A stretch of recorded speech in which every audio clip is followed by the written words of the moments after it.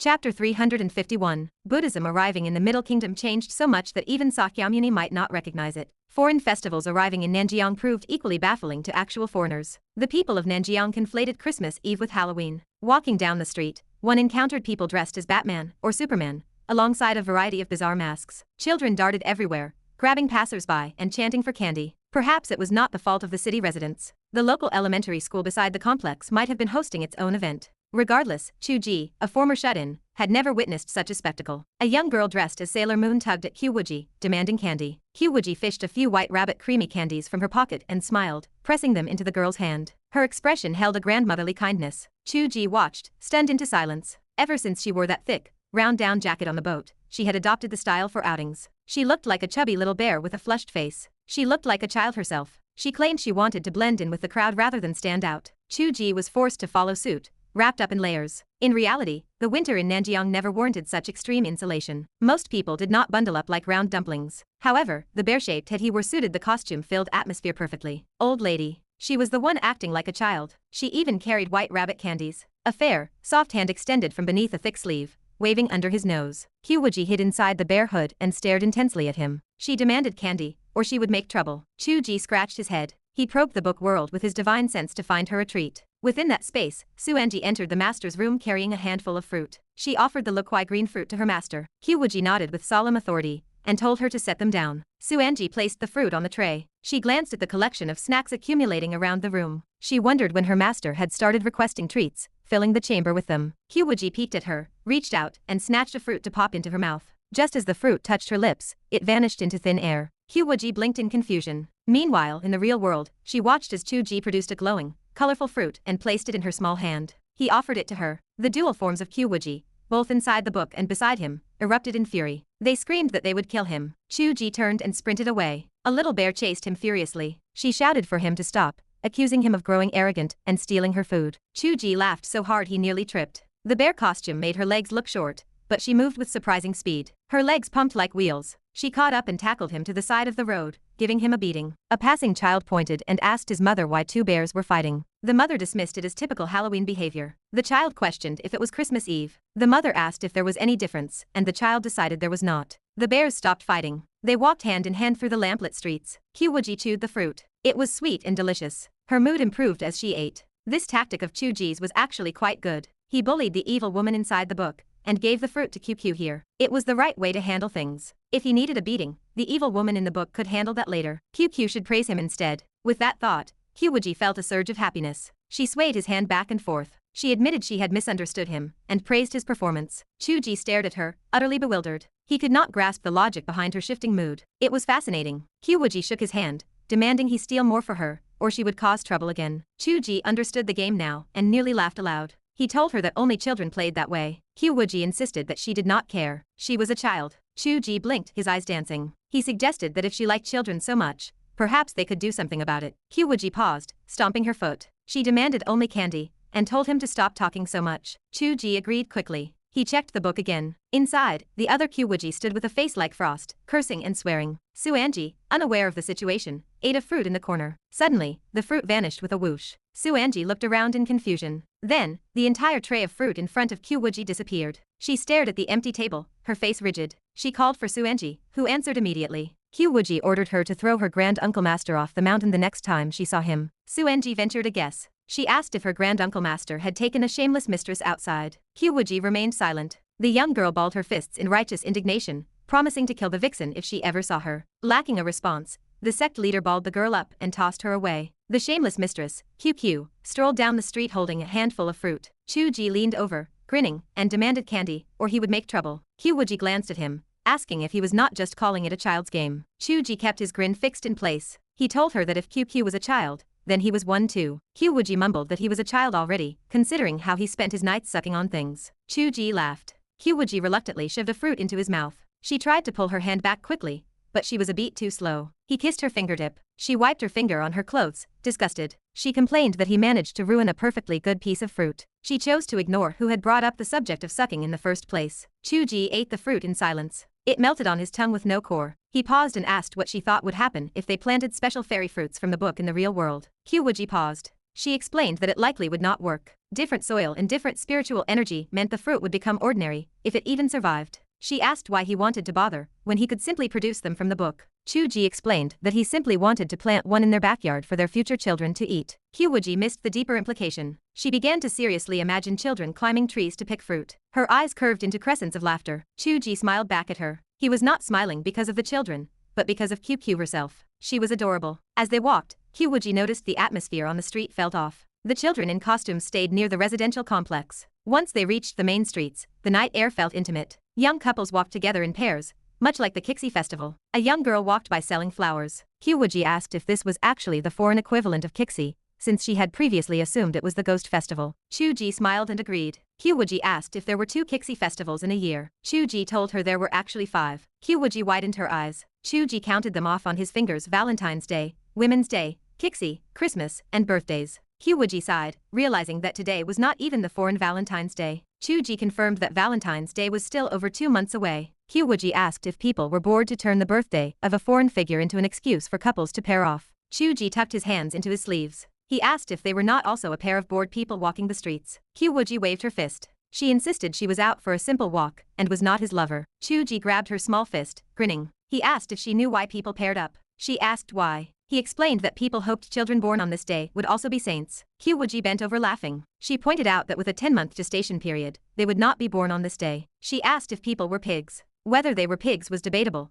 but the intent was obvious to all. Chu Ge watched her cute expression, his heart itching. He continued, explaining that it was merely an image, a symbolic wish, not a literal birth date. He asked if she wanted to know why there were 5 such holidays. Qiu Wuji blinked up at him with large, curious eyes. Chu Ge leaned close to her ear. He whispered that it was because people wanted to have 5 children. Qiu Wuji felt her ears heat up. She finally realized that every sentence Chu Ge had spoken today was an attempt to coax her into having children. Chapter 352. For Qiu Wuji, whose current mindset favored indulgence, after opening a secondary account, the barriers between marriage and pregnancy felt thin. She had already been willing to be with him before marriage, so getting pregnant out of wedlock did not feel like a significant leap. In her heart, their current status was indistinguishable from being married. She lacked any obsession with obtaining a certificate. Modern men and women might engage in intimacy for the sake of desire, but for Qiu Wuji, the greatest significance of that act was the creation of a child. She was willing, and she even held a measure of expectation. Willingness aside, actually having a child now left them both hesitant.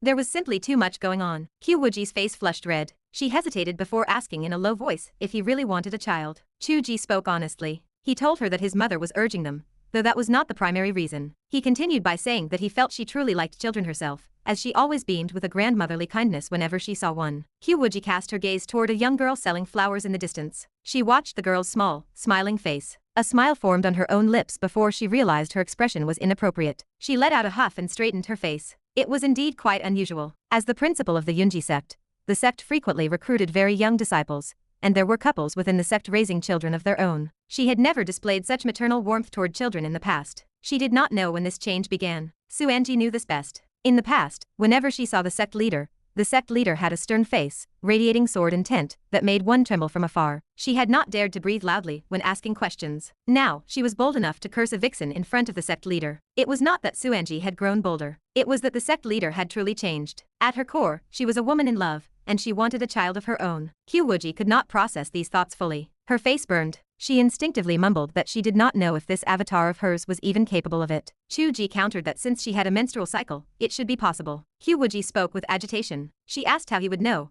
given that he had used his imagination to form her body. She demanded to know how much he truly understood about human anatomy. She worried it might be even less reliable than his father turning into a stone. She felt a wave of self-doubt, realizing she was not truly human. Chu Ge nearly laughed out loud. He suggested they study it properly and offered to buy some books on physiology. Qiu Wuji checked to make sure no one was watching. She told him to stop, asking why he would talk about such things while walking down the street. Chu Ge laughed and said they could discuss it when they got back, promising they would study every inch. The tone was ambiguous. Qiu Wuji felt a surge of heat in her heart. She stomped on his foot in frustration. She declared that she would not talk to him about it when they returned, and that she wanted to hang ornaments on a Christmas tree. Chu Ge looked up. There was a Christmas tree in front of the nearby McDonald's. A Santa Claus was hanging decorations, surrounded by a group of laughing children. This looked more like a proper Christmas. The children who had blocked their path earlier demanding candy seemed like a different sort of chaos. Qiu Wuji asked why there were so many socks on the tree. Chu Ge explained the story of Santa Claus and suggested he should hang a sock on his bed frame that night, asking what his master would give him. Qiu Wuji huffed in annoyance. She told him to stop trying to seize the initiative. She insisted that she was the one who would hang a sock, and he was the one who had to give her something. Chu Ge laughed. He told her to make sure to hang a pair of stockings, specifically white silk ones. Qiu Wuji ignored him. She went into the McDonald's and bought 2 ice cream cones. She licked the ice cream, while people stared in astonishment. Chu Ge pressed a hand to his forehead. He wondered about her claim of not wanting to stand out. Dressing like a bear was one thing, but who ate ice cream in the middle of winter? Qiu Wuji loved it though. She had once wanted to buy a machine to make it at home. Chu Ge wondered if she had ever tried eating the snow from her own mountain. Qiu Wuji spoke suddenly. She said this holiday was not very fun. Chu Ge expressed his surprise, saying he thought it was quite lively. Qiu Wuji compared it to the Kixi Festival, or the Mid-Autumn Festival. She said she could feel the emotions of the people around them. Before, she felt people believed they were supposed to celebrate the holiday. Now, she felt they were just playing because it was a holiday. The sense of joy was sparse, while the urge to join the excitement was dominant. Chu Ge paused, impressed by her observation. Qiu Wuji turned to look at him and offered a faint smile. She noted that he was the same way. Back then, even if he did not know it was Kixi, his heart rate had increased when he heard about it. His energy was different, and he had been enthusiastic about the Mid-Autumn Festival, treating it as something very important. Today, however, he looked calm, like a bystander watching others celebrate. Chu Ge grinned, asking if she had been observing him so closely back then. Qiu Wuji shoved the other ice cream cone into his mouth. She retorted that she would not have felt sorry for him even if he had died back then, and it was the same now. Chu Ge coughed, biting off half the ice cream. He admitted she might be right. It was not that he rejected foreign holidays. It was just that for local festivals, he knew what he was celebrating and what he was wishing for. Today, he felt no resonance. A foreigner's birthday had nothing to do with him. It was purely an excuse to join the crowd. Qiu Wuji nodded slightly. She agreed that it was not very fun. She added that the idea of Santa Claus giving gifts was sweet though, and that part could not be missing. Chu Ge stood silent. While they talked, music drifted from a clothing store on the side of the street. Qiu Wuji blinked and stopped to listen. It was her favorite theme song. She always became happy whenever she heard this music lately. Honestly, in the environment of Christmas, hearing such a distinct Cultivation-style song felt a bit out of place. The music included background effects of sword clashing, fire, and the sounds of guqin and bamboo flute. It shattered the Western festive atmosphere. A person dressed as Yin Qinli with a red, flame-shaped wig walked out of the clothing store. Chu Ge looked on, completely lost. Qiu Wuji stood there, momentarily speechless. Another girl wearing the sect robes of Qiu Wuji, followed by a group of boys in Yunji sect attire, chased after them. They shouted for the villain not to run. The group of teenagers ran off, laughing and playing. Chu Ge and Qiu Wuji looked at their own bear costumes. They shared a look of mutual disdain. They wondered aloud if they were just going to keep pretending to be bears when others were already wearing Yunji sect clothes. They questioned if they could finally walk here in their own clothing in the future. They spoke at the same time, then laughed. They admired the sensitivity of the clothing store owners. It might have been an infringement on intellectual property rights, but that was a problem for others. Chu Ge did not care. Their moods had improved significantly. In the past, they had to wear ancient costumes or cosplay characters from games. Now, they could actually wear their own clothes. They could openly wear the robes of the Yunji sect while walking on a modern street. Compared to the surrounding Western holiday atmosphere, it brought a strange sensation. The world within the book and the real world were becoming more intertwined. Classical cultivation culture was reclaiming this land. This was their true holiday, and it was worth remembering more than anything else. They exchanged glances, their hearts in sync. They ducked into an empty corner. When they emerged, they were their robes from the book. The disciple Chu Ge held the hand of the sect leader Qiu Wuji. They walked openly through the crowded street. This was the best holiday gift of all. Chapter 353. Shorty G and QQ are out bullying people again. A message popped up on the screen. What happened? What happened? Someone replied immediately. Tell us so we can all have a laugh. They are dressed as Qiu Wuji and a male disciple from the Yunji sect. Walking hand in hand down the street, someone has already taken their photo. QQ is cosplaying as QQ, a user mused. That sounds a bit nostalgic. Was that not how she joined the group in the first place, by cosplaying as QQ? Her way of speaking has changed, another user noted. She no longer uses the classical phrases she used to pepper in. She stopped pretending to be the sect leader, who did not understand modern slang. Now she just chirps away with modern internet speak all day long. Stop stalling and send the link, a third user demanded. I need to see QQ cosplaying QQ. The group members continued their casual chatter, oblivious to the gravity of the situation. We are in the Shorty G fan group, someone typed with a sigh. There were 2 people in the photos, yet you do not even mention Shorty G. Is that fair? Why look at Shorty G, one user joked. I might as well look in the mirror and see a movie star. Someone responded with a single question mark. Why would you see a celebrity when looking in the mirror? Forget it, another user interjected. Shorty G's writing output has dropped significantly. He used to post 10,000 words a day, but lately, it is only 6,000. Why support him, when we should be stabbing him instead? That is true. It must be because he started dating QQ. Women really are the greatest enemy of productivity. A few seconds passed.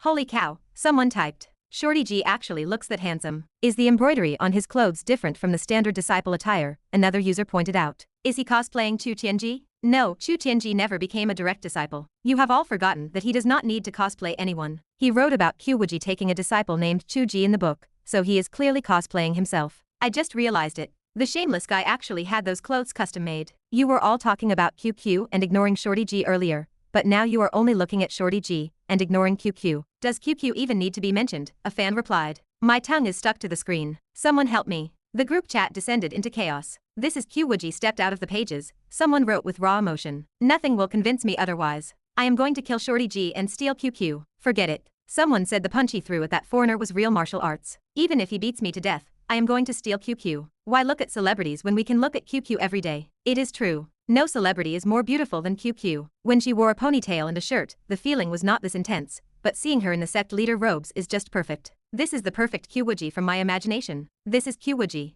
The key is that she is not wearing makeup. Being this beautiful with a bare face feels almost fake. This video is going to go viral. I have already started working. I am cutting a dedicated music video using old photos from the early days of their romance and syncing them to the theme song. You are a legend. Do you think they might act in a live-action version themselves? I remember someone asked that before, and QQ said she would not act. Why not? Because I would be upset if someone else played her. It seemed to be because she said she did not want to show off her beauty and talent to the world. What kind of old-fashioned mindset is that? A user scoffed. Oh right, she was pretending to be an arrogant sect leader back then. Maybe she has changed her mind. Chu Ge and his partner had returned home. Christmas Eve lacked a certain appeal, and once the novelty of walking the streets in the garb of their fictional world faded, they headed home early. Chu Ge splashed water on his face in the bathroom. He looked at Qiu Wuji and asked if she had any desire to play herself. With the current situation, he felt the production team would be ecstatic if she agreed. I am not acting, Qiu Wuji replied, darting into the room. I have said that a few times already. I am not selling my craft. You already compose music and paint, Chu Ge reminded her. That is different. That is behind-the-scenes work for intellectuals. Running up on stage and putting on a show is not something I want to do. Qiu Wuji raised her voice. You do not want me to act, do you? I do not have that thought, but I was wondering if you wanted to. Why do you not have that thought? Qiu Wuji asked. Do you not want to see the world presented more realistically? Chu Ge lowered his voice, struggling to find the words. Actually, I do not know if I am being a pervert, but if I follow my heart, I do not want anyone to see you. I do not want people pointing at you or drooling over your screen image. Qiu Wuji poked her head out of the room, her eyes wide. You really are a pervert. Is that necessary? Chu Ge looked away. You are already being filmed daily, so I have no reason to stop it. I cannot keep you in the dark. I just have to let it be. I am not happy about you actively performing, but if you wanted to, I would support you. Since you do not want to, that makes things easy. Calling him a pervert was one thing, but this possessiveness made Qiu Wuji feel his fervent love. It was not a true restriction. He respected her choices. Hearing this, she felt quite happy and smiled warmly. Have you thought about who you want to play the role then? It does not matter, Chu Ge said. If it is not you, everyone else is like a firefly compared to the sun. I have no expectations. The production team can cast based on their popularity rankings. As long as they have the acting skills to interpret the character, it will be fine. Given how much Xia Wenyuan values this project, he will not cast a traffic idol, will he? Whatever, Qiu Wuji said lazily. I am going to sleep. The lights in the room clicked off. Chu Ge finished washing his face and ran out. He rubbed his chin in thought, then snuck onto the balcony to grab a dried sock. He crept into the room, intending to hang it on the head of the bed. Once inside, he saw a white stocking hanging on the clothing rack by Qiu Wuji's bed. It swayed in the night air, turning a symbol of adult allure into something childlike and clumsy. Chu Ge looked at Qiu Wuji, who was buried under the covers playing the ostrich, and nearly laughed out loud. QQ was so cute. He had to give her a gift. But what would fit in such a long stocking? Chu Ge rubbed his chin, troubled by the dilemma. He rarely bought gifts for QQ. In the real world, she turned down everything, from cars to trinkets. Anything she needed, they purchased together, and her money was his money. In the book, she was the wealthiest woman, lacking nothing in the world. What would be appropriate? Would he be beaten to death if he said he was giving her a child? He had it. Chu Ge snapped his fingers. A sparkling diamond ring appeared at his fingertip. He slipped it quietly into the stocking. Qiu Wuji kept her head buried in the quilt and pouted. He spent no money. He probably just dug a diamond out of somewhere in the book and set it on a storage ring. Forget it, it was his, anyway. Spending money would be a waste. Beneath the covers, Qiu Wuji's eyes glimmered. A smile tugged at the corners of her mouth. The item did not matter. It was the intent that counted. Was that intent not clear enough? He was proposing. Just as she was feeling happy, she heard Chu Ge walk around the bed to his own side. He hung a sock there as well. Qiu Wuji remained still. A moment later, the quilt lifted and Chu Ge slid inside. Qiu Wuji glared at him, a mix of annoyance and amusement. I have nothing to give you. Chu Ge did not blush. He whispered into her ear, I do not need you to give me anything. Qiu Wuji seemed to know what he wanted to say. Then why did you hang up a sock for others to see? Chu Ge hugged her close, kissing her earlobe. You are the best gift heaven has ever sent me. Caught in his embrace and kisses, she went soft. She gasped quietly, pushing weakly against his chest. You want to say that heaven is just you, and that you are the gift you created yourself. Is that right? Chu Ge whispered, blowing gently into her ear. Let us change it then. Give me a child. Qiu Wuji went completely limp, and he covered her body completely. Chapter 354. For once, they had both consciously chosen not to use the dual cultivation technique. Unfortunately, they also lacked any semblance of inner control during the act. Who could possibly spare the focus to regulate their energy in a moment like that? By the time they finished, they lay in each other's arms, locking eyes with mutual regret. They had finally come together in truth, yet they had squandered it on pure, unchecked pleasure. Chu Ge tested the waters. He shifted slightly and whispered, asking if they might try again. Qiu Wuji would not have it. She shoved him aside with a forceful push. She told him to just go to sleep. Chu Ge rolled away, looking pitiful. He felt like a wretched, discarded tool. In truth, without the aid of the dual cultivation technique, he was incapable of a second round in such a short time. He felt aggrieved. He reflected on the frailty of men. Qiu Wuji saw his woebegone expression. She crawled behind him, wrapped her arms around his waist, and breathed against his ear, her voice soft and sweet, saying that tomorrow was always an option. Chu Ge felt like crying. He stayed awake, unable to find rest. Qiu Wuji bit her lower lip, her gaze fixed on his back. The lingering heat of passion still shimmered in her eyes. People often said that middle-aged couples who shared a kiss were doomed to a night of nightmares. While they were not a middle-aged couple, they had been together long enough to be considered an old married pair. Yet, even after all this time, they remained insatiable, their desire only growing more intense. Boredom was a distant concept, let alone a fading of affection into the mundane. Qiu Wuji pondered, her thoughts turning back to how she might monetize her primary form. Inside the book, her primary self sat in the bath, her face flushed, her expression grim. She had retreated to the pool just in time to avoid showing any weakness before Suanji. She worried about the current tension within the book world. Things were stalled in a local stalemate, and she could not pinpoint the catalyst for a breakthrough. She wondered if she should invite him back inside for a stroll. However, the real world demanded so much of her attention lately. The release of the anime and the launch of the project meant things were better left until things calmed down. The stalemate persisted, and with nothing left to copy, he would surely have to push the plot forward himself. Otherwise, in the ways of the immortal path, a 100-year standoff was hardly unusual. She let out a long breath, stood up from the water, and spun around, wrapping herself in her robes. She walked slowly to the edge of the cliff and gazed out at the mountains and rivers. In the small human kingdom in the distance, the spring plowing had long since finished, leaving the rice fields lush and green. Because they had utilized magical treasures for farming,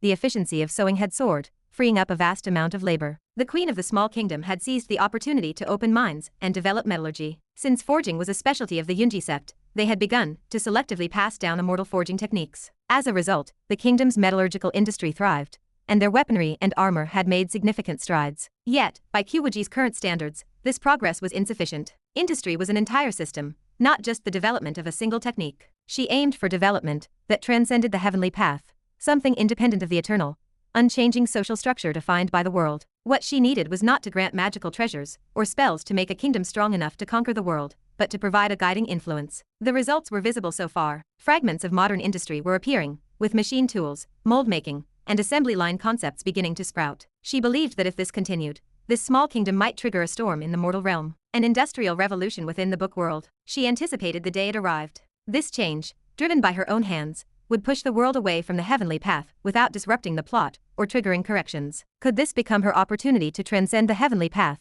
and become a true living being? She hoped so. This was the main quest she had been working toward all along. This was the moment where having a child would make sense. Any other time would be meaningless. To put it bluntly, what they were doing was akin to self-indulgence, like making a functional cup just to use it oneself. She touched her stomach. No, not that stomach. The foolish woman was still clutching Chu Ge in her sleep. She realized the impossibility of pregnancy in that form. She sighed, her gaze returning to the rice paddies of the human kingdom. Small as it was, a single spark could start a prairie fire. She hoped it would succeed. The next morning, Qiu Wuji left for the company. Chu Ge remained at home, tapping away at his keyboard. He realized his dream of copying the story had hit a wall. These immortals operated at a glacial pace. If he were writing the plot, there would be local conflicts everywhere, even without open warfare. But leaving them to their own devices meant that, without his intervention, they could stare each other down for a century. The overseas forces remained sealed off by Qiu Wuji's sword formation, unable to enter. Regardless of how long they dragged things out, the situation favored the righteous path. The new generation could continue to grow, while the overseas invaders were like water without a source.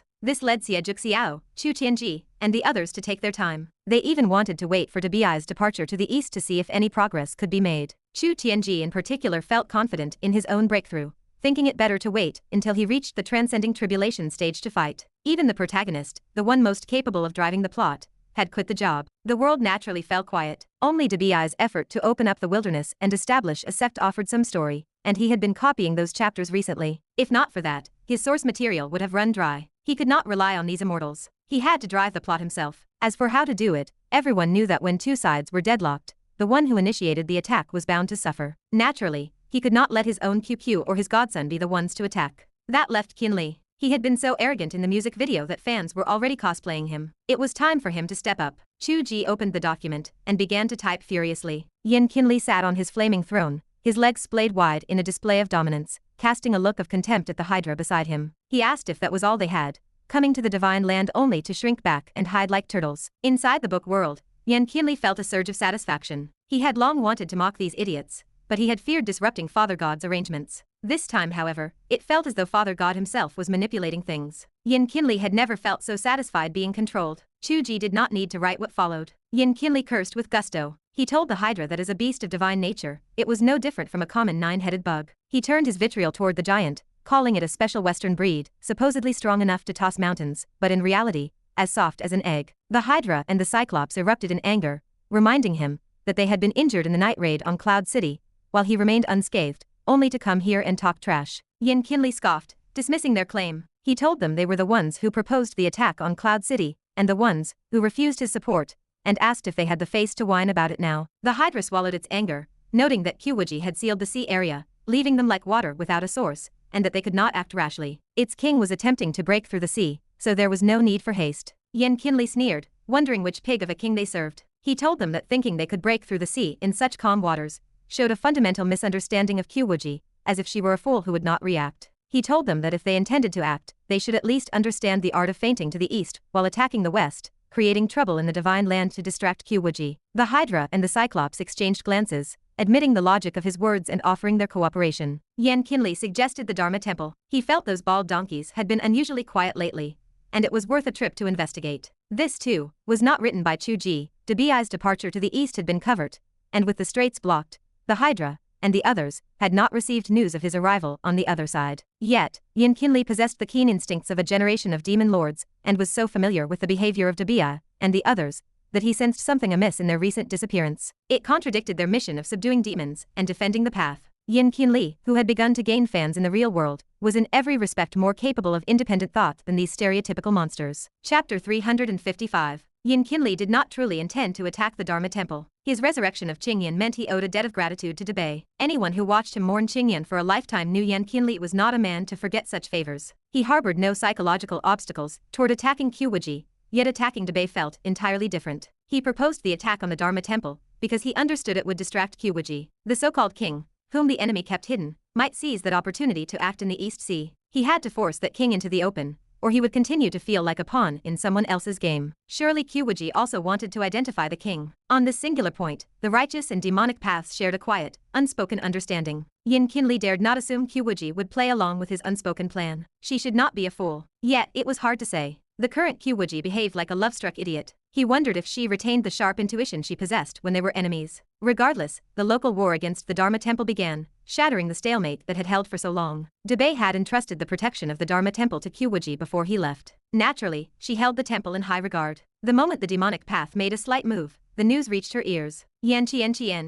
Wuji hissed through gritted teeth. I wanted to invite your father god to play in the book, and here you are, causing trouble on purpose. She paused, furrowing her brow. Wait, this must be Chu Ge's writing, a move to break the deadlock. How does attacking the Dharma Temple break the deadlock? She realized the answer a moment later. A feint to the east, while the true intent lies in the East Sea. The love-struck idiot did not disappoint Qinli. The unspoken agreement between them solidified across the distance. With a stroke of the Father God's pen, the winds of war rose once more in the divine land. Chu Ge, caught up in the thrill of copying their reactions, received a phone call from Xia Wenyuan. Hello, President Xia. What are your instructions? Chu Ge asked. Your theme song has been very popular these past 2 days, Xia Wenyuan remarked. Chu Ge laughed. It is a work led by the national team, so that is only to be expected. You have learned to be humble, Xia Wenyuan chuckled. Your girlfriend built the house, and the national team just decorated it. You hide pride for your girlfriend in your stomach and find it difficult to say it directly? Chu Ge hummed noncommittally. I am calling because I saw a fan-made music video, the kind that cuts together snippets of your life with your girlfriend, Xia Wenayun continued. You know that I am not personally in charge of comics and animation.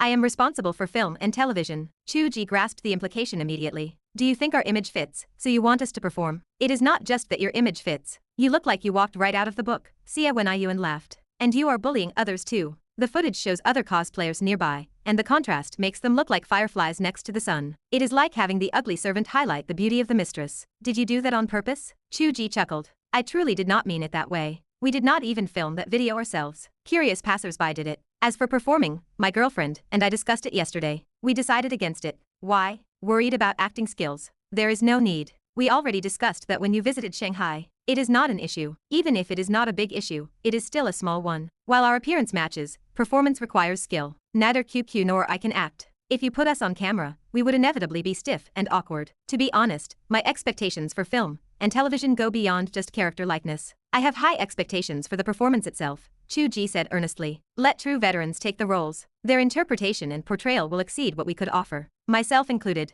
Xia Wenayun laughed, not pushing the matter. Very well. We assumed you might have your own ideas, but since it is a misunderstanding, I will look for someone else. Does this mean the casting process has already begun? Chu Ge asked. Yes. The preliminary preparations are nearly complete. We are starting the casting process while the animation fever is at its peak. Several film stars who might have been hesitant to accept the job before will likely be interested now. But the animation has not even launched yet. The popularity of the theme song is as good as a launch in our eyes. Believe me. Look at the data on New Year's Day when it officially airs. It will likely be the highest viewership for an animation premiere in recent years. This early promotion and hype have been more than sufficient. Chu Ge finally asked the question he had been holding back. President Xia, this project feels very rushed. Is there any special reason for that? Xia Wenayun laughed. You often feel that a project might take several years to produce after it is greenlit, so you find it rushed that we are launching in a few months. That is simply because you do not understand the industry. If I told you some projects start filming the same day they are approved, would you think they were poorly made? To be honest, I do have that feeling. Actually, it is quite common. Many projects drag on for a long time primarily due to scheduling and funding issues. If those problems do not exist,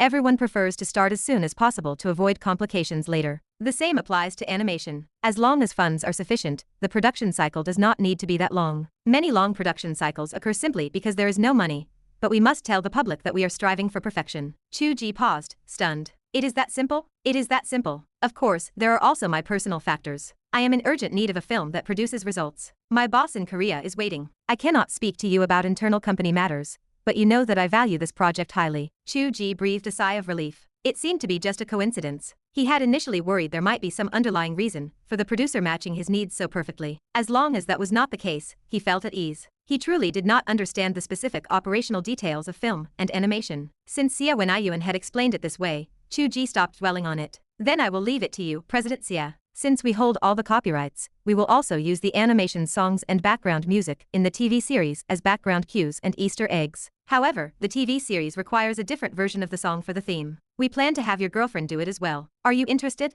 Chu Ge laughed. This has become one of her favorite jobs, so of course we accept. Xia Wenayun chuckled. Hey, you will soon discover that the income she makes from these songs might exceed what you earn from a single book. Chu Ge stared, unable to process the situation. Damn it. He had forgotten. QQ earned money for writing the songs. She would receive royalties from streaming platforms, and if the film and animation released soundtracks, she would earn a cut of those sales too. By his calculation, she might actually earn more than he did. His authority as a husband was ruined. Wait, no. President Xia, you are fooling me. According to the contract, if the film and animation are hits, I get a cut too. Xia Wenayun laughed heartily. Then let us hope together that they truly become hits. January 1st, New Year's Day. The first season of the animation version of Qiu Wuji officially launched. Only 2 episodes were released in the first week. After that, 2 episodes were updated every week, which was standard practice. Thanks to the foundation laid by the comic, the anticipation built by the promotional short film, and the popularity of the theme song, the animation attracted countless viewers on its first day. Many people even waited in front of their computers,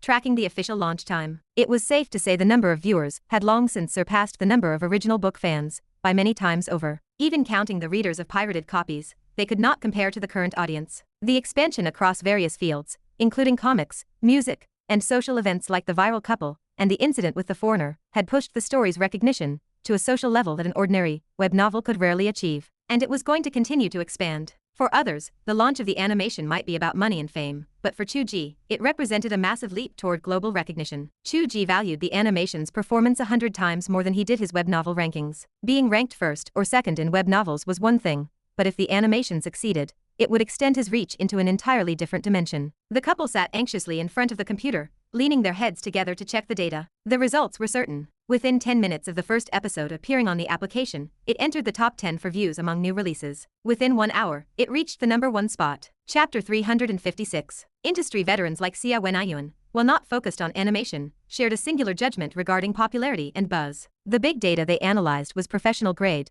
leagues beyond what Chu Ge saw in a casual web search. When they predicted a blockbuster, it was a blockbuster. There was almost no suspense. Yet, early hype and marketing served only one purpose. The true measure of an animated success was quality. Otherwise, it would capture fleeting attention, only for viewers to abandon the show halfway through the first episode. At most, a polite viewer might endure 2 or 3 episodes before quitting for good. Television, film, and literature differed significantly from music. A song required only a few minutes. If a listener liked the singer, they would finish the track even if the melody faltered. Even with paid tracks, 2 or 3 yuan was a negligible cost. Consequently, music charts were easier to climb. Still, poor songs never achieved lasting popularity, and long-term data clearly exposed their flaws. Projects requiring a sustained commitment, like film or literature, demanded an inherent magnetism. Results could not be sustained by fandom alone. Fan culture had its limits. Fans would not endlessly support an idol by watching a terrible drama from start to finish, or paying for content they refused to consume. Such extreme devotion was rare and insufficient to carry a project. Traffic idols or famous authors failed just as hard as anyone else when the work fell flat. Popularity served only to attract initial attention. Subsequent success depended entirely on quality,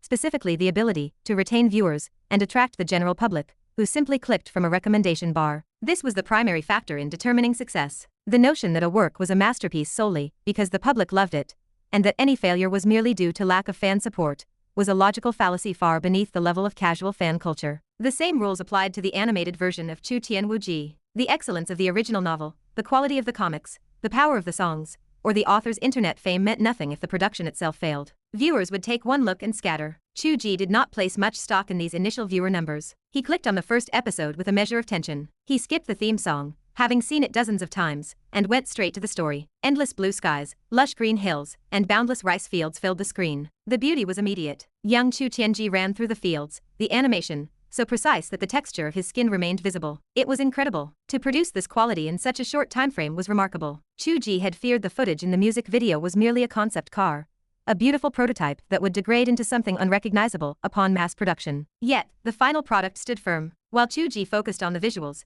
Qiu Wuji listened to the background music. The pastoral scenery paired with a gentle, flowing flute melody. It sounded wonderful. She had played the flute herself. There was no arrangement or additional orchestration, just the primitive charm of a shepherd playing a short flute. It fit the animation perfectly. A voice called out. Chu Ge felt his heart soften. It was different from the voice he heard when he personally journeyed into the past, but it was just as lovely, light and clear as a lily. The couple exchanged a glance. They knew they had a success on their hands. Their primary concern had been the production value. They had never doubted the art style or the plot, as the art followed Qiu Wuji's original designs, and the script came from Chu Ge himself. With the success of the comics as a precedent, even a director who simply followed the script would not tell a bad story. The director was a master of his craft, worthy of their trust. It was clear that this would work. The comments section proved it. Someone wrote that they were not disappointed. Another user added that the platform had finally acted like a human being. A debate broke out about the copyright appearing simultaneously on Bilibili. Someone joked about loving money, while others acknowledged the high production cost. The quality was rare, exceeding their expectations from the music video. Someone else noted how much the plot respected the original work. An argument flared up between purists and casual fans. Though these arguments were common,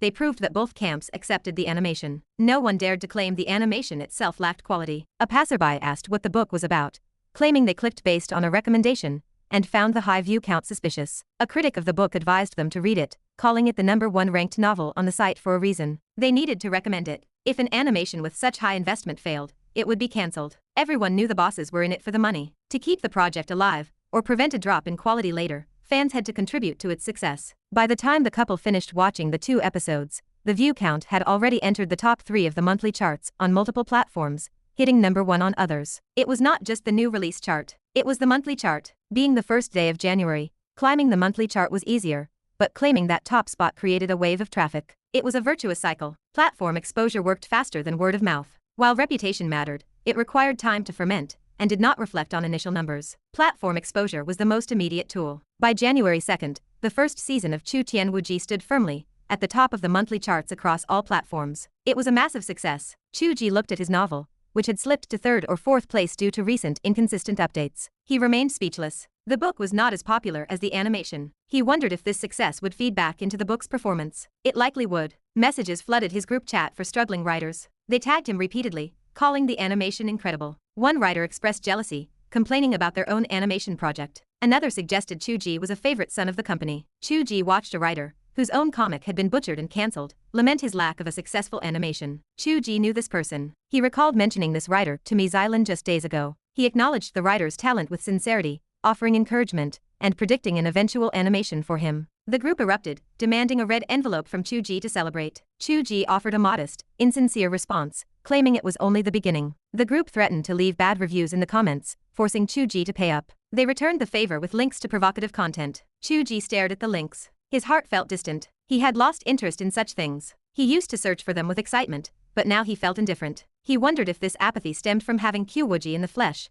or if he was simply growing old. Perhaps he was aging. He felt no real excitement over the astronomical success of the animation, success that even the top authors admitted envied. His mind drifted elsewhere. He focused on the expansion of public recognition and how it might change the world inside the book. He pondered the nature of his own world control and how it might manifest in the future. He had already driven the sun to rise early. What would come next? Would he soon possess the power to conjure dawn or eternal night with a single thought? Chapter 357. The 2 days of fermentation were nowhere near enough to gauge the ripple effects of the animation. Chu Ge did not attempt to track any changes. He simply went back to transcribing the battle at the Dharma Temple. In the story, Qiu Wuji appeared to support the temple, but her true strength, alongside the city elders and Chu Tianji, lay in ambush near the East Sea. This battle dwarfed the raid on Cloud City. It served as the opening act for the final conflicts of the mortal realm, igniting a chain reaction. The enemy king would emerge, Dubei would act from overseas, and Chu Tianji would break through. It was a high-stakes, continuous climax. It was not a scene finished in a day,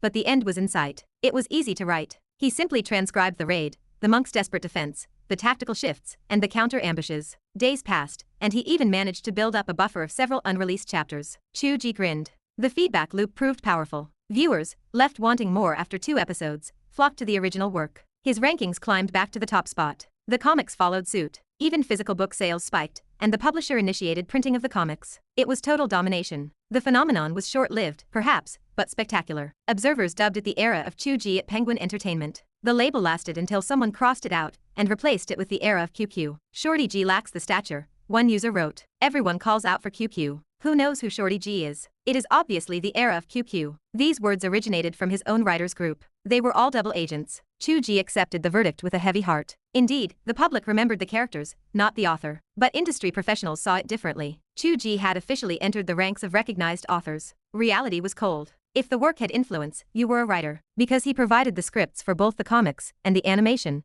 he was not just a writer. He was an independent screenwriter. Writers might be cheap, but successful ones with name recognition commanded high prices. With the film project on the horizon, he was becoming a notable figure in the industry. Meanwhile, industry experts saw Qiu Wuji not as the character in the public imagination, but as a comic artist, composer, and, based on Cheng Guanzhou's bragging, a master of the zither and flute. This couple formed a complete production team in themselves. Being a mere web writer earned little respect. Being an artist, or a creator, changed everything. When the 3rd and 4th episodes of the animation aired, Chu Ge received another call from Xia Wenyuan. Chu, my friend. The voice sounded vibrant, filled with warmth. Are you interested in a trip to Korea? Chu Ge paused, then understood. Is the boss behind you asking for me? Correct. We are not asking you just to travel. This is official business. We formally invite the renowned writer and screenwriter Chu Ge to visit, to attend our Korean release of the animation. Chu Ge stared at his phone, unable to process the immediate jump in status. Is my name really that influential already? If this is just a boring formality, can I decline? Xia Wenyuan was blunt. First, your skill and fame make you a valuable asset. That is why this was proposed. As for necessity, this is not just a formality. Explain. To be honest, I am a homebody. I prefer to stay put unless it is essential. Xia Wenyuan clarified. We already released the Korean translation of the comics. The response was mediocre. Not a flop, but not a hit. There is a cultural gap. Chu Ge interrupted. Wait. Does that cultural gap imply they only want to watch stories about cuckolds? Because we cannot change that. That is a misunderstanding. Standard Korean comics are not all like that. There is plenty of normal content. President Xia, have you been reading the irregular ones too? We are 2 of a kind. Both men laughed for a moment. Xia Wenyuan continued. Getting serious, The cultural gap refers to the Xiangxia genre, but as we discussed, the acceptance here is better than in the West, thanks to the local presence of Buddhism and Taoism. Taoism is fading in Japan, but it still breathes in Korea. Buddhism is a major religion in both. Chu Ge was surprised. I knew about the Buddhism, but I had no idea about the Taoism. They even stole the Teiji Bagua for their national flag. You know how it is. The gap lies in the modern Xiangxia system, originating from the works of Huanzi Lizu to modern web novels. They lack the background, but they understand the characters and story logic. That is the foundation of this project. Chu Ge knew Xia Wenyuan's goal was cultural export, backed by an overseas boss. The comic release was a test. So, what does this mean? The boss saw the animation and loved the music. He believes the soundtrack makes the story easier to understand. He is optimistic about the prospects in Japan and Korea. It won't match domestic numbers, but it will be significant. That still has nothing to do with me visiting. I am not a celebrity. I cannot promote anything. You can, Xia Wenyuan laughed. Do not hide it from me. You have special abilities, right? Chu Ge stiffened. Yes. Then tell me, what happens if we announce the original author is a real immortal, and you demonstrate a few immortal arts at the release? Chu Ge stared at the receiver, stunned. You can actually do that? When it comes to marketing and packaging, we are professionals. If we say we can, we can. Xia Wenyuan chuckled. Besides, the intelligence of Korean netizens is not that high. Do not overestimate them. Chu Ge kept silent. It was not about overestimating them. He was confused because he actually possessed real immortal arts. Even if your abilities could not simulate immortal arts, we would use sleight of hand to help you perform. How about it? Interested in becoming an idol in Korea? I have to bring my girlfriend. I will discuss it with her. She will likely be interested. Fine. I await your answer. Chu Ge hung up, amazed by the marketing geniuses. He did not want to show off at home, but going to Korea allowed for total freedom. It felt like a perfect opportunity for an overseas trip. He reached for his phone to call Qiu Wuji, but his mother called first. Who were you talking to for so long? Just business. Is there news on the Azure Dragon Bone? Yes. We have a general area. The waters between the Kyushu island of Japan and Korea. We need to scout further to see if it is in Korean or Japanese waters. Chu Ge frowned. If I go to Korea, are there contacts there? It seems I could search for the bone myself. His mother paused. Why are you going to Korea? An invitation for the animation launch. Promotional work. Is it handled by Daetang Light and Shadow? Will you meet the Korean boss? Yes. He invited me. Go. He is your contact. Chu Ge blinked. His mother's voice turned grave. This is top secret. Do not leak it, or you will be charged with treason. Chapter 358. With his animation project and the issue of the Azure Dragon Bone colliding, the trip to Korea became unavoidable. Qiu Wuji returned from work, heard the news, and showed immediate interest. Korea. I have read online that most people dislike them. Should we just go there and conquer their country? Chu Ge stared at her, speechless. I am joking, she laughed. I remember eating their barbecue once. I do not know what was special about it, but it was expensive. Will it be different in their homeland? You actually think it will be different? Chu Ge asked. Because I have heard that Lanzhou Lamian tastes different in Lanzhou, and Shaxian snacks taste different in Shaxian. Since we are going to Korea, I want to see if their barbecue there is different from what they sell here. Chu Ge pinched her nose. You are truly a modern person when it comes to food. She hummed. I know more about modern things than you now. Can you produce modern comics or modern music? Chu Ge felt his pride sting. Are you getting arrogant? Qiu Wuji looked at him with playful eyes. You tell me how you plan to make me breathless. Chu Ge arched his back slightly. Qiu Wuji doubled over with laughter. They leaned in, sharing a quick peck on the lips. Qiu Wuji stood upright again. How do we get out? Do we just buy a plane ticket? Is there a travel app for that? Chu Ge eyed her skeptically. You are a modern person, indeed. Qiu Wuji glared at him. Are you looking for a beating? Chu Ge sighed. Fine. Actually, I could take a special route, but there is no need. It is better to notify Yuang to go over quietly. Why should Yuang go? Because of the Azure Dragon Bone. We need someone from the official side to participate. Yuang listens to my orders for now, so she is perfect for this. Qiu Wuji hummed. You are acting like a spoiled second-generation rich kid, becoming an official without doing any real work. Do not try any nepotism. Chu Ge grew angry. I will only treat you like a subordinate. Qiu Wuji scoffed. As if you have not done so already. Am I not already the one you hired? Chu Ge remained silent. Qiu Wuji did not dwell on the banter. If you are not taking the special route, how are we going? We have to go through the normal process. It involves visas, passports, and a complicated series of procedures. However, Xia Wenyuan should be able to help us handle it. We just need to prepare our own documents and send them to him, then we wait to go. What documents? Identification, proof of income, and things like that. Should I look up more details? Qiu Wuji laughed. So, you have to ask an internet search engine too. I know more than you do. The couple bickered, excitedly replying to Xia Wenyuan and organizing their materials. Chu Ge thought the process would be tedious, but to professionals like Xia Wenyuan, who traveled internationally constantly, it was as simple as eating and drinking. Everything was handled in less than 3 days. If it were not for the fact that they both needed new passports, it could have been done the same day. Chu Ge notified Yuang first, asking her to infiltrate the area. He used the time to stockpile 2 more days of drafts, and Qiu Wuji hurried to save more original art. Ready, the couple headed to Shanghai and boarded the plane to Korea with Xia Wenyuan. They were impatient. It was Chu Ge's first time leaving the country. For Qiu Wuji, it was the first time she had stepped beyond the borders of this nation since crossing over. Both were filled with excitement. As their cultivation levels rose, they lost interest in mundane things. Even the top rankings of their works barely stirred them. Traveling to a foreign land to broaden their horizons was one of the few things that sparked their mutual interest. Qiu Wuji often reflected on this. She wondered if she should have traveled everywhere, walking across the mountains and rivers of China and the world, to fulfill the requirement of understanding the world after crossing over. Instead, she had holed up in a small room, living intimately with him for so long. Their range of activity usually did not exceed 3 streets. The comics studio where she worked was just down the street, and she barely even used her electric scooter anymore. She planned to live like that forever. It felt as if just being by his side was the entire world. The flight departed Shanghai after 8 o'clock in the evening and arrived at Incheon International Airport by 11 o'clock. It took less than 3 hours. Qiu Wuji felt dizzy. Is this abroad already? If it were not for the unfamiliar writing, the crowd looked just like the people back home. Everyone looked the same. Chu Ge told her calmly. Actually, this country is not as large as our home province. The distance we traveled to Shanghai could cross their country several times over. Qiu Wuji remained silent. Her study time had been short, and she had never properly looked at a world map. She had only glanced at it a few times. Her strongest impression was of the large Russian territory, which was incredibly vast. She had not memorized where Korea was located. She had not studied world history either, and had no idea what this country was like. She only knew that in Chinese history, it often appeared as a vassal state. It seemed the Ming dynasty had once rescued them, though she did not know the difference between the Ming dynasty and Korea. She had chatted with friends in groups and read online, so she naturally had a poor impression of the country. It did not matter. They were there to perform, or rather, to deceive people. After passing through security, a row of cars stood parked outside. A man in a black suit, roughly 30 years old, leaned against a car. When he saw Xia Wenyuan, he laughed.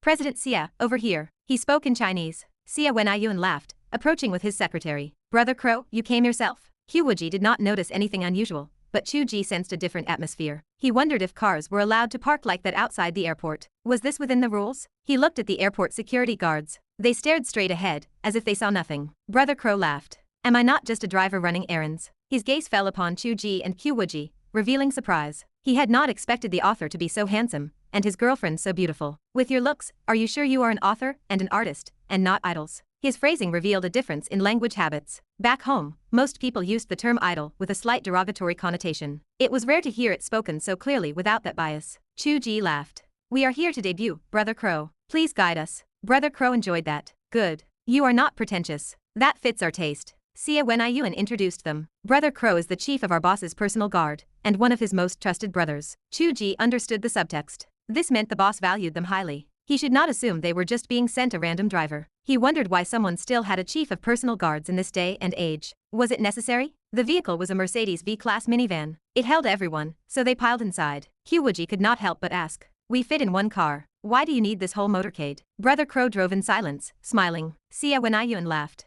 "It is about dignity. It is for welcoming guests." Chu Ge asked. "Are you allowed to park a whole row of cars outside?" Xia Wenyuan smiled slightly. "This is Incheon." Chu Ge looked at him. "Our company is called Datang," Crow said. "Incheon belongs to the Tang." Chu Ge stood in stunned silence. This was the unrestrained nature of chaebol politics. It was completely different from home. He understood why his mother had issued such a solemn warning against leaking information. It was not common knowledge that needed a warning, but the fact that she had warned him specifically meant the importance was far greater than he had imagined. It seemed this was one of the most important chaebol leaders in the country. A person like this could even influence national policy, and yet, they were ethnic Chinese. It was truly bizarre. What was even more bizarre was that they openly displayed the fact that they were Chinese and spoke Chinese. It was as if they believed the most dangerous approach was the safest. Seeing that the other party was enthusiastic about promoting culture, and did not care at all what the people of the country thought, Chu Ge became even more interested in the meeting to come. Chapter 359. Chu Ge had done his homework before arriving. He lacked intimate access to the man, and he chose not to probe his mother for classified details. He knew the Datang Group had risen in under a decade.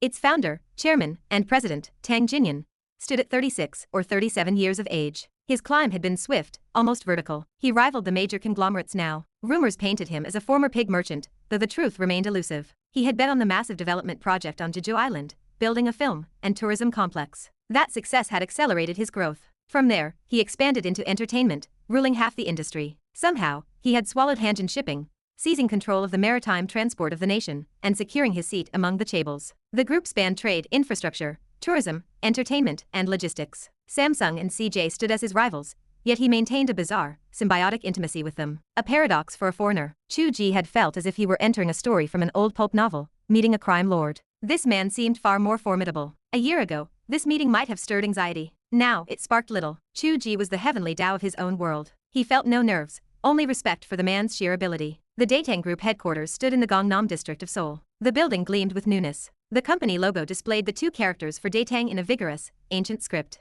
Following the man named Crow into the lobby, Chu Ge noted a stark difference from home. Employees bowed in unison as they passed, their movements filled with rigid, reverent discipline. Is Korean culture truly this severe? Chu Ge asked quietly. Even in the dramas, it does not seem this extreme. Xie Wenyuan replied that the gesture was for the crow, not the guests. He noted that the hierarchy in Korea was strict. Xie Wenyuan smiled, asking if walking in such an atmosphere ignited a desire to be among the elite. Chu Ge nodded. A primal urge stirred deep within him. He certainly had no intention of being the one to bow, so he would have to climb higher. The push for power was incredibly direct. He observed the feudal remnants within this supposedly capitalistic society. Xie Wenyuan watched the couple. They stood out like foreign objects, their eyes darting around with childlike curiosity. Their ease felt bizarre against the stifling atmosphere. Perhaps this was the recklessness of artists. They reached a meeting room on the top floor. The door stood open. Inside, a large man sat alone on a sofa, pouring tea for himself. The fragrance of the tea filled the air. He turned at the sound of their footsteps. A sharp glint flashed in his eyes. Chu Ge felt a tiger turn its head toward them. Both Chu Ge and Qiu Wuji thought of the same thing. He possessed the presence of a crouching tiger. Oddly, though he appeared young, perhaps 36 or 37, his hair was streaked with gray. The way he poured the tea lent him an air of Confucian elegance, softening his predatory intensity. The man the driver called Crow bowed low, addressing him as ninth brother. The large man smiled, flashing bright, white teeth. He told them they had arrived earlier than he expected. He welcomed them, asking why they lingered at the door, and invited them to try the cinnamon tea that had arrived only yesterday. They walked inside with Xie Wenyuan. Walls displayed Chinese cursive calligraphy. The room smelled of tea. The conversation flowed in standard Chinese. If not for the knowledge that they were in Korea, they might have been back home. Tang Jinyan laughed and reached over the table to shake their hands. He introduced himself, asking to be called Tang Nine. Chu Ge found him far more casual than Xie Wenyuan had initially been. He commented on the office atmosphere, noting that he had expected a serious, high-pressure meeting, not this casual reception. Tang Jinyan roared with laughter. He said that pressure was a mental construct derived from status. If one thought the president of Datang was magnificent, then pressure would naturally follow. If one saw him as just a man with two eyes and a nose, it vanished. He pointed out that while Chu Ge called him easygoing,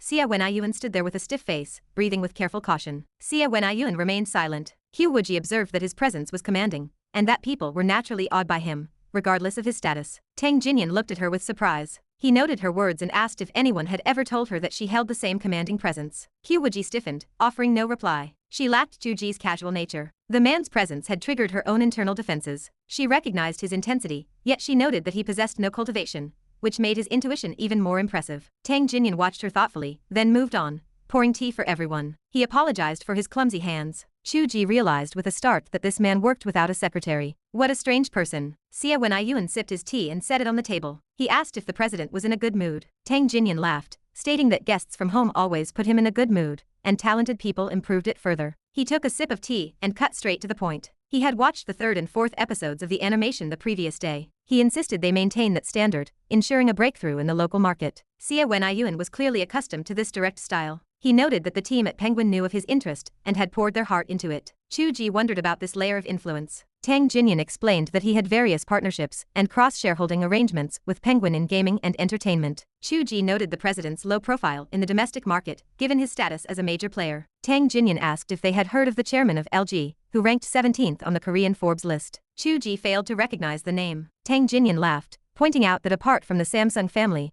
or figures famous for sports and politics, few names held real recognition. Chu Ge struggled to recall anyone else, finally settling on a music executive he had heard of. Tang Jinyan explained that his lower status was due to the nature of the entertainment industry. A few years ago, he had held some fame back home, tied to the entertainment business. The thaw in relations and the subsequent restrictions had erased that recognition. This project was also tied to the value of entertainment media. Chu Ge expressed his respect for his desire to export Chinese culture despite being based in Korea. Tang Jinyan waved the praise aside, claiming he did not possess the ego to claim such credit. Chu Ge asked if such efforts existed. Tang Jinyan spoke of the K-pop and drama wave, then reminded them that many Chinese shows had previously topped the charts in Korea. Chu Ge admitted his ignorance. Tang Jinyan cited My Fair Princess as a classic example. The impact continued even today. Korea remained fond of importing Chinese imperial dramas, though the translations were inventive. They called Empress of the Palace by the name of the Emperor's Woman, and similarly renamed other historical dramas. Xia Wenyuan turned his head away, unable to look. Chu Ge and Qiu Wuji sat in stunned silence. The trend for renaming shows seemed to hold true overseas as well. Tang Jinyan noted that culture export was continuous, but the market narrowed. Aside from imperial dramas, only period romances, crime mysteries, and comedies found any traction. He spoke with a detached tone,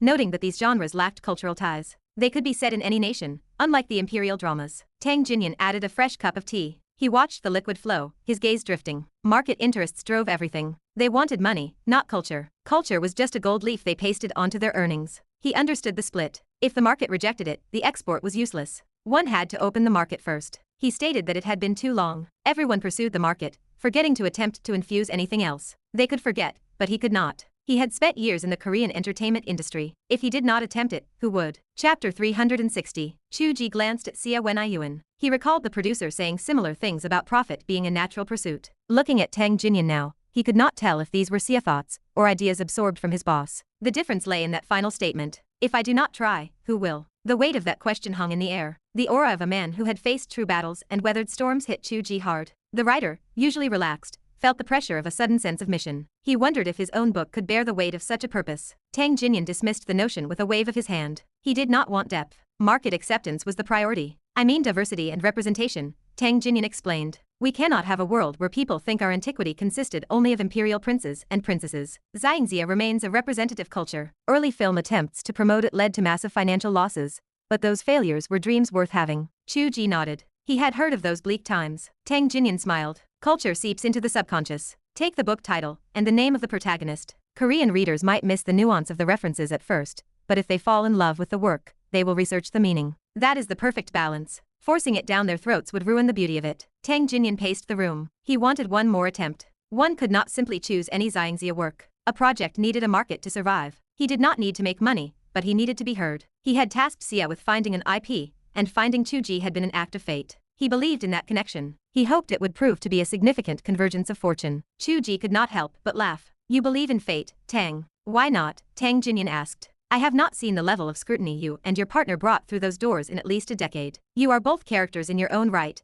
protagonists in your own fields, capable of shifting the winds. Even if this project fails, I have the confidence to collaborate with you again. The couple exchanged a look. They understood the sentiment. Tang Jinyan moved back to the specifics of the plan. He had deep channels in the entertainment industry. He needed a spark that felt organic, not a forced advertisement. Xia Wenyuan had suggested branding the author as an immortal cultivator. Tang Jinyan asked if Chu Ge was willing to perform such a show. Chu Ge rubbed his cheek. He had no pretense of literary dignity. He could not do this at home, but in Korea, he felt no such hesitation. Tang Jinyan laughed and set the date for the morning. Chu Ge looked at the clock, noting it was already past 12 at night. He realized the source of the company's rapid progress. A boss with the drive of a workaholic certainly kept things moving. Xia Wenyuan warned him about working late, but Tang Jinyan brushed it off. He focused on the details. Chu Ge snapped his fingers, and a flame danced on his fingertip. Tang Jinyan watched the fire, then asked if he could fly. Chu Ge nodded. Tang Jinyan immediately changed the plan. He wanted them to go somewhere, perhaps a bar or the outskirts, somewhere late at night where trouble found people easily. They would beat up some thugs, fly away,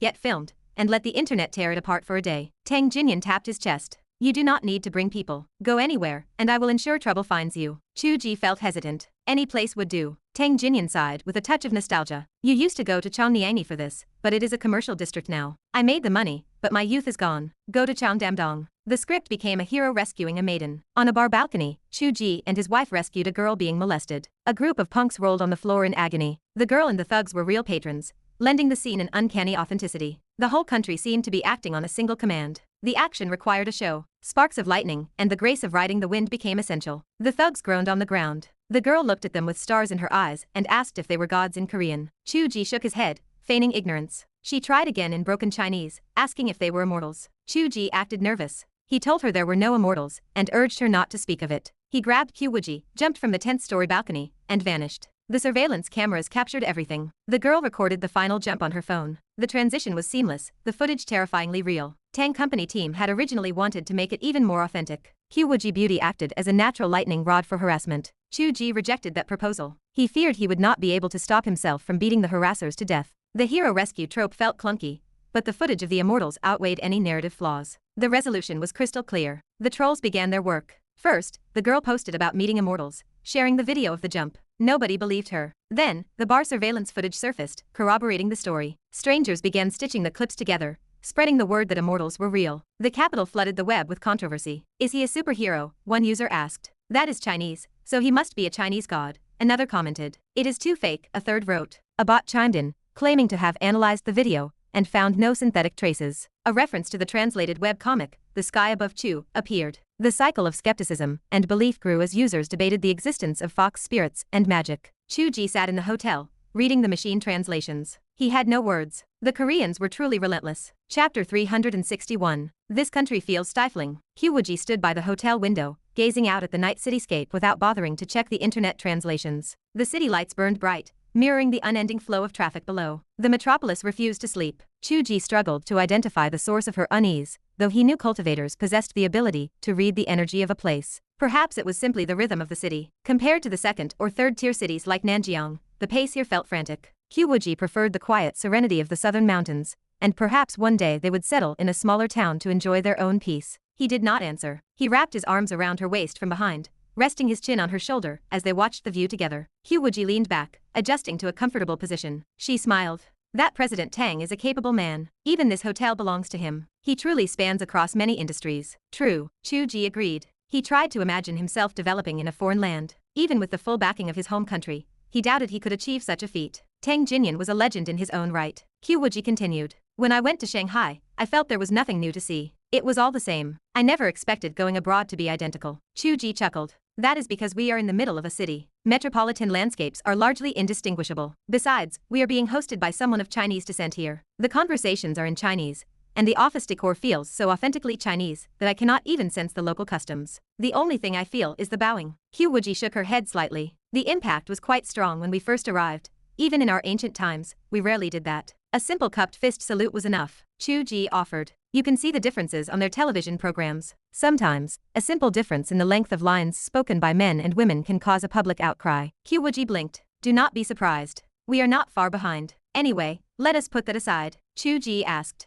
Do you have any interest in exploring other local customs? We could leave the city and wander around. I fear we lack the time. We did not come here specifically for the release event, and we are certainly not here for a vacation. Right. Chu Ge knew he had no time for a holiday. While the animation success held meaning for them, the Azure Dragon Toe Bone remained the primary objective. Tang Jinyan worked with incredible speed, yet he consistently anticipated Chu Ge needs. If Chu Ge had been forced to wait 3 or 5 days for a promotional event, he might have lost his mind. Instead, the man set the meeting for the following morning. It was surprisingly amusing. It was indeed a matter of fate. Chu Ge felt that with the cooperation of someone like Tang Jinyan, if the Azure Dragon Toe Bone truly resided in Korea, the mission would not be difficult. He hoped it was in Korean waters, as finding it in Japanese territory would add another layer of trouble. Qiu Wuji asked. You did not mention the matter to him directly. Are you avoiding Xia Wenyuan, or do you intend to use the animation collaboration as a stepping stone before deciding? Both.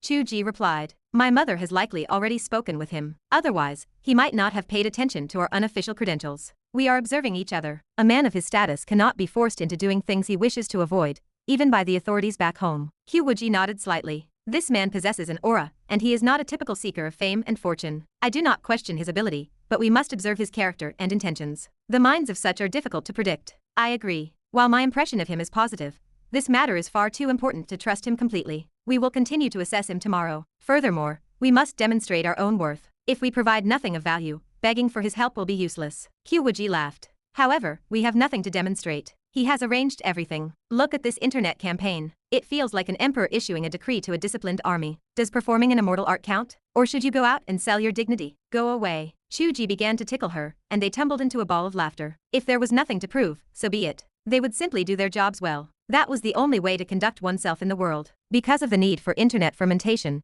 the press conference originally scheduled for the next morning was pushed back to the next afternoon. The two slept until noon. Tang Jinyan made no move to rush them. He arrived leisurely only after they had woken, entering the hotel lobby with a laugh. How did you both rest yesterday? Chu Ge smiled. Your hotel facilities are excellent, very comfortable. Tang Jinyan waved his hand dismissively. My hotel operations are mediocre. I built them primarily for the convenience of my own business receptions. The press conference will be held here as well, so there is no need to travel around. It is convenient. Chu Ge glanced at the person standing beside him. She wore a masculine suit and examined him, and Qiu Wuji with curious eyes. Xia Wenyuan, who should have been at his side, was nowhere to be seen. Qiu Wuji transmitted her voice directly into Chu Ge's mind, her tone sharp. Why are you staring at that girl in men clothing? Do you have a preference for that style? If so, I will change into men attire for you to see another day. Chu Ge kept his face expressionless. The mental communication lasted only an instant. Tang Jinyan clearly remained oblivious to the private exchange. He continued speaking. Last night performance was quite effective. We are trending on every major platform. The press conference can start this afternoon. That line you delivered last night, about there being no mortals in this world, was quite interesting. Stick to that script today. The more you deny it, the more people will believe you. Chu Ge chuckled. Agreed. I think so too. Tang Jinyan nodded and turned to lead them toward a private room. Let us have a meal first. You likely cannot find authentic Chinese cuisine in other hotels here. Of course, if you prefer local Korean specialties, we have those too. Which do you prefer? Chu Ge spoke casually. Why not try both? Tang Jinyan laughed aloud. That works. Chu Ge tested the waters. Why is President Xia not here today? It seems excessive for a man of your status, managing so many affairs, to handle a small lunch meeting personally. Tang Jinyan entered the private room. The waitstaff bowed respectfully before withdrawing without a word. The room was left to the four of them. Tang Jinyan closed the door and offered a faint smile. Hosting you is a significant matter. We both understand that. I sent Xia Wei to prepare for the press conference. We should speak in private. The shift in tone was sudden. Chu Ge threw another glance at the woman in the suit. Tang Jinyan smiled. Li Yunlin, my wife. You may speak freely. Li Yunlin smiled happily, her entire demeanor brightening. You two talk. I will call for them to serve the meal. Chu Ge felt a strange sensation. Public records indicated his wife had a different surname. Well, such was the life of the powerful. Wait. Chu Ge felt a sudden, sharp pain in his thigh. He doubled over. Tang Jinyan clearly understood the pantomime and chuckled. Let us get to the point. I am aware of the Azure Dragon Bone matter. Helping you is not a major issue. I can provide a ship for your search. To be honest, I am quite constrained here, and it is not convenient for me to take any large-scale action. Chu Ge rubbed his thigh, stunned. The man was direct, bypassing any preamble. His logic was sound. He was a local power broker, not a lackey. He had his own interests to protect. Simply providing a ship was already a significant show of support, as ocean vessels were far from cheap. The problem was, Chu Ge did not need a ship. He could fly. What would he do with a boat? He needed comprehensive support, specifically regarding intelligence, and the ability to handle interference from the Korean authorities. That was the crux of the matter. Chu Ge pondered how to phrase his request. He watched as Qiu Wuji retracted her hand from his thigh, acting as if nothing had happened. She leaned toward Tang Jinyan and whispered, Your wife seems to be in poor health. It stems from a congenital defect. Although you have used many precious medicines to nurture her,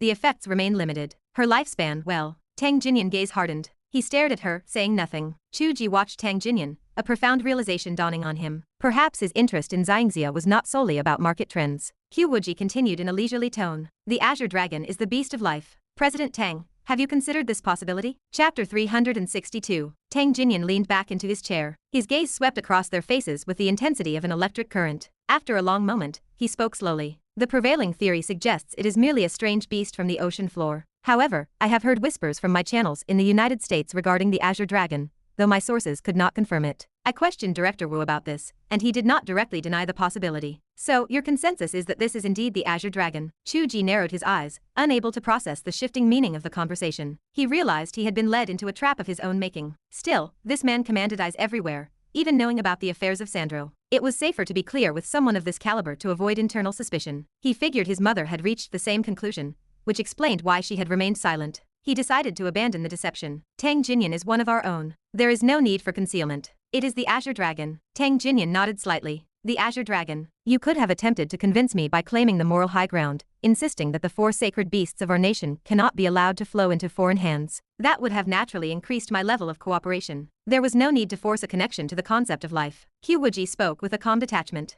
Do you believe we intentionally sought to trigger your specific needs, President Tang? Tang Jinyan looked at her. Is that not the case? The Azure Dragon may be linked to life, or it may not. Even if it is, neither of us are cultivators. How could we possibly apply such power to ourselves? It is not as if the state would allow me to keep such a thing for 8 or 10 years of research. Qiu Wuji laughed. Are you truly so devoid of greed, President Tang? Chu Ge glanced at Qiu Wuji. He understood her maneuver. She was not merely showing off, like a guest offering unwanted gifts. She was testing his character, observing whether he would harbor greed for the Azure Dragon, or if he would be willing to sacrifice for his wife. If he proved to be a selfish, avaricious man, the partnership would not be worth the effort. In that case, they could simply finish the press conference and disappear into the sea. I know how to weigh the cost of my desires, Tang Jinyan said, his voice flat. Triggering my greed is not a favorable outcome. If this truly benefits the lifespan of Yunlin, it would be no surprise if I chose to hide the object for myself. You must be careful not to achieve the opposite of your intended goal. But President Tang, Chu Ge said, following the lead of Qiu Wuji, we do indeed have a method to address the longevity of your wife. Tang Jinyan sat bolt upright. The chair scraped against the floor with a harsh screech. His expression turned fierce. You must understand the consequences of making such reckless claims. It is the truth.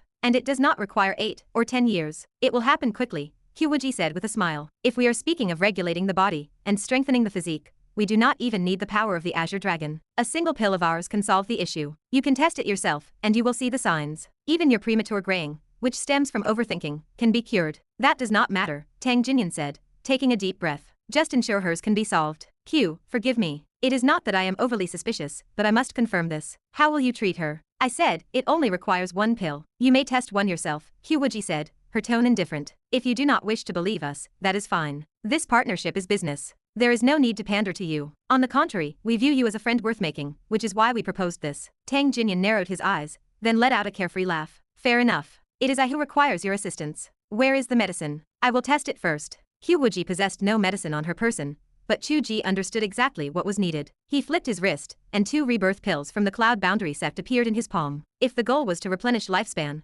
mortal medicine would fail. However, regulating bodily functions, dispelling ailments, and prolonging life was a simple task. Despite the grandiose name, the pills were of a low grade. They served merely to harmonize the systems of the body, heal hidden injuries, and nourish the meridians and blood. They were commonly used for post-combat recovery, and disciples of various sects carried them frequently. Tang Jinyan stared at the magic trick occurring in the palm of Chu Ge. He showed no outward reaction, reached out, took 1 pill, and swallowed it without hesitation. Chu Ge and Qiu Wuji exchanged a glance, moved by the gesture. Although Tang Jinyan had gray hair, it did not affect his physical vitality or his lifespan. There was no need to ingest an unknown substance. He acted for one reason only. He loved his wife with his entire being. Chu Ge sighed softly and instinctively gripped the hand of Qiu Wuji. The test of character was conclusive. This man felt deeply and lived with passion. The health of his wife eclipsed everything else. The observation period had ended. The food is here, Li Yunlin said, pushing the door open. She had not needed to rush the kitchen. She had lingered outside for long enough, clearly creating space for Tang Jinyan to hold a private conversation with his guests. When she pushed the door open, she froze. The hair on the head of her husband, which had been streaked with gray for over a decade, was turning black before her eyes. Jinyan, you. Tang Jinyan smiled gently at her. I am doing well. It is as if I have returned to the time we first met. Do not worry. I will ensure you return to that time as well. Hearing such dialogue, which sounded like it belonged in a romantic drama, made Chu Ge and Qiu Wuji shiver. Chu Ge rested his chin on his hand. The woman looked at her husband, her eyes filled with softness and joy. She seemed unable to see anyone else in the room. Great love, Qiu Wuji whispered into the ear of Chu Ge, a touch of envy in her tone. Will we be this good to each other in 10 or 20 years? Chu Ge tightened his grip on her hand. What are you saying? It will not just be 10 or 20 years. It will be at least 100,000 years. Bah, you. Yes, me. Do you think this feels like one of those urban doctor novels? We save the family of some important figure and receive their help, Qiu Wuji mused. Chu Ge almost laughed aloud. Now that you mention it, it really does. Qiu Wuji sighed. He does not know I am testing him. Let us keep it that way. The two couples were trapped in their own worlds, oblivious to the surroundings. It was a grand display of public affection that left the server standing there with the food feeling completely bewildered. Were they here to hold a meeting, or were they on some lover's seat talking to themselves? Did they need separate rooms? Regardless of the confusion of the server, the meal was flavorless for those involved. They barely spoke during the meal. Tang Jinyan did not rush to give the medicine to his wife. Even with his impatience, he remained cautious. After the meal, he waited another hour. When he felt no ill effects, he finally revealed a joyful expression and fed the other rebirth pill to his wife. The complexion of Li Yunlin turned rosy before their eyes. She lowered her voice. I feel a bit sleepy. Tang Jinyan looked at Chu Ge with anxiety. Chu Ge spoke up. Her constitution is too weak. She cannot handle the full medicinal strength. It is normal. Let her take a good nap, and my girlfriend will help her regulate her energy afterward. Tang Jinyan nodded. He carried his wife to a room and attended to her as she fell asleep. Qiu Wuji sat by the bed and checked the pulse of Li Yunlin, her expression gentle. Lovers in this world always softened the heart of Qiu Wuji. Her shift from hostility to endearment toward Yan Qinli happened entirely because of his devotion to Qinjian. The same held true for President Tang. Witnessing such devotion always made the romance-obsessed Qiu Wuji believe that helping them was worth it, even without a partnership. Tang Jinyan stared at the sleeping face of his wife, a soft glow on his face. After watching for a long time, he turned to the window. The medicine alone is not enough, is it? He whispered. Chu Ge answered in a low voice. It is enough to heal her body. However, her long-term weakness has already caused damage to her lifespan. Even if she regains her health, her longevity will not increase by much. This involves the laws of life. It does indeed require the power of the Azure Dragon. But President Tang, I do not wish to deceive you. This does not necessarily rely on this specific toe bone. The complete body of the Azure Dragon is in China. Tang Jinyan smiled. Are you not afraid of losing out by being so honest? Chu Ge laughed as well. It depends on who I am dealing with. For people who cherish their loved ones, I believe it is worth it. Tang Jinyan stifled a laugh. You are a friend of mine now, Tang Ju said. He paused, sighing. I, Tang Ju, have never owed anyone in this life. The only debt I have is to Yunlin. Her health has been my greatest burden for years. I do not know how many doctors I have sought, or how many wars I have waged against pharmaceutical conglomerates just to open my own research institute. Chu Ge felt stunned. That is incredible. Tang Jinyan continued. The results were mediocre. When medicine fails, one naturally begins to hope for immortals. My interest in the immortal path is indeed tied to this. We possess reason, and we know such things are ethereal, so we did not take it seriously. However, our interest in the Xiangxia culture grew, which led to the cultural partnership between us. I must admit, cause and effect are governed by destiny. Chu Ge asked intentionally. Do you desire immortality, President Tang? Tang Jinyan smiled.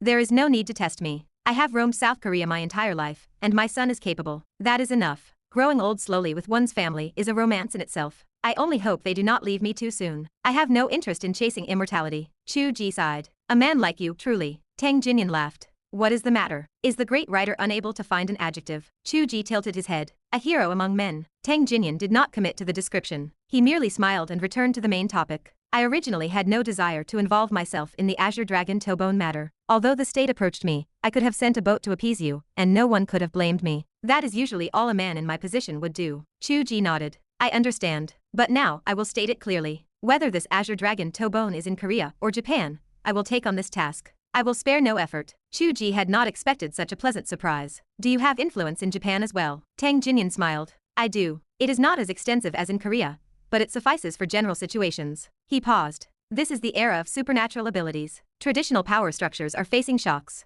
Things are not the same as they were in years past. Even our style of operation has begun to shift, and this change suits a man like me perfectly. In the past, there were matters I had to fear, but now, I have nothing to lose. You may proceed. Even if you poke a hole in the sky, I will catch it for you. Chapter 363. The conversation wound to a close. Li Yunlin remained in a deep slumber. Tang Jinyan walked back to the bedside. The tension and anxiety that had etched deep lines into his face earlier had evaporated, replaced by a smile of profound relief. Qiu Wuji had cleared the medicinal power within her, nourishing her meridians and restoring her physique. Even someone with no medical training could see the shift in Li Yunlin. Her complexion glowed with health, her breathing remained steady, and her brow had completely unfurled. A sense of spring arriving after a long winter radiated from her. She had not slept so peacefully in a long time. Even in her rest, she usually furrowed her brows. Tang Jinyan spoke in a hushed tone. On this account alone, it was worth it. Qiu Wuji suggested letting her rest longer, advising against disturbance. Tang Jinyan agreed. He did not linger. He turned and headed for the door. It was time for the press conference. Chu Ge did not ask why he left no one to watch over his wife. His spiritual sense told him the room was already ringed by female bodyguards. The animation launch took place in a conference room on the second floor of the hotel. The time was set for 3 in the afternoon. Chu Ge and Qiu Wuji followed Tang Jinyan into the room. A chaotic barrage of flashbulbs blinded Chu Ge. He stumbled, blinking against the artificial light. A reporter lunged forward, thrusting a microphone toward Tang Jinyan. President Tang, it has been years since you attended an entertainment industry press conference. What massive project brings you here today? Another voice cut in. President Tang, there are rumors that the immortal in the video from last night is the original author of this animation. Is that true? A third reporter shouted. President Tang, why are you personally introducing an animation? Is Datang Entertainment shifting its focus? Why import an animation? Is Datang incapable of producing its own works? Is the animation standard of Datang lacking? Why choose such a bizarre theme? Chu Ge and Qiu Wuji sat down, their expressions dazed. They had never witnessed such a spectacle. Xia Wenyuan had held a simple launch for the domestic project. They had watched the news video, and it had never been a chaotic forest of microphones like this. The intensity of this heat was something even international superstars rarely generated. Xia Wenyuan sat nearby, waiting. He observed their stunned expressions and guessed their thoughts. He leaned in, whispering, the influence of a commercial tycoon is equal to, or greater than, that of a superstar. Think of Ma Huiteng personally appearing at a game launch. Imagine the sensation. Some electric car companies claim they do not advertise, but because their boss tweets every day, the effect is better than hiring a celebrity. Chu Ge nodded. That made sense. If Qiu Wuji endorsed a new style of dress in a book, that attire would sweep through the immortal world, and every fairy would fight to wear it. That was a true superstar, larger than any film celebrity. Xia Wenyuan continued in a low voice. Naturally, one cannot play this game with every product. Only occasionally does the effect hit with such impact. Tang Jinyan rarely holds press conferences himself. You can imagine the level of importance he places on this project. Chu Ge acknowledged this. The level of care was not just because of the medical treatment. The conference had been scheduled long before that. Tang Jinyan truly cared about the animation project itself, driven by that ideal of cultural export. I will not try, who will? Tang Jinyan pressed his hands down. The room fell silent. He scanned the crowd, smiling. Some friends just asked why we chose to import, rather than produce it ourselves. I can answer that first. The copyright for this project was purchased by Datang from the beginning. It was simply produced by our partners at Penguin. As you know, Penguin and Datang share cross-equity. This was a Datang product from the start. There is no question of importing it. The Koreans felt a sudden sense of relief. Then why is it an animation? As for why it is an animation, there might be a slight misunderstanding. Datang is not entering the animation business. We have no plans to start animation production. That is why we partnered with Penguin for the work. Then what is this, President Tang? On the contrary, the animation is only one of the ecosystems for this work. It spans novels, comics, animation, television series, movies, and games. The live-action series is already casting. The lead actors are superstars, well known even here in Korea. The opening ceremony may be this month, and it will be released simultaneously in Japan and Korea. Tang Jinyan paused, smiling. So, I am not promoting an animation. I am promoting this work. A reporter spoke up, unable to contain himself. Why spend so much effort promoting this work? The original author. He glanced at Chu Ge, his expression strange. Is he a long-lost younger brother of yours? Tang Jinyan let out a hearty laugh. He is my younger brother. Why? The room erupted in shock. Tang Jinyan stopped laughing, his voice calm. Anyone who comes to Datang is a brother. Datang chooses projects based on their excellence. This is why people with minds that only understand nepotism cannot comprehend why Datang stands at the pinnacle of Korea. When you go back to write your articles, you might want to reflect on why your newspaper has slandered Datang for so many years. The more you slandered us, the smaller you became, until you were on the verge of bankruptcy. That is likely the reason. Chu Ge cursed inwardly. President Tang was truly overbearing. The press conference had barely begun, and he was already lashing out at reporters. Surprisingly, everyone seemed accustomed to the spectacle. Many people in the room laughed. The reporter who had challenged him turned the color of liver, though he said nothing further. A reporter who appeared friendly tried to shift the tone. So, President Tang means this is an excellent work. Is there a special reason for choosing this subject? Stories of flying through the air exist in every country, but watching Harry Potter ride a broomstick, or seeing the same nine-tailed fox is boring. Even I am tired of it. Tang Jinyan smiled faintly. You have seen Chinese Xingxia dramas. Some were interested and tried to copy them. For example, Red Sky. The result was a mess. They could not even copy the style properly. Is that interesting? If you want to do it right. Authentic. Original. With an author who understands the craft. Wait. A reporter instantly found the crux of the issue. When you say understands the craft, do you mean the author actually knows how to cultivate immortality? I did not say that. Tang Jinyan leaned back in his chair. Is knowing culture not understanding the craft? This line might have passed before, but with the video from last night going viral on the internet, the reporters at the conference had been itching to ask this question. The attitude of Tang Jinyan only made the situation more ambiguous. A reporter turned to Chu Ge. You are author Chu, correct? Is the video from yesterday real? A simultaneous translator whispered the question to Chu Ge. He stared blankly. What video? It is the video where you rescued a girl at a bar and jumped from the building. Is it common for any bar balcony to have surveillance? Chu Ge retorted with feigned indignation. Do you have no concept of personal privacy in this country? No, we have very little surveillance. The reporter turned red with anger as he argued the point. It was a coincidence. That location just happened to have a camera. Chu Ge felt amused. He deliberately put on a sour face and stopped answering, portraying a man deeply offended by the invasion of his privacy. This attitude acted as a confession. It felt more real than a direct admission. The reporters exchanged glances for a long time. Finally, one asked cautiously, then, can Mr. Chu really cultivate immortality? No, Chu Ge said stiffly. You must believe in science. The attitude of Tang Jinyan, combined with the attitude of Chu Ge himself, and the video. Everyone felt this man might actually know how to cultivate immortality. Wait.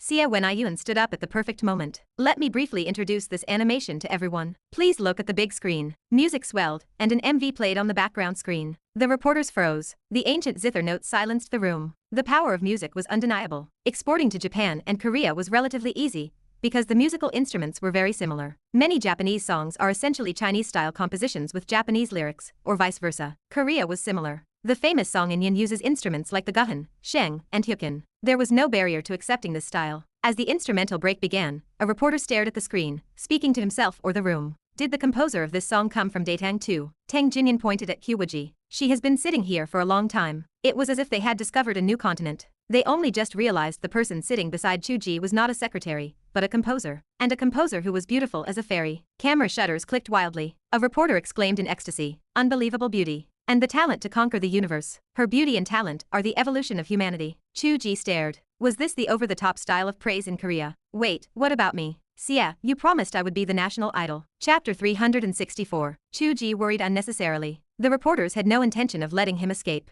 They were stunned by the beauty of Qiu Wuji and the quality of the music during the event. While their initial behavior had been unprofessional, They knew how to craft the headlines that would drive traffic. In the entertainment industry of this country, the status of female stars had always lagged behind that of male stars. This had nothing to do with any broader social theory. It was simply a matter of the audience. Male fans were less likely to follow stars and more frugal with their spending, while young girls were capable of sacrificing everything for their favorite idols. Naturally, the male stars held higher market value. Just as male viewers often complained about the abundance of soap operas, the reality was that they rarely opened the television, and the shows were not being filmed for them in the first place. The press conference was packed with hooks. Tang Jinyan personally backing the project, the first animation from Daetang Entertainment, a rare ensemble Xiangxia drama, an author suspected of being a cultivator, and a composer of breathtaking beauty. Every single detail could serve as a front-page headline. The reporters racked their brains to determine the order of importance. After careful deliberation, they placed Qiu Wuji near the bottom of their lists. As Xia Wenyuan had predicted, the fact that the author was a cultivator carried more weight. The angle generated the most buzz. Even if the reporters did not say it aloud, they had to admit that Chu Ge was actually quite handsome. Half of the reporters were women. They felt too embarrassed to show their true feelings, but their eyes were already sparkling. He was genuinely handsome. As soon as the conference ended, every entertainment website published a variety of headlines. Few focused on the beauty and talent of Qiu Wuji. The majority prioritized the rumor of Chu Ge as a cultivator. One headline read, "The truth behind the immortal video revealed. Tang Jinyan and Chu Ge maintain intriguing silence." Another stated, "A Chinese immortal, performing real cultivation methods." A third proclaimed, "Believe in science?" He jumped from the 10th floor. A fourth argued, "Daetang Entertainment first animation, suspected to be the work of a true immortal, earns the favor of Tang Jinyan." Another piece noted, "Tang Jinyan attends entertainment launch for the first time in 8 years, wealthy and powerful, seeking immortality." Many websites included a side note about Chu Ge. One read, "Author Chu is more handsome than Haiyan Bin. Is it due to immortal cultivation and health preservation?" Another said, "Immortal author, a face that captivates thousands of girls, with the charm and coolness of a nine-tailed fox." A final headline declared, "A man as gentle as jade, a peerless gentleman, the world truly possesses fallen immortals." After returning to the hotel, Qiu Wuji searched the internet for a long time. Her eyes spun as she navigated the machine translations. Everything was about Chu Ge the immortal. The last headline she found was on a Chinese website, which proved that cultural literacy truly made a difference. She spent a long time searching, until she found one pathetic headline tucked in a corner that actually mentioned her. It read, "Superb theme song, captures the spirit of heroes and immortals, stunning musician at the conference." Qiu Wuji sniffled as she compared the text. She pieced together a bit of classical prose for herself, which satisfied her just enough. She wondered why the reporters acted so differently to her face compared to their writing. At this rate, Chu Ge really was on the verge of becoming a heartthrob. She glared at the screen. They called him a nine-tailed fox, a charmer, a peerless gentleman. She looked at the photos they had chosen. She scoffed. "It looks like he really is quite handsome. Like a person wrapped in a dogskin," she muttered, stroking her chin as she examined him. "I never noticed before. Looking at him like this, his aura does not seem any weaker than that of President Tang." Chu Ge leaned over to look. The photo showed him stiffening his face into an expression of feigned annoyance. Naturally, anyone would project a cold and cool aura when looking grumpy. Chu Ge refused to admit it. He put his hands on his waist. "Of course, I am the heavenly Tao. How could I lack an aura?" Qiu Wuji pursed her lips. She felt a strange sensation.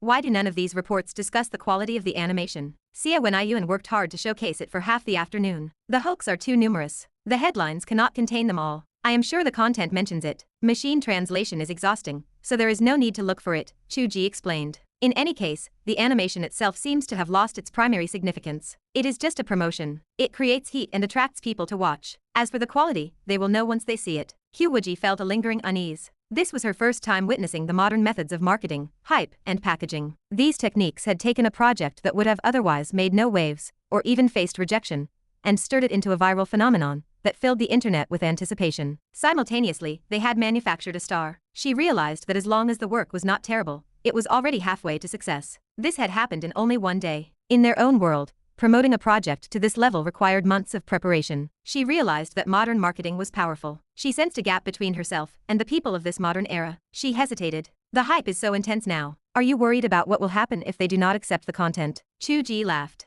"Man proposes, God disposes. The product is already finished. We cannot change anything now. Fretting and worrying are meaningless. It is better to eat and sleep." Qiu Wuji nodded. She stopped thinking about it. She tossed the laptop aside and sprawled comfortably on the large bed. Lunch was ruined by the affairs of those two. "I did not even get to properly taste the Korean food here. The food is terrible. That army stew, is that even meant for human consumption? I did not eat any of it. I saw it and knew it tasted wrong." Qiu Wuji rolled over, spreading her limbs across the bed. "President Tang is a friend now, right? Make him treat us to something delicious." Chu Ge laughed. The way you are acting right now makes me feel like you are inviting me to eat something delicious. He pounced on her. Qiu Wuji pressed her hand against his face, preventing him from biting her. She looked annoyed. You are about to become famous in Korea. Will you sneak off here to indulge in fan service while I am back inside the book? Chu Ge did not know whether to laugh or cry. Where did you learn that term? The group chat of the other travelers. Everyone says they are engaging in fan service. Is it not the fans engaging in service to me? Qiu Wuji laughed until she gasped for air. I think you really are a closeted fan of men. You looked at the sister-in-law in her men's suit, and your eyes clearly lit up. I was just surprised because I rarely see women wearing men's suits. It is only natural to find it curious. Is that so? Qiu Wuji batted her eyelashes. I was going to change into one for you to see. Since you do not like that style, never mind. Do not. Chu Ge pleaded. Kyokyu is the best. Why not change and let me see? Qiu Wuji laughed until she wanted to roll away, but he was pinning her down with too much weight to move. She pushed against his shoulders, gasping for breath. You deathly pervert. Go back to the book and roll your chien. The couple bickered until a knock sounded at the door. The voice of Xia Wenyuan drifted through the wood. Are you two eating with us, or do you plan to go out and explore on your own? Chu Ge asked. Does President Tang have any plans? President Tang will not be eating with us. He said he has other matters to attend to. Matters you are aware of. He said it would take an hour or two, and he asked me to host you for a tour. Chu Ge froze. It appeared Tang Jinyan had gone to prepare for the recovery of the Azure Dragon Tobone. Judging by the estimate of 1 or 2 hours, he likely had clear information already. He was probably making preparations, such as dispatching a ship, rather than just beginning the search. Then please go ahead, President Xia. We will rest for a while, and then we will wander around on our own. Xia Wenyuan did not insist. That works. The official release time for the animation has been set for Saturday evening. We still have 2 days. We can talk about playing tomorrow, or the day after. As the footsteps of Xia Wenyuan faded, Chu Ge no longer felt the urge to play with Qiu Wuji. The idea of playing tomorrow or the next day was a fantasy. Their leisure time was limited to this hour or two. The next phase of their journey was preparation for battle. The matter of the Azure Dragon Tobone was strange. Theoretically, the two countries should have discovered it long ago, yet it remained in unknown waters, in a state of being unclaimed. There was only one explanation. It had not appeared until recently, deeply buried on the ocean floor. It had only begun to surface, exposing clues that had come to light. The reason it was being drawn to the surface was likely linked to the previous time the Azure Dragon had emerged from the sea. The small Tobone had responded in kind. That was the only way the logic held up. Because of this, many factions must be searching for the precise location of the Tobone, including the governments of Japan and Korea, as well as various powerful organizations. That was why Tang Jinyan had said he did not want to involve himself. In other words, once they involved themselves, this would be far from a simple treasure hunt. There would be enemies, and they would be powerful. Chapter 365. A short time later, a knock sounded at the door. Crow stood in the hallway. The ninth brother sent me to collect you. Chu Ge gestured toward the hallway. Where are we going?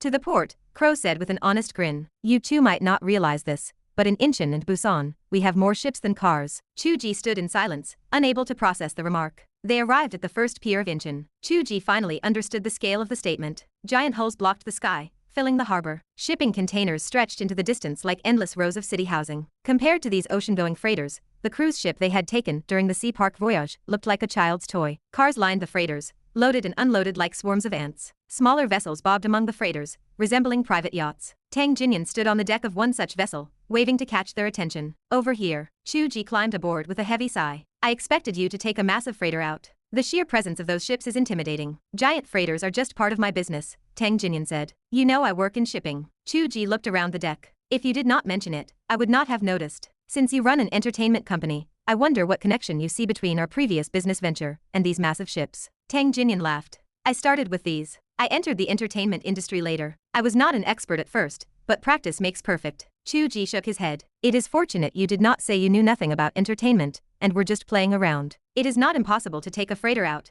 Tang Jinyan said. The economy is poor, so we have idle ships. They are simply impractical and too cumbersome. He slapped the railing. This vessel works better. Do you know what this is? Chu Ge looked at the deck. Is this not a yacht? It is a retired military amphibious landing craft, Tang Jinyan said. Do not look at me with that expression. It is just a heavy craft. To the untrained eye, it looks like a warship, but it is far from it. We earn our money through hard work. We cannot be like those rich eccentrics who modify frigates into yachts. I only own one. Since we are heading out to sea to get to work, I borrowed 2 more from friends. We are going out with 3, counting on sheer numbers to win. Chu Ge stared at him, bewildered by the regretful tone. He struggled to find words. You are redefining what hard work earns you. Is it not hard work? 3 military craft. Are you going to war? Is that not what we are doing? Chu Ge turned his head toward the cabin. The interior held a tight-packed group of men in black suits, armed to the teeth with live ammunition. Based on the setup, heavy artillery might even be stowed below deck. They truly were heading to war. He let out a long breath, and shook his head with a laugh. You do not actually need all of this. President Tang, forgive my bluntness, but this only adds a ship full of dead weight. Tang Jinyan laughed heartily. You are overthinking it. You fight your battle, and we will find our own uses for this equipment. Such as blocking the authorities,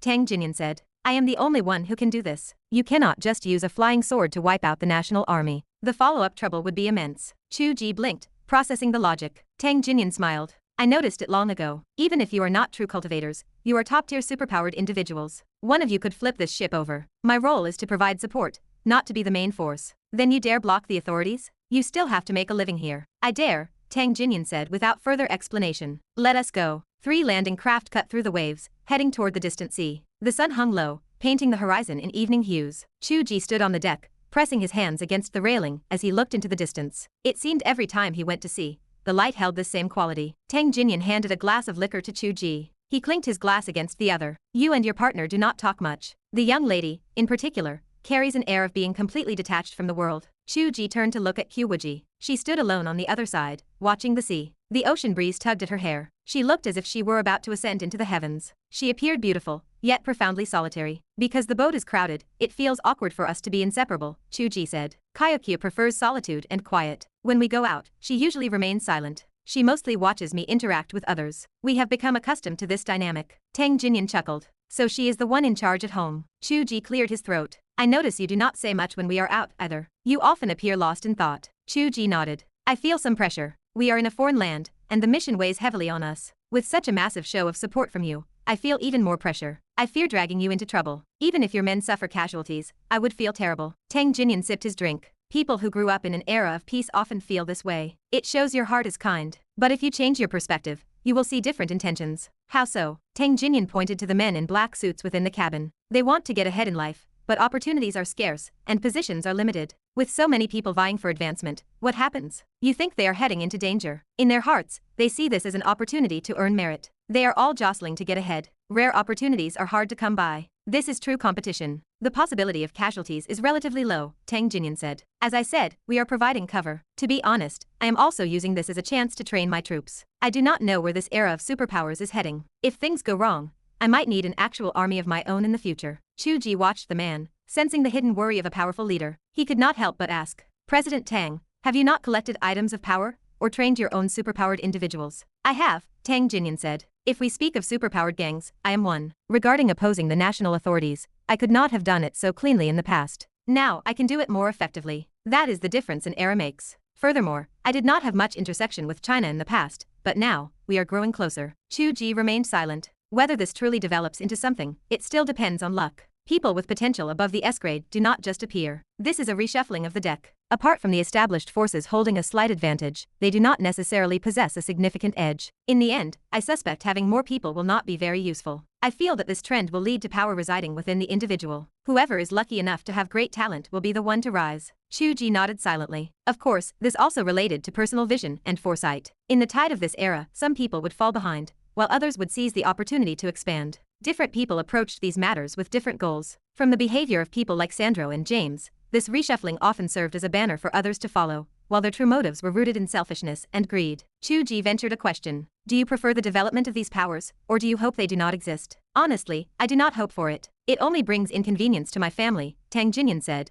draining his glass. But now that the era is upon us, we must adapt and grasp it to keep moving forward. That is all. Chu Ge nodded. I understand. Tang Jinyan looked at him with curiosity, then let out a laugh. Your tone always makes me feel as though you have the power to decide whether these abilities exist at all. Chu Ge smiled slightly. I might not be able to decide whether these abilities exist, but I can choose a direction for myself. If the day comes when I can truly make that decision, I will not be caught unprepared. Tang Jinyan stared at him for a long moment, then smiled. That is interesting. As they spoke, a patrol squadron appeared ahead. A voice broadcast over the radio. You are entering international waters. Whose vessel is this? Tang Jinyan stood up, leaning against the railing. President Tang. The other side instantly shifted to a friendly tone. Heading out to sea for fun. There have been unusual movements ahead recently. It is best not to go out. It is fine, Tang Jinyan said with a smile. I will buy you all tea when I return. The patrol fleet obediently cleared a path, and the yacht cut through the waves. Chu Ge spoke in a low voice. Unusual movements. Does that mean someone is already searching here? Exactly. If it were not chaotic, we would not have come, Tang Jinyan said, watching the distance. My friends in Japan have signaled me. It is almost certain that it is in this area. No one knows the specific coordinates yet. we may still need to survey the area. Chu Ge sighed. Now that I am here, we will find it. Chapter 366. Before arriving, Chu Ge had not expected much help from their contact. He had hoped for information, perhaps an approximate location, or maybe some cover. Instead, because he had treated Tang Jinyan, the support he received was staggering. They had deployed actual naval vessels, and were heading straight to the heart of the matter. Tang Jinyan loyalty was unquestionable, but Chu Ge felt he could not rely on him for everything. They would have to handle the heavy lifting themselves. Qiu Wuji stood to the side. Her detached posture was not merely a desire for solitude. Since the ship set sail, she had been silently sensing the shifts in spiritual energy. Her impressions were faint, tied largely to the seal of the Azure Dragon. This influence affected the small toe bone, causing the spiritual energy not to overflow completely, but rather to sink deeper. This was a stroke of luck for them. It increased the difficulty for others to find it, which gave Qiu Wuji and Chu Ge a distinct advantage. They did not know how many factions were searching, but judging by the patrol boat earlier, the authorities of the neighboring country did not yet know what had happened, though they were already on alert. Any major disturbance would inevitably draw official intervention. The same likely applied to the other side. This sea area was not far from both nations, and minor disputes were common. If things went wrong, it could escalate into a conflict between the two countries. Chu Ge found this thought frustrating. He hoped to slip in, retrieve the object, and vanish without a trace. He closed his eyes and spread his divine sense to search carefully. Qiu Wuji's divine sense was stronger than his, but her ability to sense the Azure Dragon was not as intuitive as his own. After all, regarding the Azure Dragon, he could be considered a heavenly observer looking down upon the world. President Tang, please adjust the ship to the front right, approximately 30 degrees. It should be in that direction, Chu Ge murmured. Tang Jinyan picked up the radio without hesitation and relayed the order, his heart filled with surprise. It appeared the man truly was a cultivator. Chu Ge continued to guide the ship, adjusting their course. After they had traveled many more nautical miles, Qiu Wuji spoke. Stop the ship. About 100 li away, there are vessels anchored on the sea. The couple acted with perfect synchronization. While Chu Ge searched for the Azure Dragon toe bone, Qiu Wuji's divine sense enveloped the surroundings. She quickly detected other vessels anchored in the very spot they were heading toward. Tang Jinyan ordered the ship to stop at a distance, his heart filled with silent frustration. The radar had not detected any ships within range, yet Chu Ge knew they were there. Chu Ge and Qiu Wuji exchanged what they had found, their expressions turning grave. The position where they have stopped must be exactly where the Azure Dragon toe bone is located, or at least very close to it. Tang Jinyan smiled. We should have been prepared. Others have been searching for a long time. It would not be difficult for them to narrow down the general area. Chu Ge pondered for a moment. President Tang, you do not need to go over. Qiu and I will dive down and see if we can quietly retrieve the object and leave. Tang Jinyan nodded. Go ahead. We will observe from a distance and act according to the situation. The couple used stealth to enter the sea and dove toward the location 100 li away. Ahead, a submarine rested on the seabed. Numerous divers surrounded it, holding instruments and equipment, patrolling in every direction. The instruments in their hands flashed with red lights. The closer they got to the location of the toe bone Chu Ge sensed, the more frequently the lights flashed. Farther away, the red lights grew dim. They were relying on these devices to survey the exact location of the toe bone. The current situation indicated they were getting closer and becoming more certain of the spot. Judging by the number of ships, this should not be the official military, Chu Ge communicated through divine sense to Qiu Wuji. The ships here are similar to President Tang, only 3 of them, with a few small submarines. This does not look like an official military force. It is likely a powerful organization, with supernatural abilities searching in private. Qiu Wuji silently assessed the strength of the opposing force. They are all quite strong supernatural users. Their mental fluctuations are considerable. I do not fear a fight, but digging up the dragon bone quietly is not realistic. At such a close distance, moving the seabed soil will alert them, and they are capable of detecting the movement of spiritual energy. Chu Ge secretly regretted that Qiu Wuji was a sword cultivator. If she were one of those immortals skilled in shapeshifting or bizarre arts, they could have played this game without anyone knowing. It did not matter. If they could not steal it quietly, they would fight. The two looked at each other, their minds aligned. They silently dove a little further forward, preparing to strike. At that moment, a commotion broke out ahead. The group seemed unable to communicate underwater. They gathered at one spot, and a drill extended from the submarine, boring into the seabed.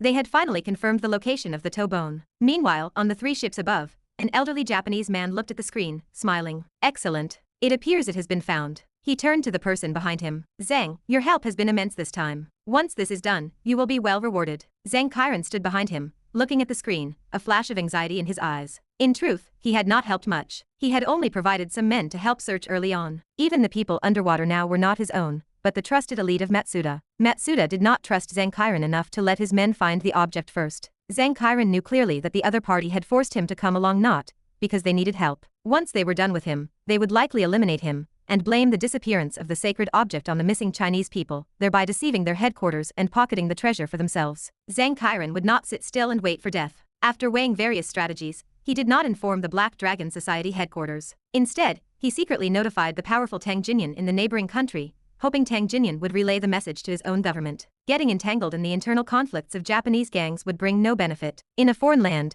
the only thing that could truly help him was his own nation. Indeed, the clue Wu Zhaoyun had received was passed from Zhang Kairan to Tang Jinyan, and then from Tang Jinyan to Wu Zhaoyun, which brought Chu Ge here. Furthermore, Zhang Kairan suspected that this object could not possibly be some legendary sun deity phallus. That was insane. Was the deity not female? Even if some theories claimed the deity had a male body and female appearance, or that the deity became effeminate after losing a phallus, the idea of a phallus having bones was absurd. This type of sexual worship, or phallic worship, was truly bizarre. According to the deductions of Zhang Kairan, this object was likely similar to something his family had tried to find in the past. It belonged to a type of existence that could trigger a source of spiritual energy. Judging by the shape of the bone, it was more likely a component of a vast spiritual energy source. His country would certainly be interested in such an existence. Presenting it to the country as a show of loyalty would compensate for some of his past mistakes. He heard she had joined the civil service. Therefore, logic dictated that his country should have intervened. Why had they not arrived? Was it because less than 10 days had passed? Was it too rushed? Or was a single bone not enough to warrant the attention of the country? As he watched, the object was about to be taken. Zhang Kairan watched the water ghosts on the screen with anxiety. They had drilled into the deep mud of the seabed.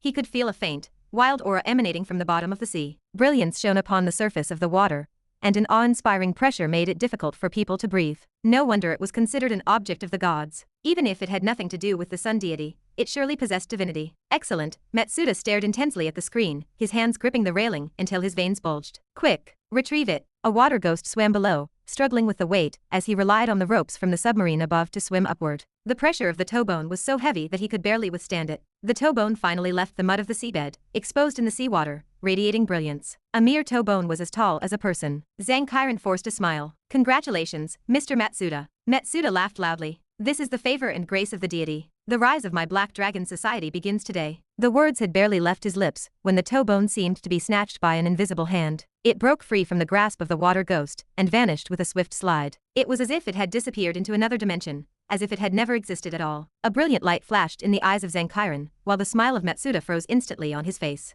Fool, who is playing God? Kill him. Chapter 367. The group were all superpowered beings, accustomed to the bizarre. Matsuda did not need to shout. The moment the toe bone left the grasp of their diver, the Black Dragon Society elites realized someone invisible was interfering. Chu Ge had just moved the toe bone. As he looked up, he was greeted by the most simultaneous display of powers he had ever witnessed. The seawater around him began to compress with terrifying force, trying to crush him into revealing his form. This was water manipulation. Lightning surged through the surrounding area, contained within a web of electricity, to prevent it from dissipating. Electricity manipulation. On the seabed, swordfish leaped abruptly, their spikes like blades. They circled outside the electrical grid, watching with predatory intent. Biological control. A spirit summoner holding a katana appeared in the water above, ready to strike a thunderous blow. Summoning magic. A sense of space tearing appeared around him, as if someone intended to drag him into a different dimension. Space manipulation. The power of this space manipulation was mediocre, yet it posed the greatest threat. Chu Ge relied on space distortion to hide, not traditional optical stealth.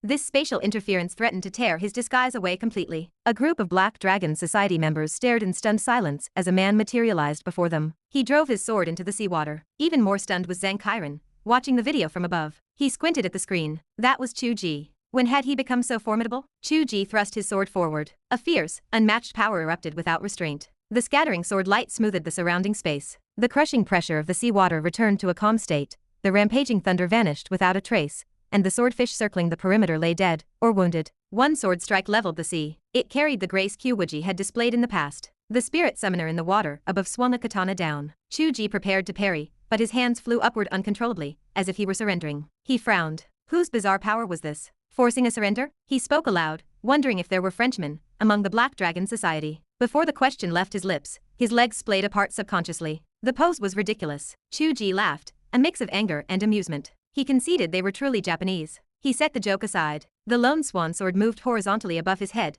catching the blade of the spirit summoner. The sword felt heavy. The opponent possessed immense strength. Chu Ge wiped the smile from his face and scanned the area. Dozens of people surrounded him. Their eyes behind the diving masks were cold and tense. They had not expected this man to be so strong. They were indeed strong. Chu Ge sensed they were far more powerful than John and his group during the Sea Park battle. It was not that this group was inherently stronger than their American backers. It was because people like Sandra did not dare to bring a large number of powerful superpowered beings into China. If Gu Wujian caught wind of that, she would put the nation on high alert. That was why the Sandro incident still had ongoing repercussions. This location was different. The Black Dragon Society had likely sent their elite forces. Every powerhouse they possessed was here. Qiu Wuji had determined earlier that their mental strength was significant. Combined with all sorts of strange effects, this fight would be difficult if he were alone. Fortunately, he was not alone. Qiu Wuji was nearby. She had dove toward the submarine to cause trouble. Neither of them had much experience facing high-end heat weapons. During their brief mental exchange, they decided that if a torpedo came their way, there was no need to test if they could survive it. Chu Ge attracted their attention, and within an instant, Qiu Wuji approached the submarine. Chu Ge felt it was better if Qiu Wuji did not act just yet. He wanted to play a little longer. These powers like forced surrender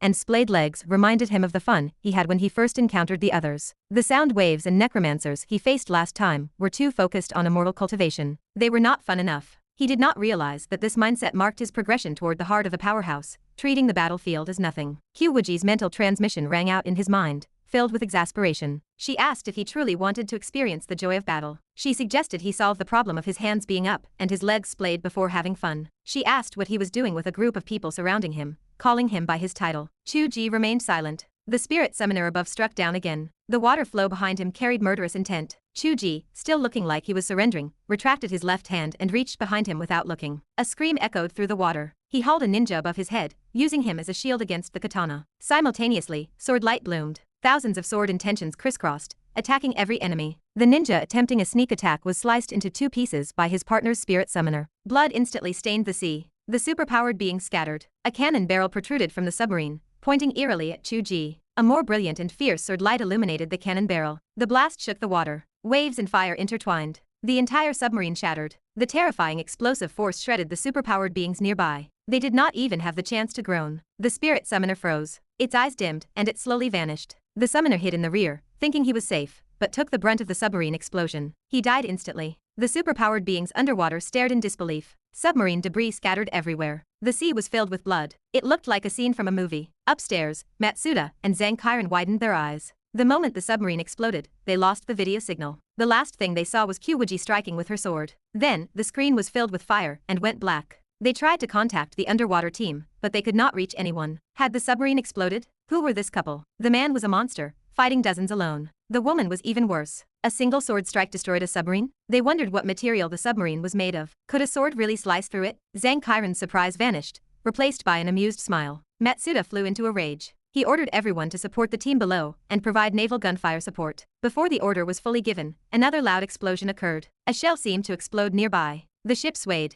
Matsuda struggled to keep his footing, grabbing the console. He looked at the split screen in horror. 3 cruise ships flying the Bagua flags appeared out of nowhere. Without a word, they opened fire. Matsuda roared in fury, cursing the despicable people from the neighboring country. He assumed the 2 people below were also in league with them. He ordered his men to open fire and crush the thieves. The sea surface erupted as they traded fire. The scene descended into total chaos. Beneath the waves, Chu Ge and Qiu Wuji had slaughtered everyone. Chu Ge did not even know who had forced him to surrender and spread his legs. It was a tragic, missed connection. They could not leave just yet, because new figures had arrived on the seabed. The scene was stunning. 2 figures appeared before them. One was a middle-aged man with a thin mustache, and the other was a youth with a frantic expression. Chu Ge did not know who they were. He only knew that anyone capable of speaking on the seabed was a formidable opponent. Qiu Wuji's expression turned grim. These 2 were strong. It was highly likely they had encountered the strongest superpowered beings from the opposing nation. Even if they were not the strongest, they were likely at the pinnacle. She had only felt that powerful fluctuation of strength from James, apart from Mother Wu Ziyun. James had died at the hands of the Azure Dragon, but that did not mean he was weak. If they had fought at the time,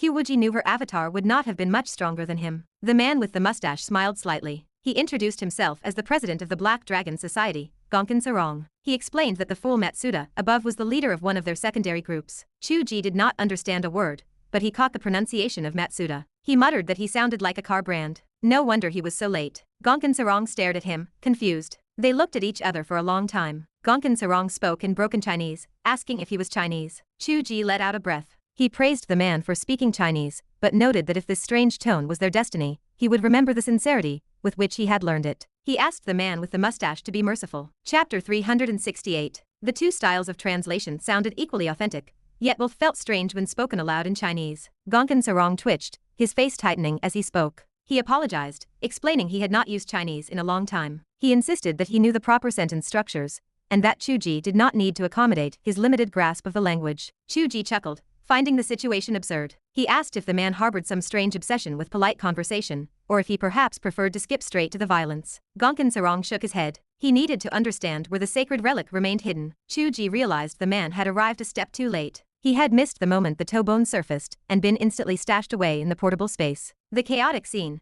littered with debris and bodies, clearly left the man confused. If he killed them and failed to find the relic, what was the point? He decided to play along, smiling as he gestured toward the ships above. He told the man that someone on those ships must have hidden it, and that he had come specifically to stop them. He suggested that if Gonkin caught that person, the truth would come out. Gonkin Sarong stared at Chu Ge for a long moment. He introduced himself again, stating clearly that he was Gonkin Sarong of the Black Dragon Society, and that the man named Matsuda above was an important subordinate of his. Chu Ge felt a spark of recognition. He recalled the entry in the ability registry. The name was Gonkin Sarong. His identity was the president of the Black Dragon Society, an emerging Japanese organization. His ability was listed as violence nullification. His potential was S, and his development was at the maximum level. Violence nullification. The concept sounded absurd. Did it mean no one could strike him? Chu Ge felt tempted to test the theory. He flicked his finger, launching a burst of energy straight at the man's wrist. The attack hit, but it dissipated instantly, like a stone dropped into the ocean. It produced no effect. Qiu Wuji noticed the situation and narrowed her eyes. Like the way Panda could strike someone through a screen, she still could not grasp the underlying principle of such a power. It differed from conventional abilities. The mechanics of some superpowers defied logic,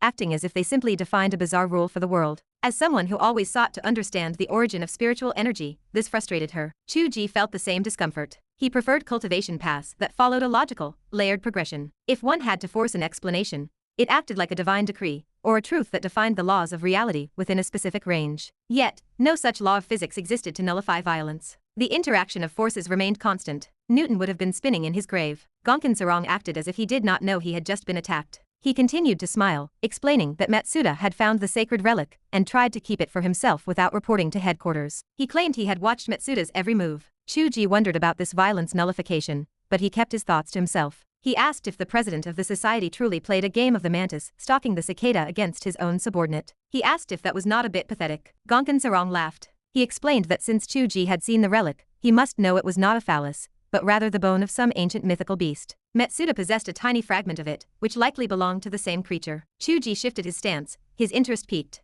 Gonkin Sarong continued. Because the fragment was so small, he had not paid it much attention, thinking it a mere curiosity for his subordinate to keep. However, they had recently discovered that the fragment helped to sense and locate larger pieces of the bone. He had not exposed Matsuda's selfishness, choosing instead to let him find the larger relic first. Chu Ge sighed. He asked what Matsuda was doing, noting that the whole world was watching. He asked if the man did not feel humiliated by the spectacle. Gonkin Sarong insisted that the whole world was not watching. He explained that Matsuda wanted to frame the Chinese man for the theft. He admitted that even he had not expected the man to be so bold as to leak the information. He argued that even if it invited others to fight for the relic, the man would become the first target for retaliation. He suggested that even if the man escaped, his long development in Japan would be ruined. He claimed it would have been better for the man to leak the information to him in exchange for rewards. He expressed confusion as to why the man would leak it to China, questioning if their patriotism was truly so mindless. Chu Ge paused. He did not know the details regarding Zhang Kairan, but he felt a sense of respect for the patriot. He chose not to respond to the bait.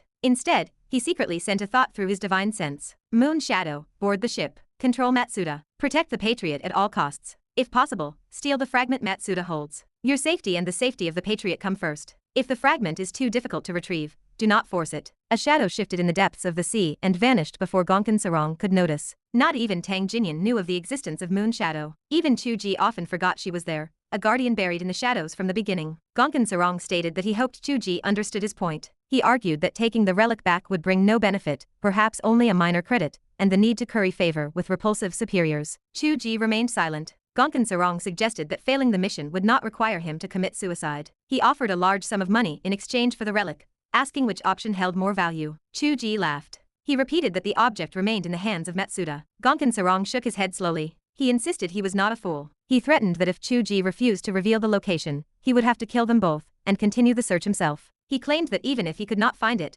China would never obtain it. He asked how Chu Ge could struggle to choose between death and wealth. Chu Ge smiled. He asked where the man found the confidence, questioning if the two of them were truly enough. Gonkin Sarong replied that in this era of superpowers, numbers carried little meaning. He acknowledged their strength but insisted that to them, such direct combat was the behavior of the inferior. Qiu Wuji, who had remained silent throughout the exchange, raised her eyebrows. She questioned what issue he had with their sword cultivation. She asked if violence nullification was truly so impressive. She stopped pretending to be a quiet assistant. She slashed her sword forward. Gonkin Sarong did not dodge. He likely could not react in time. Qiu Wuji had gathered her power into the blade. It looked simple, yet the lethality matched the strike that had destroyed the submarine. The sword cut as if it had sliced into another dimension. All the energy vanished without a trace. It produced no effect on Gonkin Sarong. The tip of the sword pressed against him as if it had struck a void, the feedback of force feeling bizarre and hollow. Gonkin Sarong laughed with pride. He explained that their perception of themselves and the world remained unchanged, leading them to believe their power remained strong, which caused them to lower their guard. He claimed that within his domain, all violence was nullified, and the rules they knew no longer held meaning. Chu Ge thought to himself that they were not off guard, but that they had known his ability from the start. He just failed to understand how to break it. It was too strange. Gonkin Sarong smiled, assuring them that they did not need to worry. Since their violence was nullified, he could not use violence against them either. Chu Ge asked what would happen if they turned around and walked away. The frantic youth beside Gonkin Sarong finally spoke. He insisted that they could not leave. Chu Ge suddenly felt a strange connection bind him to the youth, similar to the contract of heaven he had once encountered in his own writing. The youth confirmed his suspicion, declaring that they had established a contract of life and death. He stated that neither could leave the other beyond 100 meters, and that the end must result in the death of one of them. Qiu Wuji spoke calmly, asking if he had used this contract on many people, yet remained alive himself. The youth laughed, his expression growing more twisted. He described it as a gamble of life and death. He asked if the beauty of surviving, while others died, was not something to yearn for. He broke into a manic laughter. Chu Ge sighed, calling the boy insane. He asked how he could kill anyone if violence was nullified. The youth explained that the contract existed to complement his ability,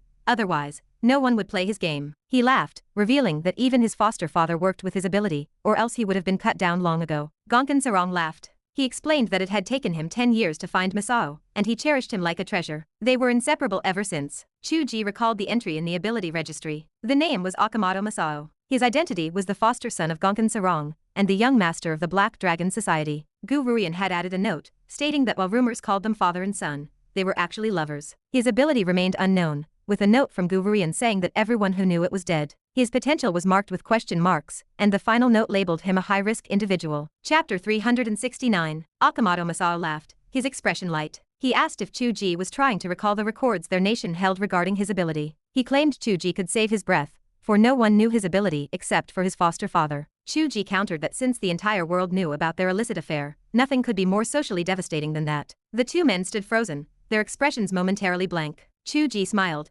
dismissing the need for mystery. He observed that concealing an ability suggested it was not truly powerful. A leader of a major organization would rely on raw strength to command fear, not secrets. He deduced that Akamoto's ability was likely one that could be easily countered if the opponent knew what to look for. Once activated, he likely could not afford any witnesses, so he simply killed his opponents to bury the secret. He was a high-risk individual, but not necessarily a powerful one. Qiu Wuji watched him, a gentle warmth in her gaze. Seeing him grow with every step brought her joy, akin to cultivating a seedling. She mused that she was his master, after all. Perhaps in the near future, she would have nothing left to teach him. A pang of sadness flickered in her heart. Her man was growing up. They neither treated this high-risk individual with excessive gravity nor ignored him. Instead, curiosity piqued. Akamoto Masao stood stunned for a moment, then erupted into manic laughter. He declared this the most interesting opponent he had ever encountered and turned to his foster father to express his excitement. He locked his gaze onto Chu Ge. He admitted Chu Ge had guessed correctly. His ability was not impressive. In fact, it was laughable. It was simply a contest of knowledge. The person with the broader experience won. Chu Ge asked how the contest would work. Akamoto waved a hand toward the seawater. A projection of an anime girl appeared within the water. He asked them to identify the character. Chu Ge and Qiu Wuji answered in unison,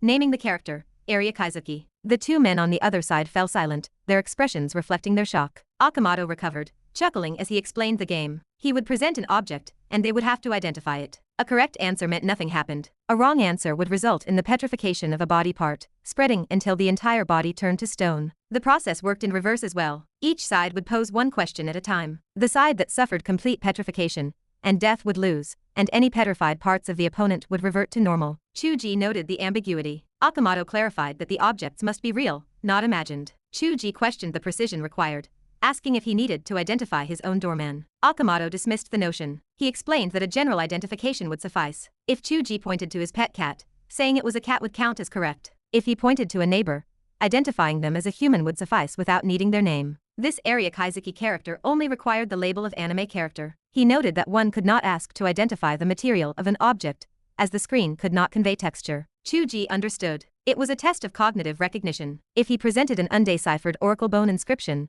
An answer identifying it as such would suffice. Akamoto clapped his hands in delight. He warned that the answers could not be too vague. Saying it was a cat was necessary, not just calling it an animal. Chu Ge felt a sense of resignation. No wonder Akamoto kept his ability a secret. If people knew, they could prepare obscure items to trap him. However, his specialized ability required him to possess an encyclopedic knowledge of the world, likely exceeding anyone else. Most people could not even distinguish between different grains, let alone identify rare items. Akamoto had dedicated his life to this, effectively becoming a walking search engine. Qiu Wuji considered her options. She did not mind answering incorrectly, and felt a strange urge to test if she could withstand the petrification. Chu Ge read her thoughts instantly. He took her hand and shook his head gently. He whispered that they could win without resorting to brute force. She pouted, disappointed but ultimately deferring to his judgment. She wondered where his confidence came from. It seemed like a recipe for mutual destruction. Akamoto gestured with elegance. He had already posed his question, so it was their turn. Chu Ge projected the image of the toe bone they were fighting over. He asked if Akamoto knew what creature it belonged to,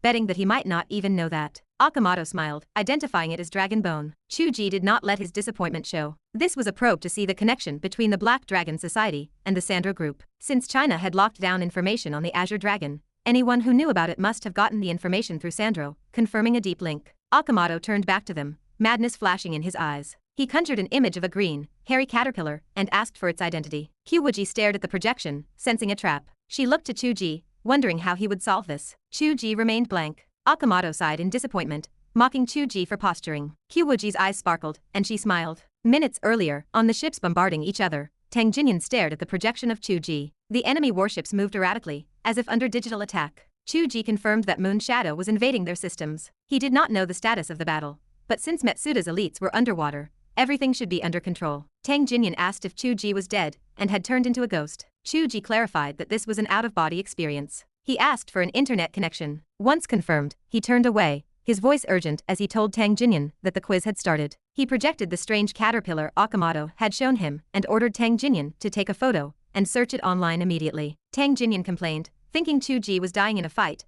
only to find him playing games. Chu Ge insisted the game was lethal and urged him to hurry. Akamoto laughed, reminding them that they had only 3 minutes before the deadline. Chu Ge sat in silence for half a minute before snapping back to reality. He identified the creature as Drosera capensis, a Cape sundew, a carnivorous plant native to South Africa. Akamoto froze, then exploded with excitement. He praised Chu Ge as a worthy opponent and invited the next question. His eagerness to see Chu Ge's new challenge bordered on the insane. Chu Ge projected a sequence of inscriptions. He asked if Akamoto could identify the script or the civilization that created it. Akamoto fell silent. He had never seen the heavenly Tao markings engraved on the Azure Dragon bone. It resembled no known script in human history. Akamoto questioned if Chu Ge was inventing a fake problem to trigger a backlash. Chu Ge sighed. The script existed in the real world. It could not be any more real. Qiu Wuji looked up at the sky. This was cheating on a grand scale. Even if Akamoto swallowed every search engine on the planet, he would never find the answer to this. Chapter 370. Chu Ge felt a pang of embarrassment at the sheer audacity of his cheating. He allowed his opponent to identify the civilization, a minor concession. If he had forced the man to identify the exact nature of the inscriptions, it would have been a decisive kill. He wondered if the man would accept Chinese civilization as the answer. Technically, the civilization in the book was an extension of Chinese culture, focused on Taoist cultivation,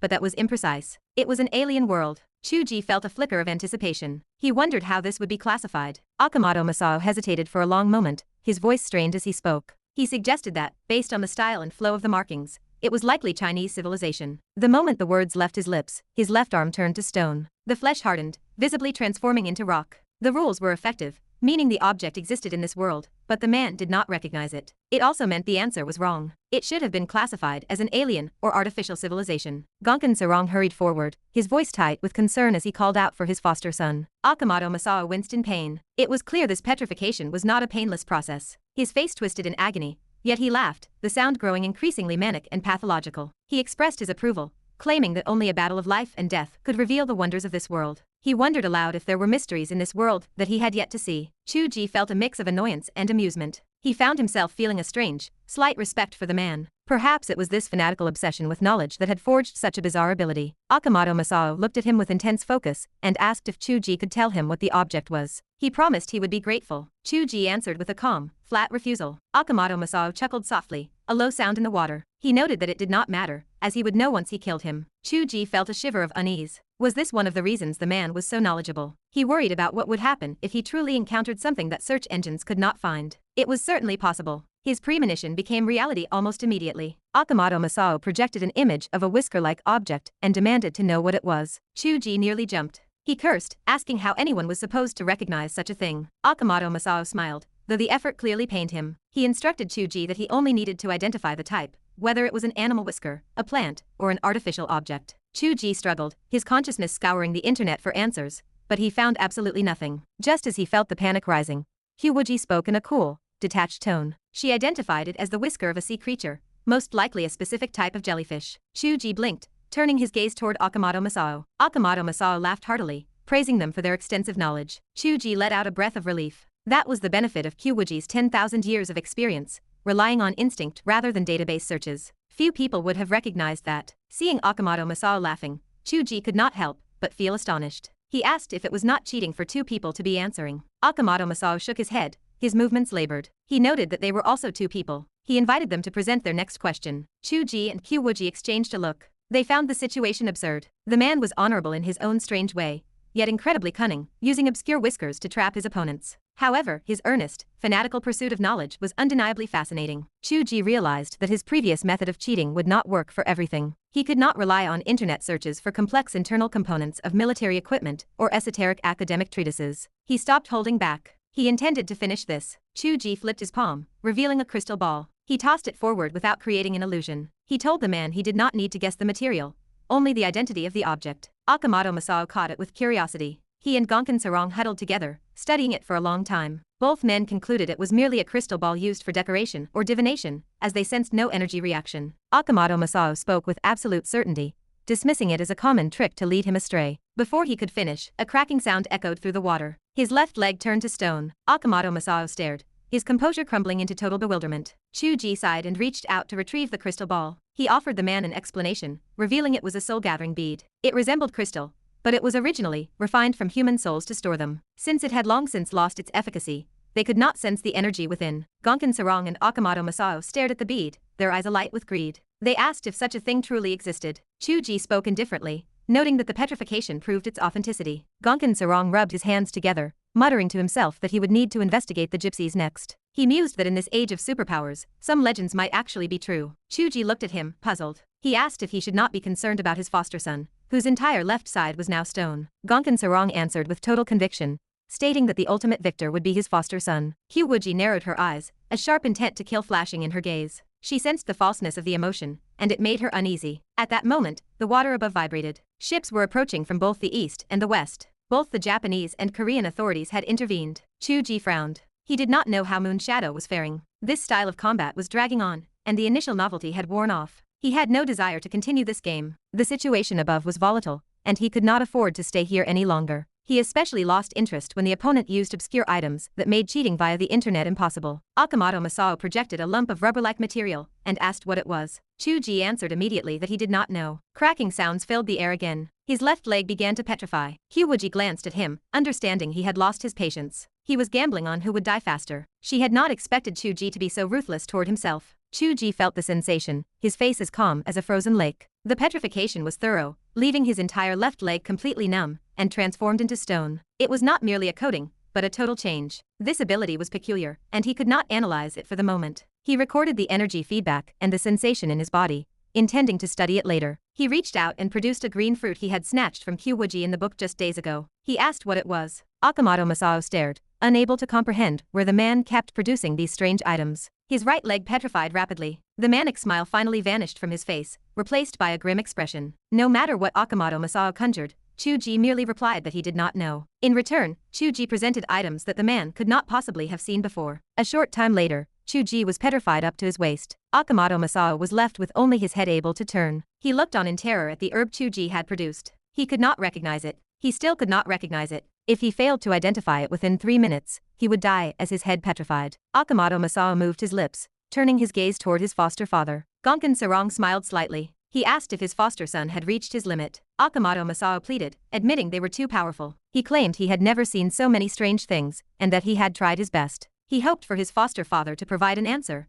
to offset a round of petrification. They were, after all, two people. But Gonkin Sarong did not provide the help he sought. Gonkin Sarong spoke coldly, saying he saw no hope of victory. He noted that delaying would only result in failure, and it would drag him into petrification as well. He decided it would be better for the man to die immediately, and end this game-like battle. Akamoto Masao stared in shock, his eyes wide as he asked what his foster father meant. Gonkin Sarong spoke indifferently, explaining that he had adopted him and recognized him as a son only because he was useful. He asked what use he had for him if he were no longer of value. He laughed, calling the man's ridiculous guessing ability a joke, doubting it could ever lead the Black Dragon Society. Akamoto Masao looked at his foster father, unable to believe what he was hearing. Gonkin Sarong remained calm. He thanked him for the guessing game, noting that it had helped him eliminate many terrifyingly powerful rivals. He chuckled, saying it was laughable that heroes of their time died in such an ignominious way because they were baffled by such a method. Akamoto Masao argued that he could continue to help him eliminate other rivals. He reminded him that people with such strange knowledge, as the two of them were unique, and that most strong opponents died without understanding why. Gonkin Sarong refused, saying the people who needed to die were already gone. He admitted he was also afraid that the man would eventually want to guess with him. He smiled, suggesting that the man's own madness would eventually destroy everyone, including himself. Akamoto Masao fell silent. He knew it was true. He had thought about it.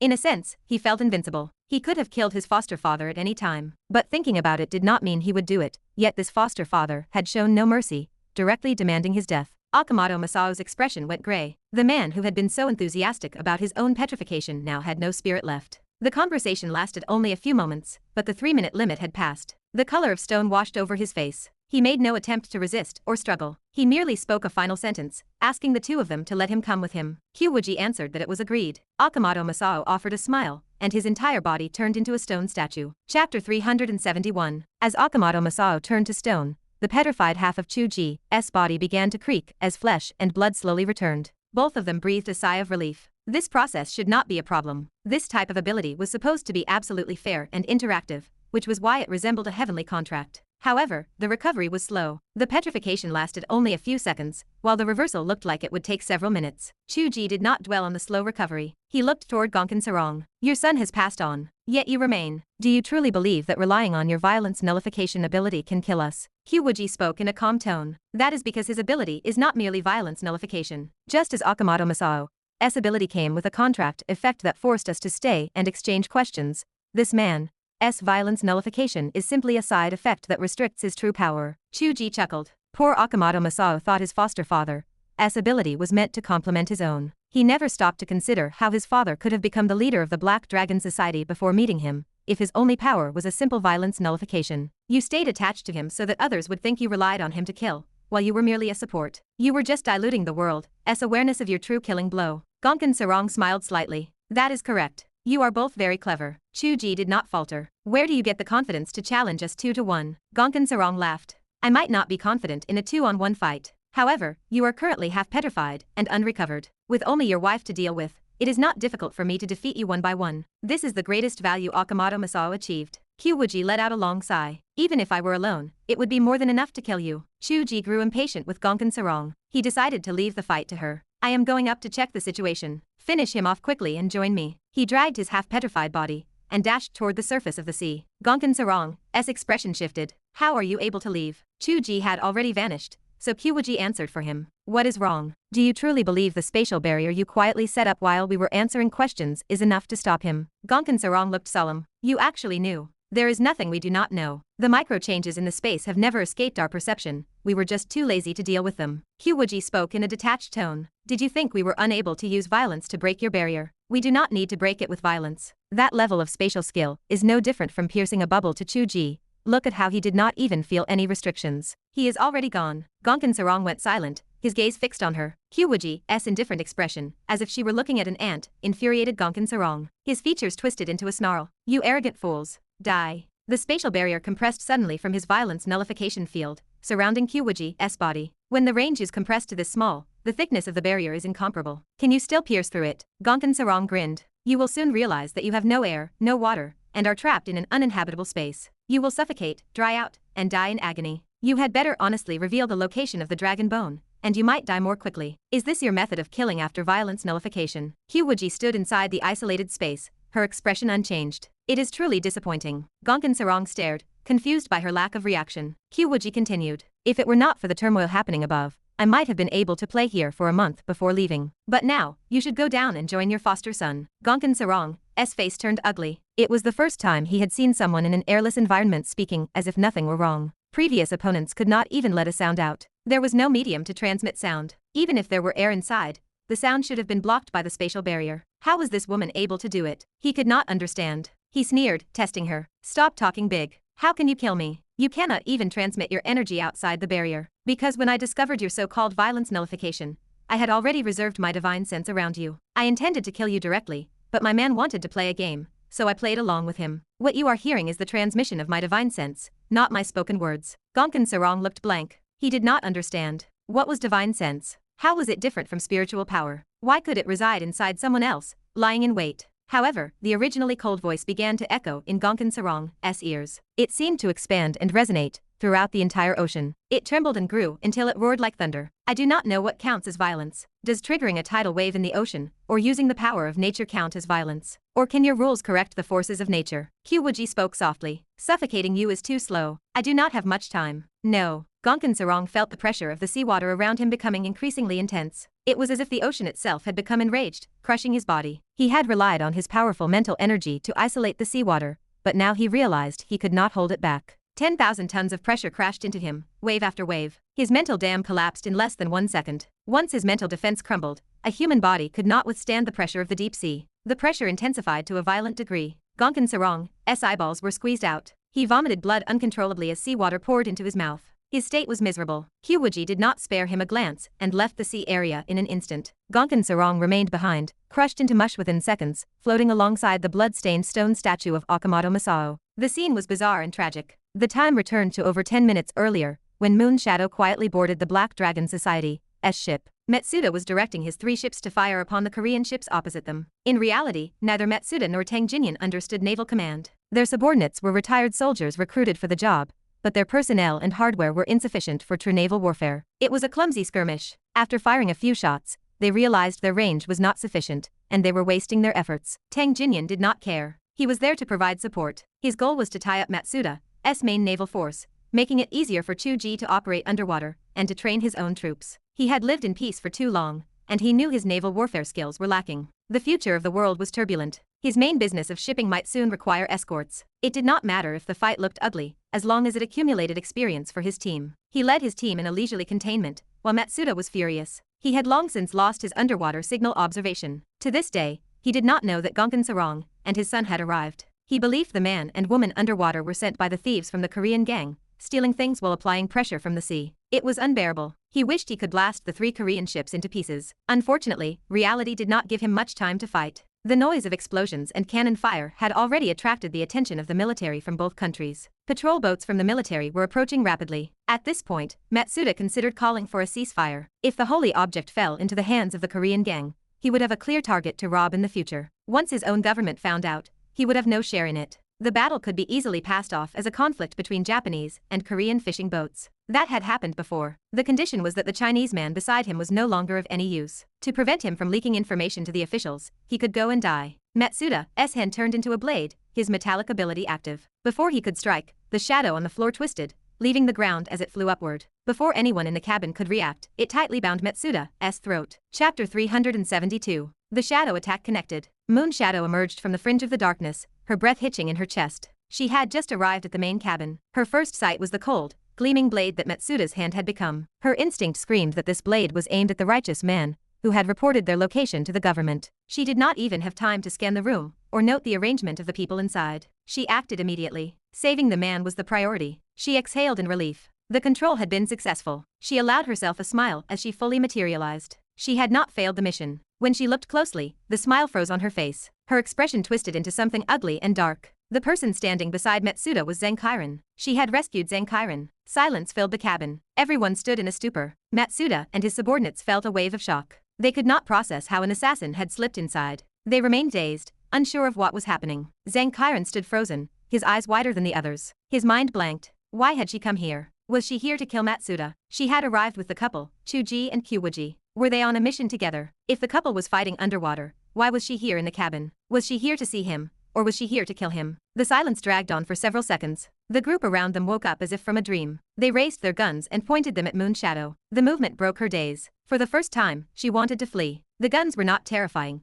and the fluctuations of supernatural energy did not scare her. The crushing realization that the righteous man she had saved was Zhang Kairan paralyzed her. She did not know how to face him, how to fight, or even why she was here. She forced herself to refocus her task on the fragment in Matsuda's possession. Surrounded by enemies, she heard her own voice as if she were sleepwalking. Hand over the bone fragment. Matsuda's expression became strange. Woman, have you lost your mind? Do you not realize you are surrounded? Moon Shadow replied slowly. I only know that I can strangle you before they pull their triggers. The bullets may not even hit me. Do you want to try? Matsuda sighed. Such a beautiful girl. Why is your brain not working? Do you think my metallic transformation only affects my arms? A metallic sheen crept up his neck as he spoke. His voice became muffled, as if he were speaking from inside an iron can. It sounded eerie and unnatural. Moon Shadow's pupils contracted. The sense of crisis cleared the fog from her mind. She no longer had the luxury of thinking about Zankiren. She realized Matsuda might be her natural enemy. Her shadow ability excelled in trickery, stealth, and surprise attacks, but it did not possess the strength to cut through metal. Even Chu Ge, when he first practiced his defensive arts,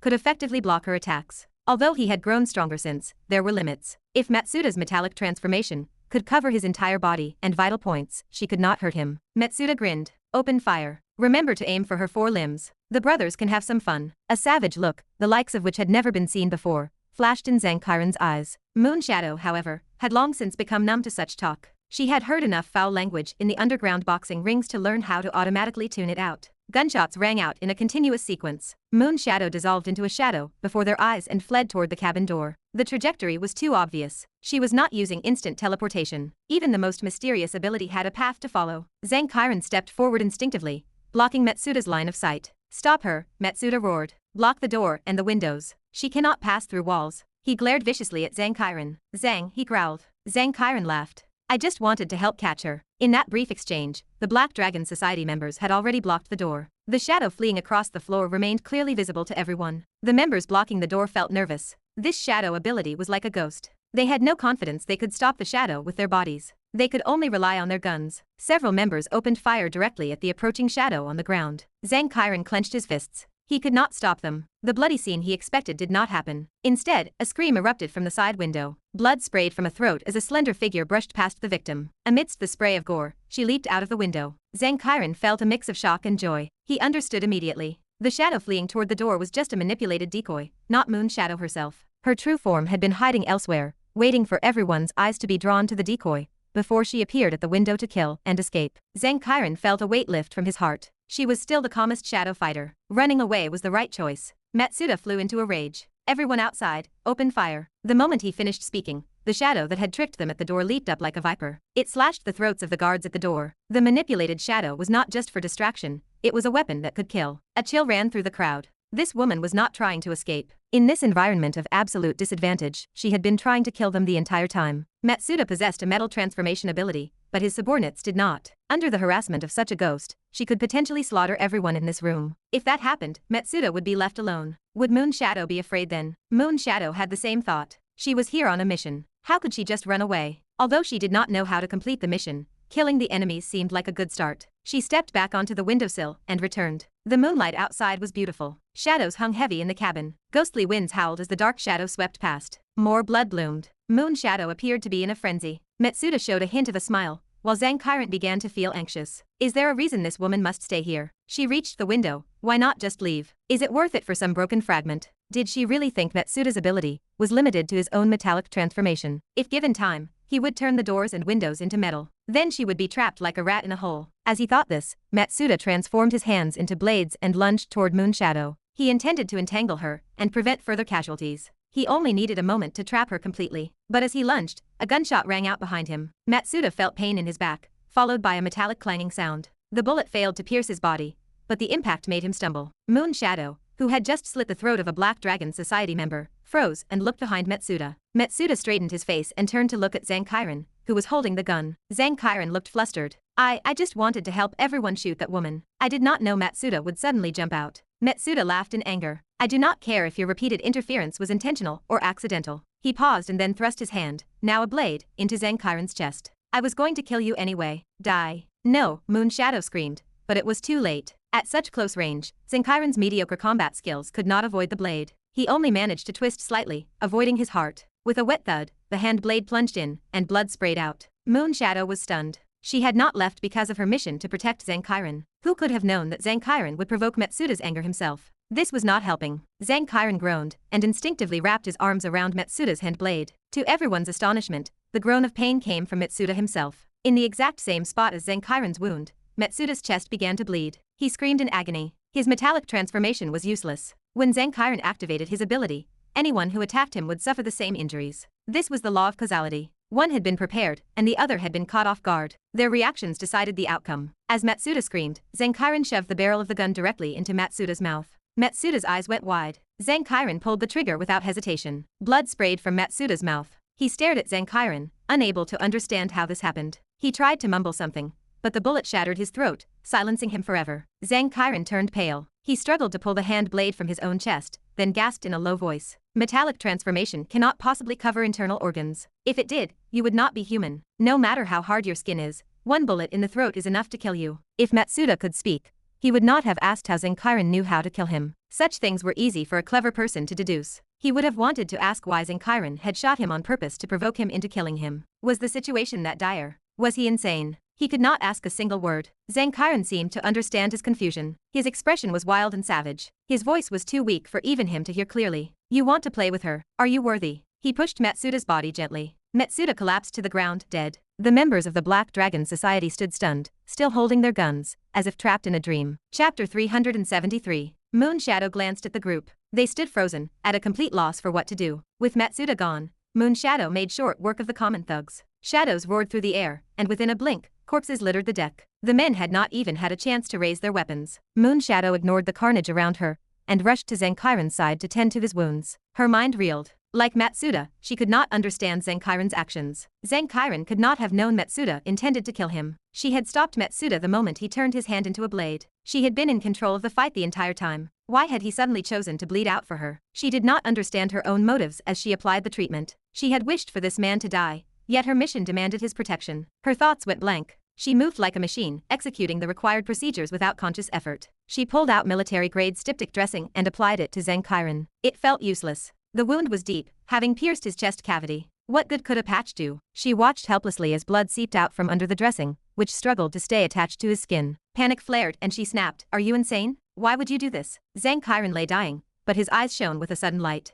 "You said no just a moment ago." Moon Shadow grew angry. "So what? I am here to protect you. Did you expect me to watch you get killed?" Zhang Qiren let out a weak chuckle. "You protect me, heh?" Moon Shadow stared at him, speechless. "You are crazy. I have a mission," she said stiffly. "Do you want me to fail because of you?" Zhang Qiren breathed out. "Is staying alive your mission? Then I will live. How do I do it?" Moon Shadow pressed a hand to her forehead. This man, he wanted to live for the sake of her mission. How was she supposed to know how to save him? They were in the middle of the open sea. Wait, Tang's ship might have a doctor on board. She hoped the medical equipment and staff were adequate. She spoke rapidly. "Do not move, or you will hemorrhage. I will call for a doctor." "The doctor is here." Chu Ge's voice cut through the air beside them. A blur of motion passed as Chu Ge appeared next to Zhang Qiren. Half of his body remained in a state of petrification, looking quite ridiculous as it slowly turned back to flesh. Moon Shadow felt her face flush. Chu Ge was her nominal superior, and he had assigned this mission. Now, with the person she was meant to protect on the verge of death, her boss had to step in to save him. Her face burned. It was certainly only because of that. There were no other reasons. None at all. Perhaps, at most, it was because the three of them were neighbors. Chu Ge knelt and examined Zhang Qiren's condition. He grinned. He will live. He did not puncture his heart, so there is still a chance. Zhang Qiren rolled his eyes with great effort. "What do you know about medicine? Stop putting on an act." Chu Ge snorted and ripped the dressing Moon Shadow had applied off Zhang Qiren's chest without a word. Zhang Qiren panicked. "Hey, that was my heartfelt dressing." Moon Shadow wished the ground would swallow her whole. "Get lost," Chu Ge retorted. He flipped his wrist, produced a new patch, and slapped it onto the wound. "Do you want your life, or a heartfelt dressing?" The uncontrollable bleeding stopped instantly. Zhang Qiren's eyes widened. "What the hell? What kind of magical stuff is this?" Chu Ge pulled out a pill, and shoved it into Zhang Qiren's mouth. "Shut up. Talking moves your muscles. Stop talking nonsense and wait for it to heal. If I had arrived a moment later, your chatter would have killed you. And what was that ridiculous sound you made?" Moon Shadow stayed silent. Zhang Qiren opened his mouth to retort, but Chu Ge glared at him, and balled his fist as if ready to strike. Zhang Qiren shut his mouth, swallowing his words in frustration. It was clear to them that Chu Ge had arrived earlier than he let on, which meant he had heard every word of their conversation. Moon Shadow's face turned crimson to the roots of her hair. Chu Ge gave a dry cough. "I truly did not know Qiren was here. I did not do this on purpose." Moon Shadow lowered her head and remained silent. It did not matter. Even if she had known, she would have obeyed the order. In this situation, Zhang Qiren was indeed a righteous man who needed protection. Chu Ge continued. Still, I am at fault. I thought I had killed Matsuda's elite forces underwater, and that this area was safe. I assumed you would dominate the fight. I did not expect Matsuda's ability to be such a hard counter to yours. I was stuck underwater playing games and wasted too much time. This is my error. Moon Shadow spoke softly. It is not your fault. If he had not tried to be a hero, I would have handled it. That is not necessarily true, Chu Ge replied. Even if you are confident in your own abilities, those who care about you will worry. Moon Shadow fell silent. She looked at Chu Ge's body, which was still recovering from the petrification. He had rushed over in a panic. Chu Ge worried because they were allies. But what about Zhang Kairen? Was he just paying a debt? Chu Ge stood up and scanned the room. The corpses of the Black Dragon Society members littered the floor, and the members outside had long since fled. Chaos reigned in the lower decks. While the events felt long in the retelling, only about 10 minutes had passed. The Japanese and Korean warships approaching in the distance had just arrived. Chu Ge thought for a moment and searched Matsuda's corpse. He quickly found a bone fragment smaller than a fingernail and stored it away. He picked up Zhang Kairen and spoke quietly. Let us return to Tang's ship first.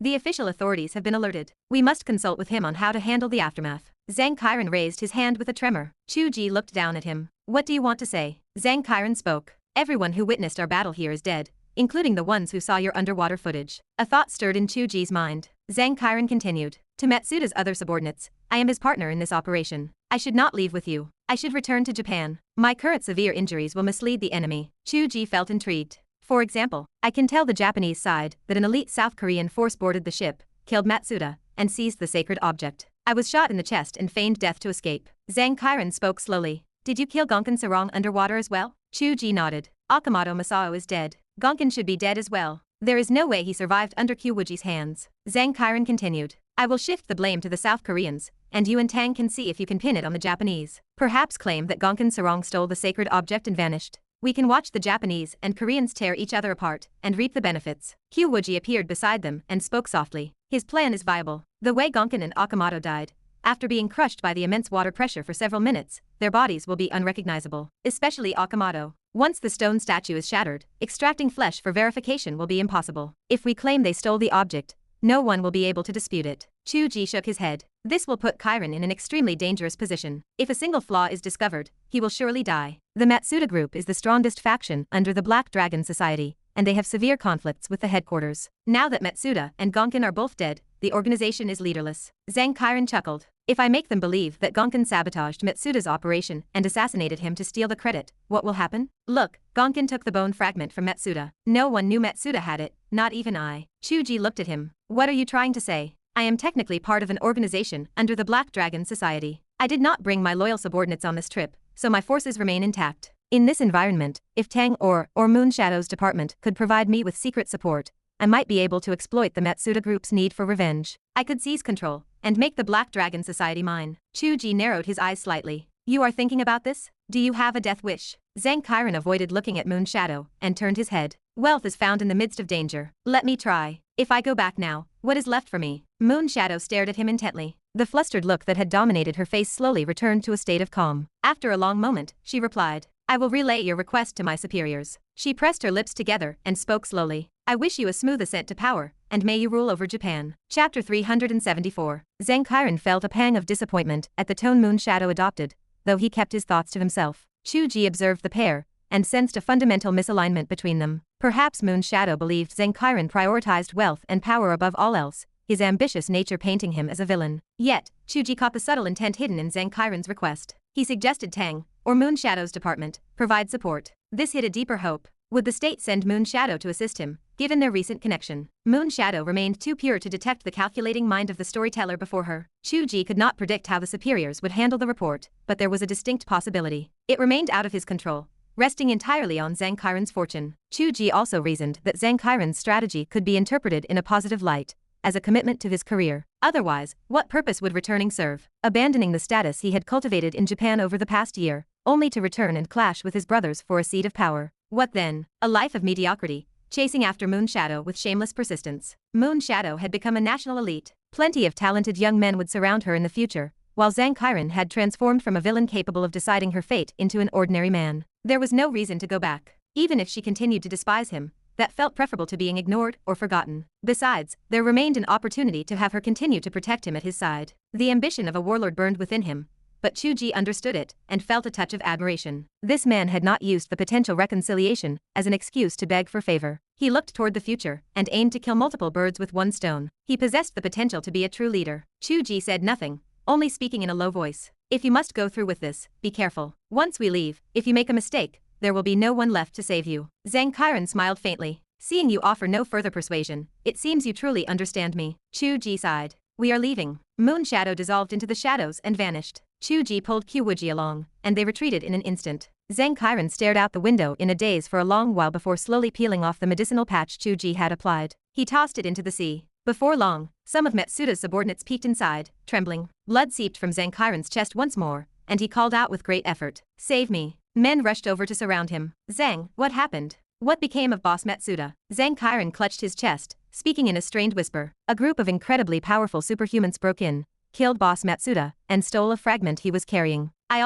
He lost consciousness and slumped to the floor before he could finish. This was no act. Without the immortal medicine, his wounds could not sustain him. If no one saved him, he would surely die. Matsuda's subordinates did not doubt him for a second. They grew furious. It must be those despicable people from the Korean side. The military fleet closed in. An officer boarded the ship and grew shocked at the sight of the corpses filling the cabin. Someone explained to me what occurred here. Matsuda's subordinates replied with grief and indignation. Our Matsuda group discovered a sacred object and brought men to investigate. We were intercepted by the despicable Koreans who, while our superhumans were operating underwater, sent men to launch a surprise attack on the ship and kill Boss Matsuda. This Zhang is the sole surviving witness, and he is on the verge of death. The officer waved his hand immediately. Save him at once. Soldiers carried Zhang Qiren toward the warship. The officer looked at the Korean warship appearing on the horizon and believed the Matsuda subordinates completely. His face contorted with rage. Korean pigs. When Chu Ge returned to Tang Jinyan's ship, the Korean officer had already boarded as well. He acted with extreme courtesy toward Tang Jinyan. President Tang, what happened here? Why were you and the Japanese cruise ship exchanging fire? Chu Ge had just returned. He feigned ignorance of the officer's presence and spoke in a rush to Tang Jinyan, acting as if delivering a report. President Tang, we were contending with Matsuda for the sacred object, but the Black Dragon Society leader, Gonkin Sarong, acted as the Oriole behind us. He snatched the item and even killed Matsuda. Tang Jinyan was a seasoned veteran. He understood the subtext immediately upon seeing Chu Ge rush to answer. He sighed. General Park, I cannot hide the truth from you now. A sacred object with immense spiritual energy appeared in these waters. Matsuda and I were competing for it, and as you have heard, we both failed. General Park wore a grave expression. 20 minutes ago, a treasure emerged, and spiritual light surged into the sky. We all observed it, and the energy was incredibly dense. But it vanished shortly after. Chu Ge spoke quickly. Exactly. Gonkin Sarong launched a surprise attack and succeeded. Now, we have no idea where he has gone. General Park scrutinized Chu Ge and Qiu Wuji. No signs of any treasure emanated from either of them. Such a treasure should be impossible to hide, and its presence could be detected from hundreds of kilometers away. It likely had nothing to do with them. Tang Jinyan held a significant position in Korea. With him present, General Park could not easily drag Chu Ge aside for interrogation. He asked Tang Jinyan instead, President Tang, do you know what kind of treasure this is? Tang Jinyan easily fulfilled his promise to shield them from the Korean authorities. He answered calmly, I do not know what the treasure is, but General Park, you should be aware that with the resurgence of spiritual energy, artifacts from ancient myths across various nations may appear. Perhaps it is an item from the Dangan mythological era, for all we know. General Park, regardless of what the treasure is, these waters are closer to Korea. Korea should rightfully possess a clearer claim to ownership. General Park nodded. He understood Tang Jinyan's meaning. This man clearly had selfish motives to snatch the treasure earlier, but now that he realized he could not obtain it, he began inciting the nation to seize it instead. What a hateful corporate tycoon. Yet, despite his annoyance at the man, the words rang true. A treasure capable of emitting such spiritual energy from so far away could not be allowed to simply slip into Japanese hands. At the very least, they had to issue a diplomatic claim. Once ownership was claimed, there might be an opportunity to reclaim the treasure legitimately in the future. If they remained silent, the item would be lost to Korea forever. Chu Ge interjected at the appropriate moment. Rumor has it that thing is the Amaterasu Ying object. I caught a glimpse of it, and it was a long, rod-shaped item. General Park understood. Spread the word. The Japanese conspired to infiltrate our waters and stole our Dangan Ying object. Tang Jinyan and Chu Ge exchanged a glance, both keeping their faces completely expressionless. A direct war would not break out. The organized crime yachts from Japan and Korea returned to port under the protection of their respective navies, but a fierce diplomatic conflict erupted between the two nations. Both sides accused the other of conspiring to steal their sacred objects. No one knew what the object was. One side claimed it was the Amaterasu Ying object based on the accounts of Matsuda's subordinates, while the other side made a groundless claim that it was the Dangan Ying object. The world was familiar with the latter's baseless style of assertion, as it was a standard tactic, but the former lacked any evidence as well. Since when did Amaterasu have a yang object? The entire world watched in bewilderment. However, the nature of the object mattered less than its location. The location of the object became a Rashomon-style mystery. The Japanese accused the Koreans of slaughtering over 100 citizens, including the Matsuda group leader, to seize the sacred object. They cited the tragedy of over 60 deaths on the seabed, a dozen more in the submarine, and over 30 in the cabin of the yacht as a shocking crime, claiming the Korean actions were no different from a terrorist organization. The Koreans retorted, "The villain sues first. May I ask where your Black Dragon Society leader, Gonkin Sarong, and his foster son, Akamoto Masao, are? They killed people and fled with the item, yet you blame our citizens." The Japanese side swallowed their bitter defeat. They had no idea where the Gonkin father and son were, and when they questioned the high-ranking officials of the Black Dragon Society, they only stammered that the leader and his son had indeed infiltrated the waters at that time. They could not find the two men anywhere. The seabed was filled with a chaotic mess of flesh and blood. Countless others had been reduced to a pulp during the submarine explosion. Gonkin Sarong had been crushed into a mangled mess by the water pressure, mixed in with the rest, making it impossible to distinguish one from another. DNA testing would take months, if even possible. Akamoto Masao left nothing behind but stone fragments. To the vast majority of outsiders, the two men had truly vanished with the item. No one knew whether the Japanese had hidden them away, or if they had fled overseas. The Japanese refused to admit it. Over 100 of their own had died, and to be told it was their own fault was an insult they could not bear. With no third-party forces present in those waters, and the Japanese having seen Chu Ge and Moonshadow kill everyone else, they only had the Korean fleet present as witnesses. Naturally, they could only insist that the Koreans had destroyed the bodies and kept the item for themselves. The Koreans grew furious. The evidence was conclusive. It was 80% likely the Japanese had hidden or killed the Gonkin father and son to seize the object, only to pin it on them. The Japanese grew even angrier. "Not one of yours died, yet we lost over 100 men, and you claim we did this to ourselves." Both sides stuck to their stories, their tempers flaring higher with every argument, coming dangerously close to an actual war. Eventually, their mutual protector across the ocean intervened to mediate, announcing an investigation, which barely managed to pacify both sides for the time being. The Black Dragon Society, the greatest victim, usually would have retaliated privately, true to their criminal nature. Instead of seeking revenge on Korea, they descended into internal strife. Zhang Kairan, who had been treated and regained consciousness, spoke quietly to the Matsuda group. "Killing us likely was not the work of the Koreans. It was the work of the headquarters. They took nothing, but they did search for and take a fragment Boss Matsuda was carrying. Forgive my bluntness, but I was not even aware Boss Matsuda possessed this fragment. Who among you knew?" The members of the Matsuda group fell silent. They did not know either. Aside from Matsuda's loyal subordinates who had already died, who else could have known? If Matsuda's loyalists had leaked the information, the possibility of them leaking it to the headquarters president was far higher than leaking it to the Koreans. The Gonkin father and son had vanished. In fact, if not for the Koreans mentioning it, no one would have known they appeared there at all. Why had they infiltrated the area secretly? The identity of those who killed for the treasure seemed painfully obvious. Chapter 375. Let us set aside Zhang Kairan's machinations in Japan. Chu Ge and his companions enjoyed a relaxed journey home. They had successfully secured the toe bone while navigating the tension between Japan and Korea. They had even obtained one small bone fragment for good measure and managed to cut all ties to the incident. This trip to South Korea could not have been more perfect. The only slight drawback was the need for appearances. They could not simply bolt back home the moment the job was done, lest the Koreans start putting the pieces together. They would have to linger for 2 or 3 days, perhaps promote their animation, and then make a leisurely departure. That would leave no trace. After all, the toe bone was tucked away in his personal dimension. No one could sense it, so they could loiter as long as they liked without concern. Moonshadow had not arrived by ship, but on the return trip, she stayed out in the open, leaning against the railing on the outer deck to watch the sea. Chu Ge had retreated into the cabin to drink with Tang Jinyan, leaving Qiu Wuji outside to keep Moonshadow company. "Qiu sister, did I do something wrong today?" Moonshadow asked in a low voice. "You used to call me Qiu sister," Qiu Wuji replied. "Why have you switched to QQ sister? Is that what you are focusing on?" Moonshadow felt her anxiety vanish into thin air, and she spoke with a speechless tone. "Everyone online calls you QQ." Qiu Wuji nodded, clearly satisfied. "That is right, it sounds cute." Moonshadow stared at her, unable to find the words. It was confusing. Qiu Wuji looked older and more mature, yet at times, she seemed younger than Moonshadow herself. Moonshadow wondered if she had come to the wrong person for advice. But Qiu Wuji continued. "Why do you suddenly feel you did something wrong? Is it because you mocked him at the end?" "Yes," Moonshadow whispered.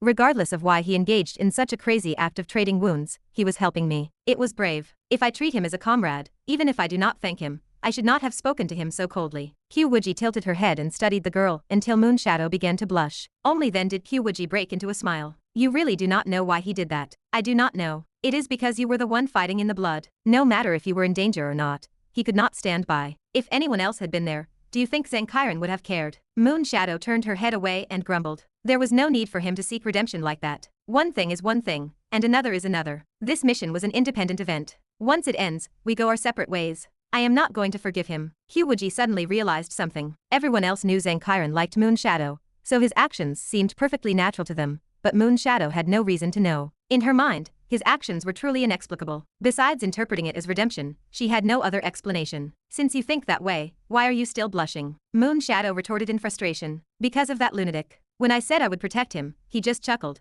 and when I applied medicine, he called it a heartfelt remedy. Is that not disgusting? How can a man be such a pervert? Qiu Wuji laughed until she had to hold on to the railing for support. My goodness, Moon Shadow, I never realized you could be this cute when you were not acting so cold. Moon Shadow glared at her. She felt like Qiu Wuji was looking at her like a kind old grandmother. I am not cute. You are the one who is cute. You used to have such dignity, and now you just giggle all day. Qiu Wuji patted her shoulder with a smile. I do not know if you did something wrong today or not. Just follow your heart. Being human is all about happiness. Inside the cabin, Chu Ge raised his glass to Tang Jinyan with sincerity. Thank you, President Tang. If not for your immense help, it would have been impossible for us to complete this mission so perfectly while in a foreign land. You had the capability. I only provided the support. Tang Jinyan sipped his wine. Even without me, you might have been a bit reckless and faced more trouble, but you would have succeeded. You are simply too strong. It feels like bullying. That is hard to say. Sometimes, without a network, your strength has nowhere to go. You have built a solid foundation here, President Tang. Tang Jinyan laughed, not feeling the need to be overly humble. In any case, this was a pleasant collaboration. Perhaps I will need to rely on you in the future. You do not need to call me President Tang all the time. It feels distant. Fine, Chu Ge replied briskly. I will call you Brother Nine, and you can call me Chu Ge. That way neither of us feels cheated. Pfft. Tang Jinyan nearly spat out his drink. You rascal. By the way, do you know Zhang Qiren? Yes, he is a close friend, though we have not been in touch much lately. How do you know him, Brother Nine? He contacted me through my connections shortly after arriving in Japan. I have supported his development, though I do not know him well. I just offered some basic help, because it is not easy for a fellow countryman to survive abroad. It seems we might be able to deepen our connection with him in the future. Please take care of him, Brother Nine. Tang Jinyan looked at him with curiosity. You were not willing to feel cheated a moment ago, but now this Brother Nine sounds very sincere. Are you very loyal to him? Qiren is out there on his own, and it is not easy for him. Tang Jinyan watched him thoughtfully. If your brother has the means, he will transform into a dragon the moment he catches the wind. This incident is his wind. Do not worry. It will not be long before his name echoes throughout Japan. I will take your word for it, Brother Nine. They clinked glasses. Tang Jinyan wiped his mouth and asked casually. By the way, where did that thing end up? Do not tell me it is still buried where it was. That trick will not work twice. That area will be under strict control for a long time. It is with me. Do not worry. Tang Jinyan looked him up and down and clicked his tongue. Your methods are definitely not supernatural abilities, because there are too many of them. As far as I know, people do not have multiple kinds of abilities. At most, a secondary effect accompanies a primary one, and they are linked. Your situation looks exactly like cultivation. So, Brother Nine, do you feel that promoting the author of Qiu Wuji as a cultivator was a stroke of prophecy? Are you just admitting it like that? There is no point in speaking in riddles to a man of your intelligence. If you already have your suspicions, I cannot deceive you. Tang Jinyan nodded slightly. Rest assured, I said it before, I will not ask you for your cultivation methods. On the contrary, I want to give you a cultivation method. Tang Jinyan paused. What? We live in an era of great competition. One more advantage will be good for you and your family. Chu Ge handed over a small booklet. Memorize this and burn it. Do not pass it on to anyone else. Tang Jinyan took it with a grave expression. Thank you. He let out a long breath. You probably realize that the biggest difference between supernatural abilities and cultivation is not whether one can possess multiple powers or who is stronger. The real issue is that supernatural abilities are not hereditary and depend entirely on individual talent, while cultivation has a legacy. If you use this to train subordinates, it will truly change the world. It is best if you do not do that, Brother Nine. Tang Jinyan shook his head. Since you told me not to pass it on, I, Tang Nine, am a man of my word. I will not. I only asked to understand why you would not do it yourself. You could become a titan. Chu Ge thought about it for a long while inside. I do not want to be the source of chaos. I want to stifle it. Tang Jinyan watched him silently for a long moment, then nodded. I understand. Chu Ge asked. You said supernatural abilities are not hereditary, but based on what I have observed, organizations often have very similar abilities. I once killed an American whose sonic ability seemed like an application learned from his superior. There are two factors at play. First, because supernatural abilities are still relatively new, people tend to seek out those with similar talents to form groups for mutual validation. It just makes it look like an organization shares the same ability. What about the second? Abilities inspired by the same special object may vary, but there is a higher chance of similarity. If you are worried about the inheritance of abilities, there is little to fear. It is too dependent on talent. If there is an inheritance, bloodline inheritance is much more common. Chu Ge hummed in acknowledgement. I see. Tang Jinyan remained silent for a long time before pulling out a box. Here, Chu Ge recognized the material. It was similar to the container for the sea sand, capable of shielding energy leakage. It could not stop mental waves, and obviously could not stop something as powerful as the Azure Dragon Toe Bone. The item in this box was clearly the special object Tang Jinyan used to cultivate his organization. This is too important to you, Brother 9. I cannot accept it. I accepted your cultivation method. It is only right that I provide a return. If I do not, it shows you look down on Tang 9. Chu Ge accepted it helplessly and projected his consciousness into the box. With one glance, he nearly jumped up. Where did you find this? The item in the box was simple. It was just a small, sharp fragment of a tooth. A white tiger fang. Tang Jinyan smiled. America. I knew it would be useful to you. This is an item that shares the same lineage as the Azure Dragon. It could be said it belongs to you. Returning it to its rightful owner, Chu Ge took a deep breath, his expression incredibly serious. He had not expected that a momentary act of kindness in giving Tang Jinyan a cultivation method would result in such a significant return. This object, and the leads it provided, were worth more than anything. This trip to South Korea had been incredibly worth it. Chapter 376. The first light of dawn touched the horizon when they returned to the hotel. Although the battle and the subsequent killing left no blood on their bodies, Qiu Wuji made a beeline for the bathroom. The greatest advantage this hotel held over their home was the bathtub. It was Qiu Wuji's first time soaking in a hotel tub in the modern world. While it could not compare to the pools on her own Cloud Edge mountain, it was still far more comfortable than a shower. Chu Ge stood just outside the bathroom door. A lecherous, mental projection peeked through the walls to steal a glance. Qiu Wuji sensed the intrusion immediately. She snarled and launched a fierce mental counterattack, glaring back at him. Chu Ge paced back and forth in the hallway. He clutched the white tiger fang in his pocket, his mind brimming with urgent matters he needed to discuss with her. Yet, the moment they returned, she had bolted straight into the bathtub without a word. His attempt to scan her with his senses had been met with a stinging rebuke and a mental image of her glowering at him. He thought to himself, you are clearly a self-indulgent person who loves the finer things in life, so why are you always so stingy about spending money on houses or cars? Is this some kind of split personality? Chu Ge gritted his teeth and manifested directly inside the bathroom. A jade hand shot out from the tub,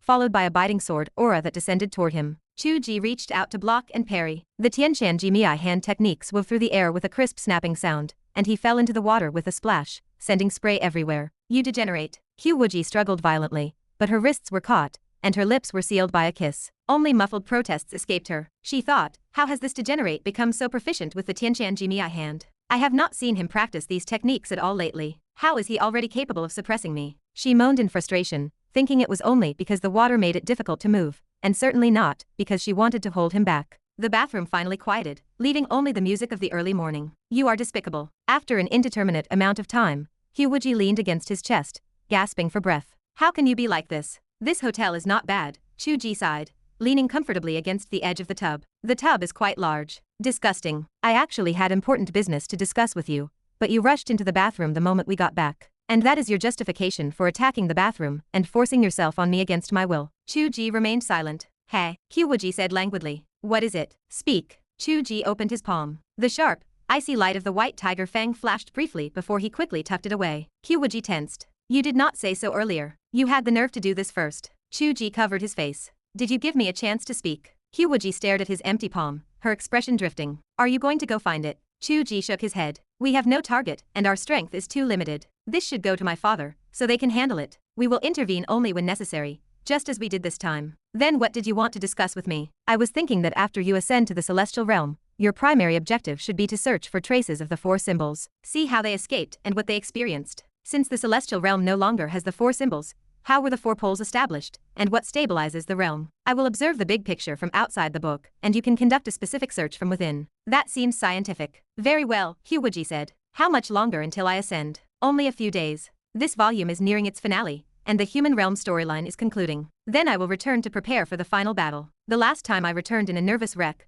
only for nothing to happen. This time, surely that will not be the case. Chu Ge grew solemn. You must be careful. The connection between inside and outside the book is becoming increasingly strange. I fear not everything is under control. I know, Qiu Wuji said softly. Is that not why I am going back? To help you regain control. She paused and snuggled deeper into his arms, muttering, it is true. In the past, here in the modern world, when you fought others, I watched over you like a child. I pointed out your mistakes and prepared to save you. Now, I just stand by your side, watching you talk with others, and I only clean up the mess after you leave. I have truly become a little assistant. It feels like you no longer need me. Do not say that. Chu Ge kissed her forehead. It is only because you are by my side that I have the confidence to speak with such composure. Without you I could not fight, let alone live my life. The second round of the battle commenced. The two of them did not sleep. When Tang Jinyan called to ask if they wanted to eat, they realized it was already noon. They had spent the entire morning soaking in the bathtub. It is all your fault. Qiu Wuji scrambled to get dressed. I just wanted to wash up after killing someone. So how did it turn into this? Chu Ge dressed in silence, wondering to himself who had been clinging to whom until the end.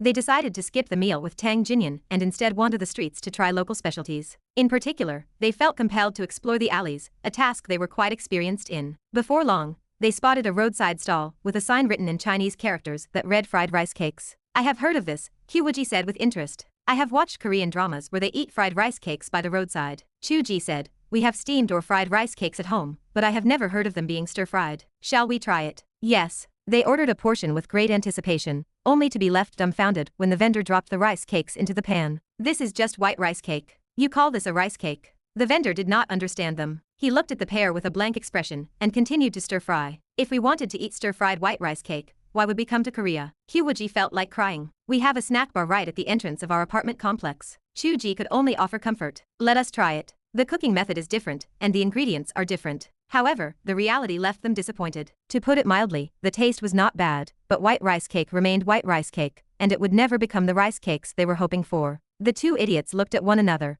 having traveled thousands of miles to a foreign land only to eat the same stir-fried white rice cake they could have had downstairs. They were moved to tears. Look at that, Qiu Wuji said, nudging Chu Ge's elbow and pointing toward a residential house in the alley. Is this a ghost alley? Why does every house have someone who died? Chu Ge followed her gaze. Indeed, every door in the alley was covered with white paper couplets, which looked quite chilling. Do you want to go catch some ghosts? I wonder if Korean female ghosts are pretty. Qiu Wuji felt her interest piqued once again. Chu Ge twitched his cheek. There are no female ghosts. I have heard that their custom for spring couplets uses white paper. Qiu Wuji asked, what? Chu Ge remained silent. Qiu Wuji rested her chin on the table and poked at the white rice cake in boredom. I think we should go back early. What soul? It looks like a ghost town to me. Running away immediately makes it easy for the Koreans to recover their senses. We should stay for 2 days, at least until the animation launches to see the results. I do not know if there is any promotional material left for us to supplement. When is the launch? Tomorrow. As they idled away the time, a group of female students arrived to buy rice cakes. One of the girls glanced at the couple sitting by the stall, her eyes widened, and she let out a shriek. Chu Ge Appa, it must be Chu Ge Appa. The girls next to her recognized them too. That is QQ Uni. She is a brilliant music producer. Appa. The girls swarmed them in a flurry of activity. Qiu Wuji, her mouth full of rice cake, looked lost and helpless.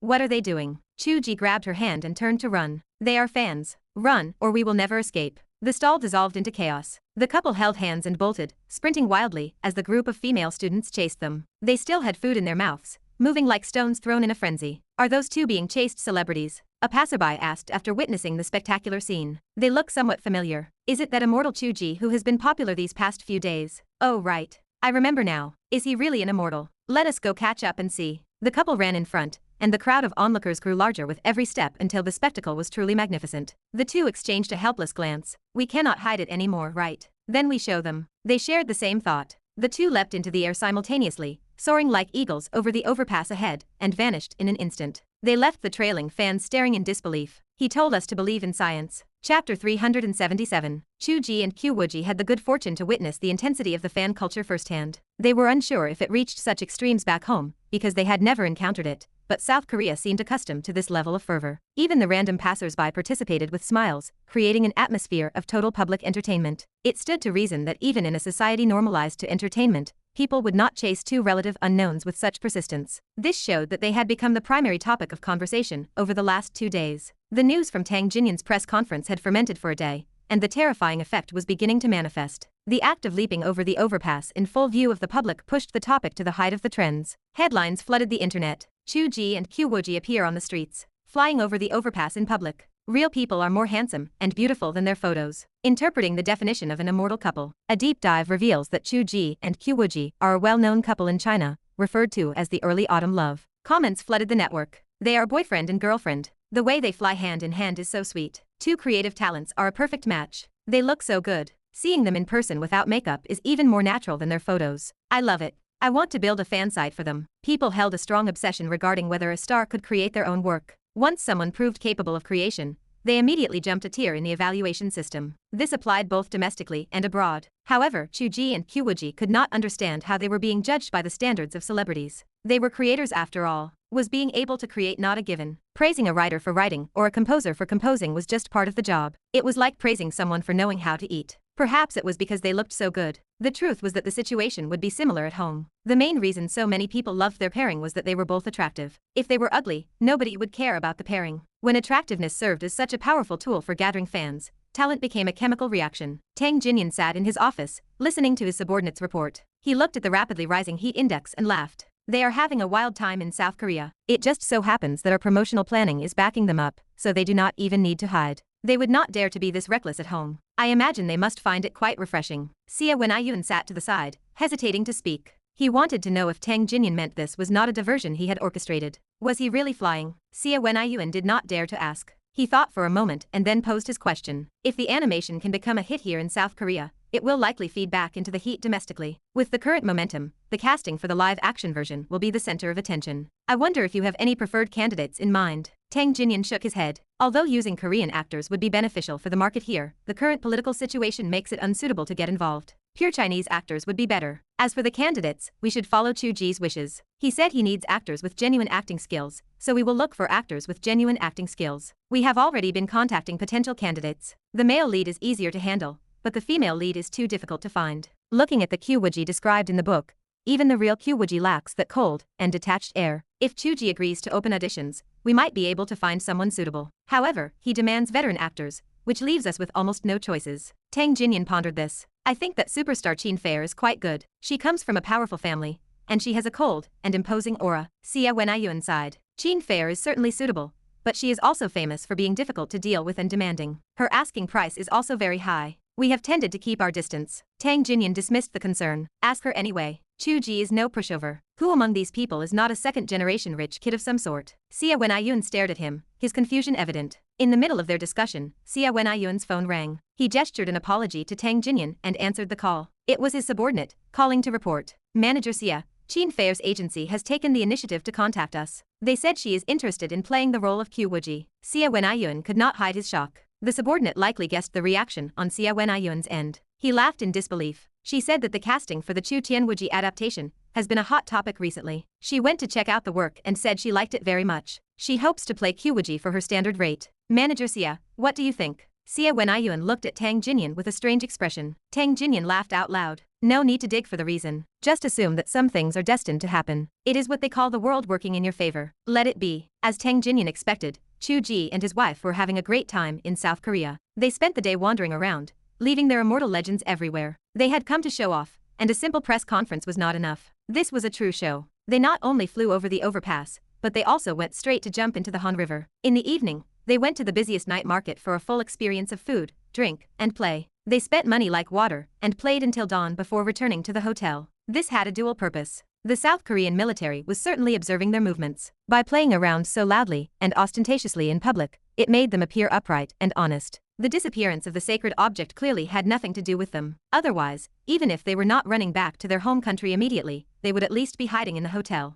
Who would be out playing and showing off like this? By the time they returned to the hotel the next morning, Qiu Wuji could sense that the faint feeling of surveillance had been withdrawn. There was nothing left to monitor. Two people who spent their time eating white rice cakes, taking pictures, and posting on social media did not look like they were hiding a major treasure that could trigger a diplomatic conflict between two countries. Their suspicion had been low to begin with, and now it was essentially non-existent. Furthermore, these two lunatics were impossible to follow. They played outside for an entire day and night without showing a hint of fatigue. Who the hell could keep up with people like that? Did they not need to sleep? Qiu Wuji sprawled out on the hotel bed, finally feeling a sense of satisfaction. When we went to Shanghai before, we left as soon as the job was done. We did not play at all. This time, although there is not much to do in South Korea, it really feels like we are playing. It feels very happy. Chu Ge laughed as well. Using immortal arts so wantonly must be a happy indulgence. Who likes to skulk around in the shadows? Do you think we went a bit too far? The things we revealed are hard to explain away as mere tricks. It does not matter. We needed the South Koreans to believe it. As for back home,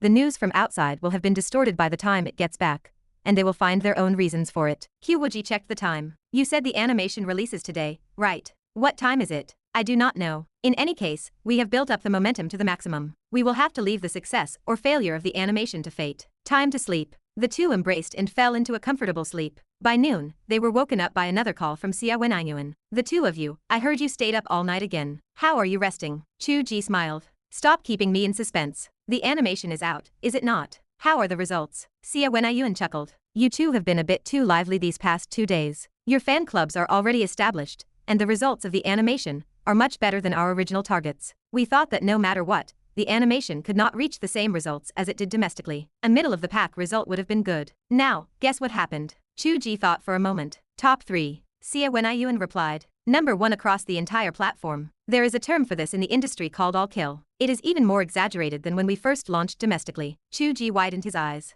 No way. This is Xia. Did they not say there would be cultural barriers? If there were cultural barriers, it would be because people did not understand it. But now you are proving with your own actions that immortals truly exist in this world. That makes it different. I suspect half the reason for these results is that they genuinely hope to learn how to cultivate in this film. Xia Wenyuan laughed helplessly. You two are famous in South Korea now. Chu Ge, I am saying that your own influence as immortals is even more exaggerated than the influence of the animation. Chapter 378. Xia Wenyuan had once joked about them becoming national idols in South Korea. Everyone had assumed it was just a joke. Even if they achieved some popularity, becoming national idols seemed like a distant dream. Yet, looking at the situation now, that trend appeared to be taking shape. Perhaps they were not yet truly national idols, but if the animation continued to gain traction, based on its quality, that position might just be solidified. Ultimately, flaunting immortal arts without restraint in the real world was truly shocking. People would either dismiss them as frauds or worship them as gods. With multiple public displays of miraculous feats in the bustling heart of Seoul, some rational people dismissed it as trickery,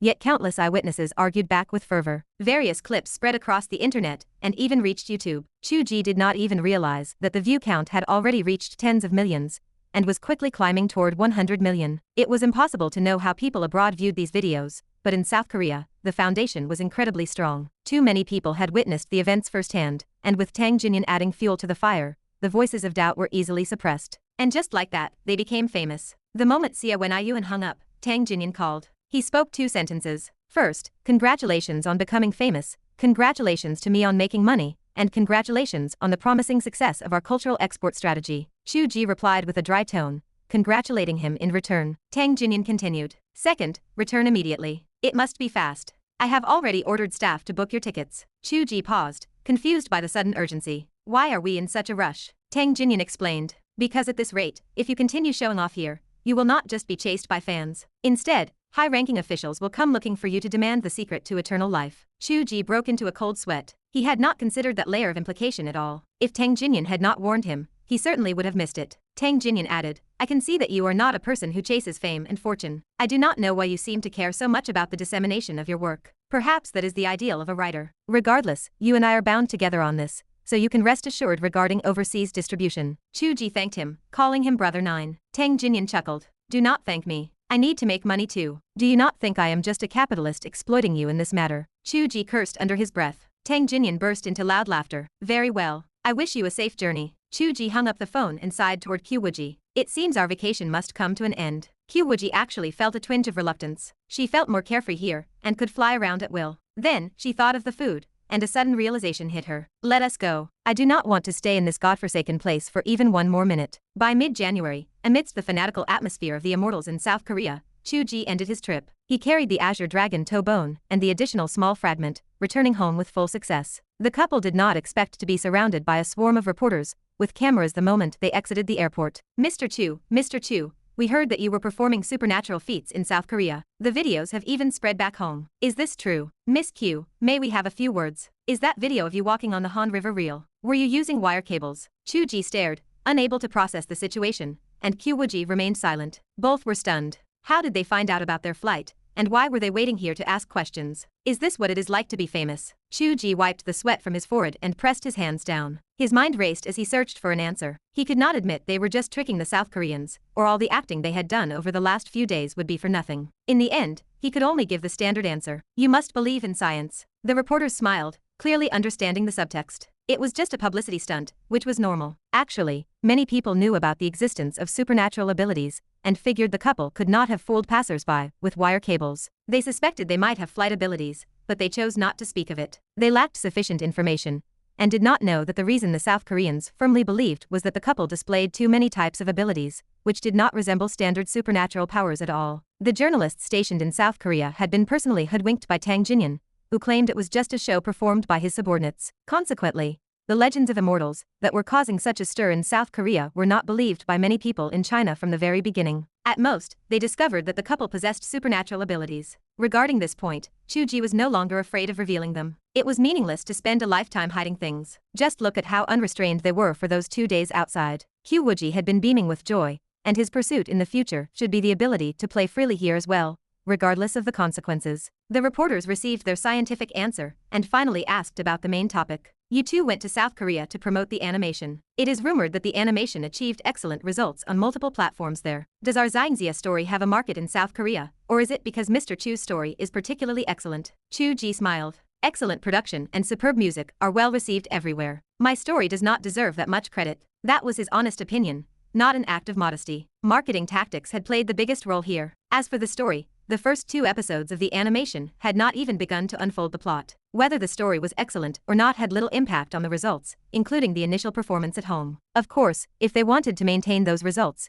the importance of the story would rise. The reporters laughed. Mr. Chu is so modest. Then, in your opinion, who deserves the most credit? Chu Ge did not even think. He took Qiu Wuji's hand and gestured toward her. Of course, it is Qiu. Qiu Wuji had been keeping quiet while listening to him ramble. At this moment, her beautiful eyes turned, and she offered a faint smile. Chu Ge continued. QQ's music and QQ's artwork are the greatest foundation for the success of this animation. Although I wrote the original work, it would have lost its luster without QQ. Qiu Wuji said nothing. Outside the airport, the biting cold wind brushed through her hair and swept across her slightly flushed cheeks. Her brows were filled with joy, and she wore a gentle smile. The reporters stared blankly, suddenly feeling that Chu Ge's words were absolutely correct. If she were not here, would it not have lost its luster? Even if she said nothing, and there was no need for her to speak.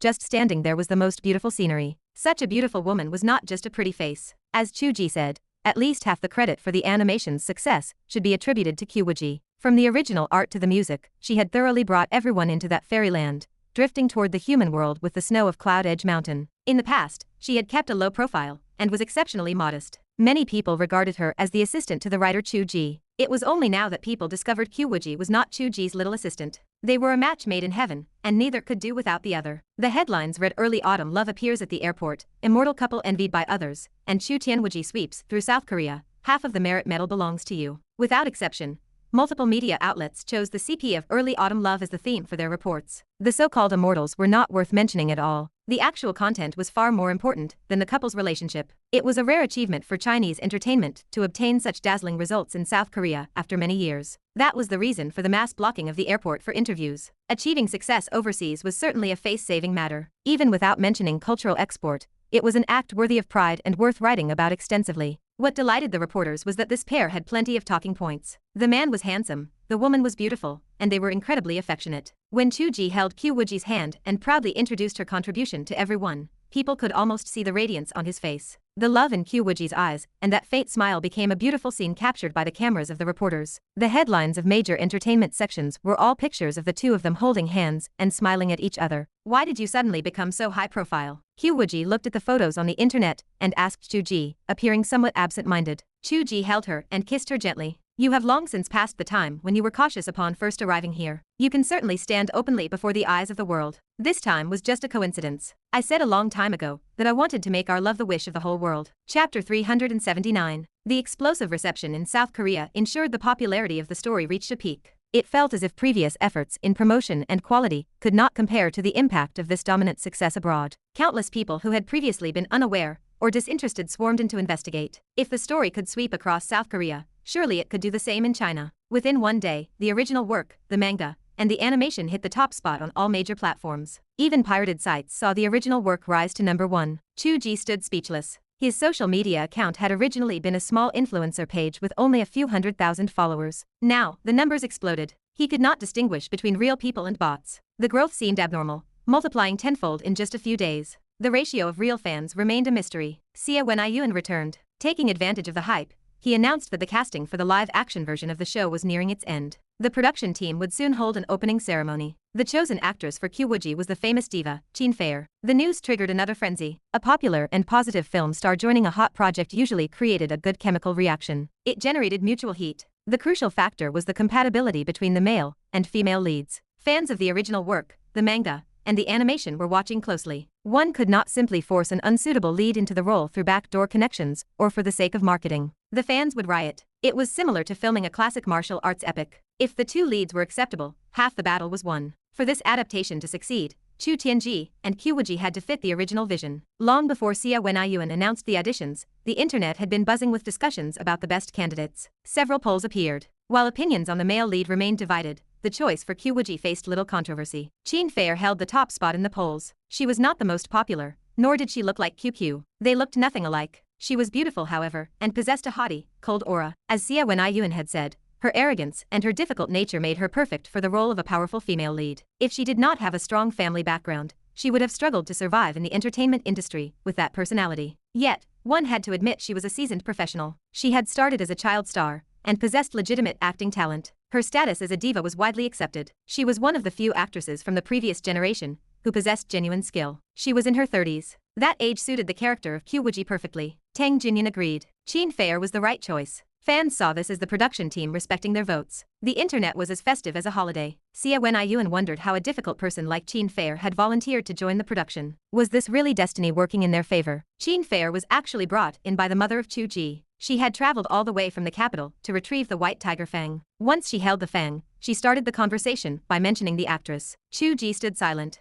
She explained that it was not about pulling strings or favors. The actress had read the work and claimed to be a fan. The mother had heard her tone. She sounded genuinely excited to participate. She acted like a true fan. Chu Ge blinked, confusion crossing his face. His mother laughed. She told him not to be surprised. Celebrities were not limited to reading classics. Many actors had a lower cultural level than ordinary people. It was not strange for them to enjoy web novels or become fans of his writing. He should stop overcomplicating things. Chu Ge wiped the sweat from his forehead. He had been distracted by marketing tactics and had forgotten the simple truth. His mother advised him to focus on his writing and step back from the rest. She held the box containing the white tiger fang. She would handle the situation and discuss it with his father later. Chu Ge made a request. He spoke with seriousness, regardless of their status as parents or officials. He demanded that whether they found the bones of the white tiger, the suenyo, or the vermilion bird, they had to take him to the site immediately. It was a matter of extreme importance. His mother looked at him with a playful expression. She told him it was reasonable to grant the request given his contributions. As his mother, she would pluck the stars from the sky if he asked. He should stop scowling, as it made him look like a monkey. Chu Ge fell silent. She lowered her voice to a mysterious tone. She had not asked him to hand over the Azure Dragon toe bone either. Chu Ge cleared his throat. He claimed he was handling the Azure Dragon situation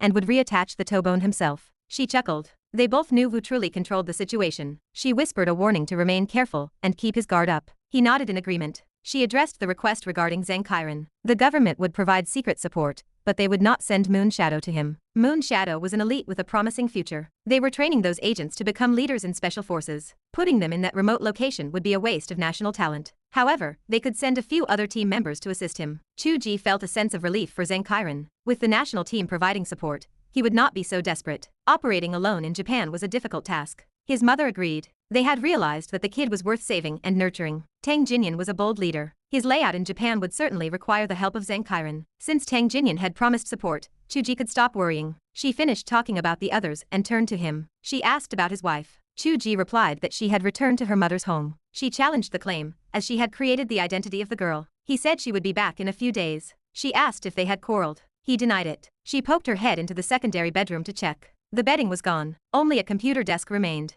A laptop sat on the table, indicating it had been converted into a workspace. She leaned over to glance at the master bedroom. 2 pillows lay neatly on the bed. A smile spread across her face. She praised him for his success. Chu Ge watched her move like a pendulum. She clapped him on the shoulder and told him to hurry up and give her a grandchild. He wanted to retort, asking if she would even have time to hold the child. She smiled and dismissed his concern. 10 months of pregnancy would give them plenty of time. By then, many matters would be settled. Even if she was busy, it was no excuse to stop having children. The ancestors had built the nation while conducting the revolution. Passing on the legacy was essential. Chu Ge hummed in agreement, though his mind drifted elsewhere. The clone of QQ had been tested, but it remained unclear if it was bad luck, or if she truly could not conceive. To have a real child, the two realms needed to be connected. However, compared to the initial confusion, the search for the 4 symbols was a direct path. Perhaps, as his mother said, the day when everything was settled would come soon. Chapter 380. How is your space manipulation ability coming along? Wu Xiaoyun asked suddenly. I taught you to use spatial distortion for invisibility,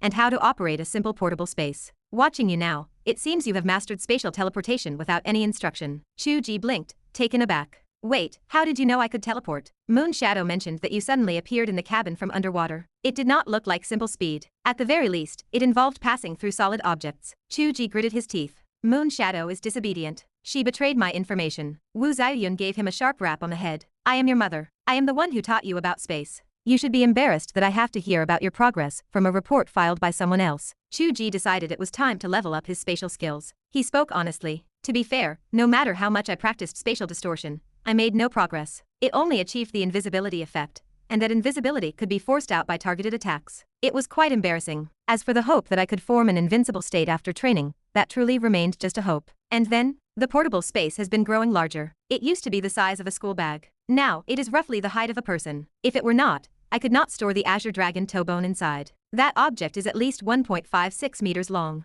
Wu Zhaoyun pondered for a moment and nodded. Space is a massive topic. Everyone can only master a portion of its applications. Based on your situation, you are likely suited for the type involving self-controlled ownership rather than borrowing, or resonance. I have raised you all these years and never realized your desire for control and possession was this strong. Chu Ge tucked his hands into his sleeves and remained silent. His desire for control had not been this strong in the past. Things were different now. He had gained control and possession over an entire world. That mindset had changed him. It even affected his demeanor toward enemies. In many instances, Chu Ge had begun to view himself as a final boss. The current battle situation made that clear. He was still playing games with others, behaving like a villain in a manga who died due to arrogance and curiosity. However, this was the growth Qiu Wuji envisioned. She preferred to see this version of Chu Ge. Qiu Wuji was a boss herself. In her heart, the father god should be the ultimate boss among bosses. They were not here to challenge anyone. Others should be the ones challenging them. Even if his abilities had not reached that level in the real world, he needed to possess the heart of a powerhouse. Chu Ge sometimes reflected on whether this was arrogance, which might not be a good thing. How was he supposed to balance this with the heart of a powerhouse that Qiu Wuji expected of him? It was difficult.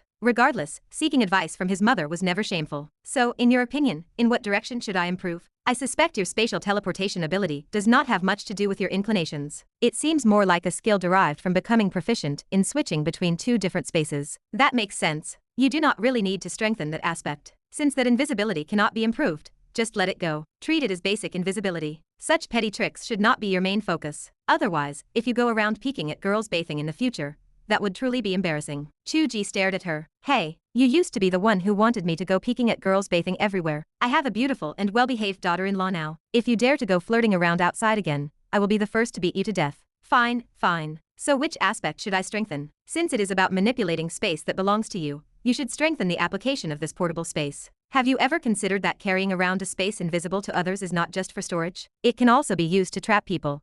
And it can be used to harm others. Chu Ge froze. His eyes lit up. That was right. It could absolutely be used to trap enemies inside. For instance, if he encountered someone with immunity to physical violence, he could simply toss them inside and let them suffocate. Was that not a form of violence? It could also be used for more stealthy kidnappings and thefts. He paused, wondering why all his thoughts were so sleazy. Ahem. Chu Ge reined in his thoughts. I understand trapping people.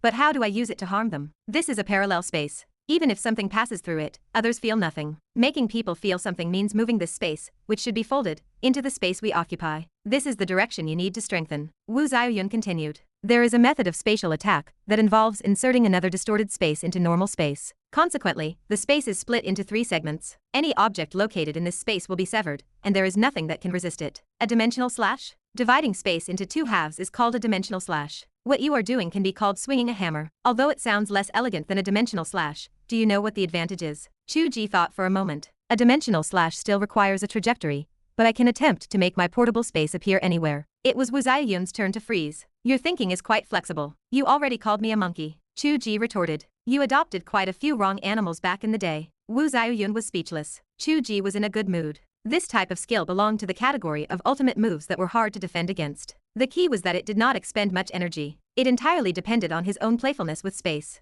One could never have too many skills. It was not always appropriate to use flying swords. This kind of ultimate move was a great addition to his repertoire. Is there anything else? Master this first before asking for more. Do you really think it is easy to move a folded space into reality? If you can truly achieve this step, Wu Zhaoyun paused, her tone carrying hidden meaning. You might be able to construct a space bridge. Chu Ge narrowed his eyes slightly. I am leaving. I have a pile of things to do. Wu Zhaoyun turned and walked out the door with a confident stride. I see you are busy as well. Chu Ge was indeed busy. The draft he had prepared before going to South Korea was exhausted. Having returned, he had no time to enjoy the glory of his popularity. He needed to write and update. Chu Ge decided to ask for time off for the day. The excuse was easy to find. He wrote that he was exhausted from the trip back and forth to South Korea, requested a day off to rest, and would resume updates tomorrow. Although he felt guilty about the lie, it would be absurd to hold the Azure Dragon toe bone and not go to the Azure Dragon immediately. He also needed to see if communication would be easier once the Azure Dragon was more complete. There were other things to test as well. For example,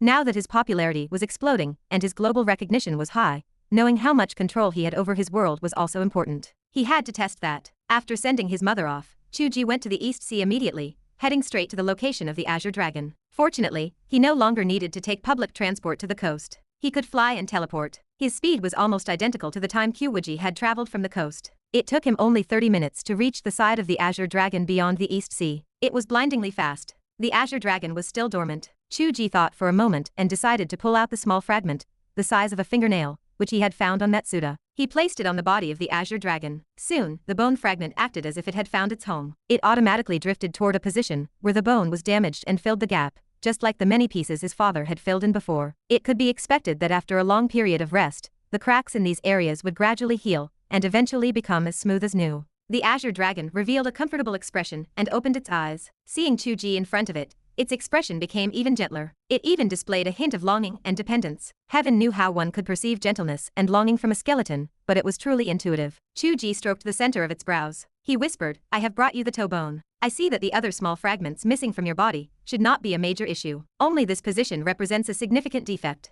Once this is filled, will you recover?" The Azure Dragon clearly revealed a sense of longing. Chu Ge took a deep breath and placed the toe bone onto the dragon claw. A strong light flashed, stinging Chu Ge's eyes and forcing him to cover them instinctively. A dragon roar rose, sounding like a rumble of thunder exploding over the East Sea. Instantly, dark clouds billowed and heavy rain poured down. Across various parts of East Asia, dozens of rays of light shot into the sky, projecting toward the location of the Azure Dragon. Chu Ge focused his gaze and saw that they were various small bone fragments. Perhaps they had been buried deep underground and unknown, or perhaps they had been collected by people like Matsuda. At this moment, they all broke away from their original locations and flowed toward the Azure Dragon. It was like countless shooting stars crossing the sky. It was spectacular. Then, they merged into the body of the Azure Dragon. Soon, every part of it became white as jade. No traces of any damage could be seen anymore. In the hollow eyes of the Azure Dragon, phosphor fire blazed brightly. It clearly possessed a sense of intelligence. Chu Ge watched everything in shock. He had not anticipated beforehand that the simple return of a single toe bone could truly result in the awakening of the Azure Dragon. Chapter 381. The awakening of the Azure Dragon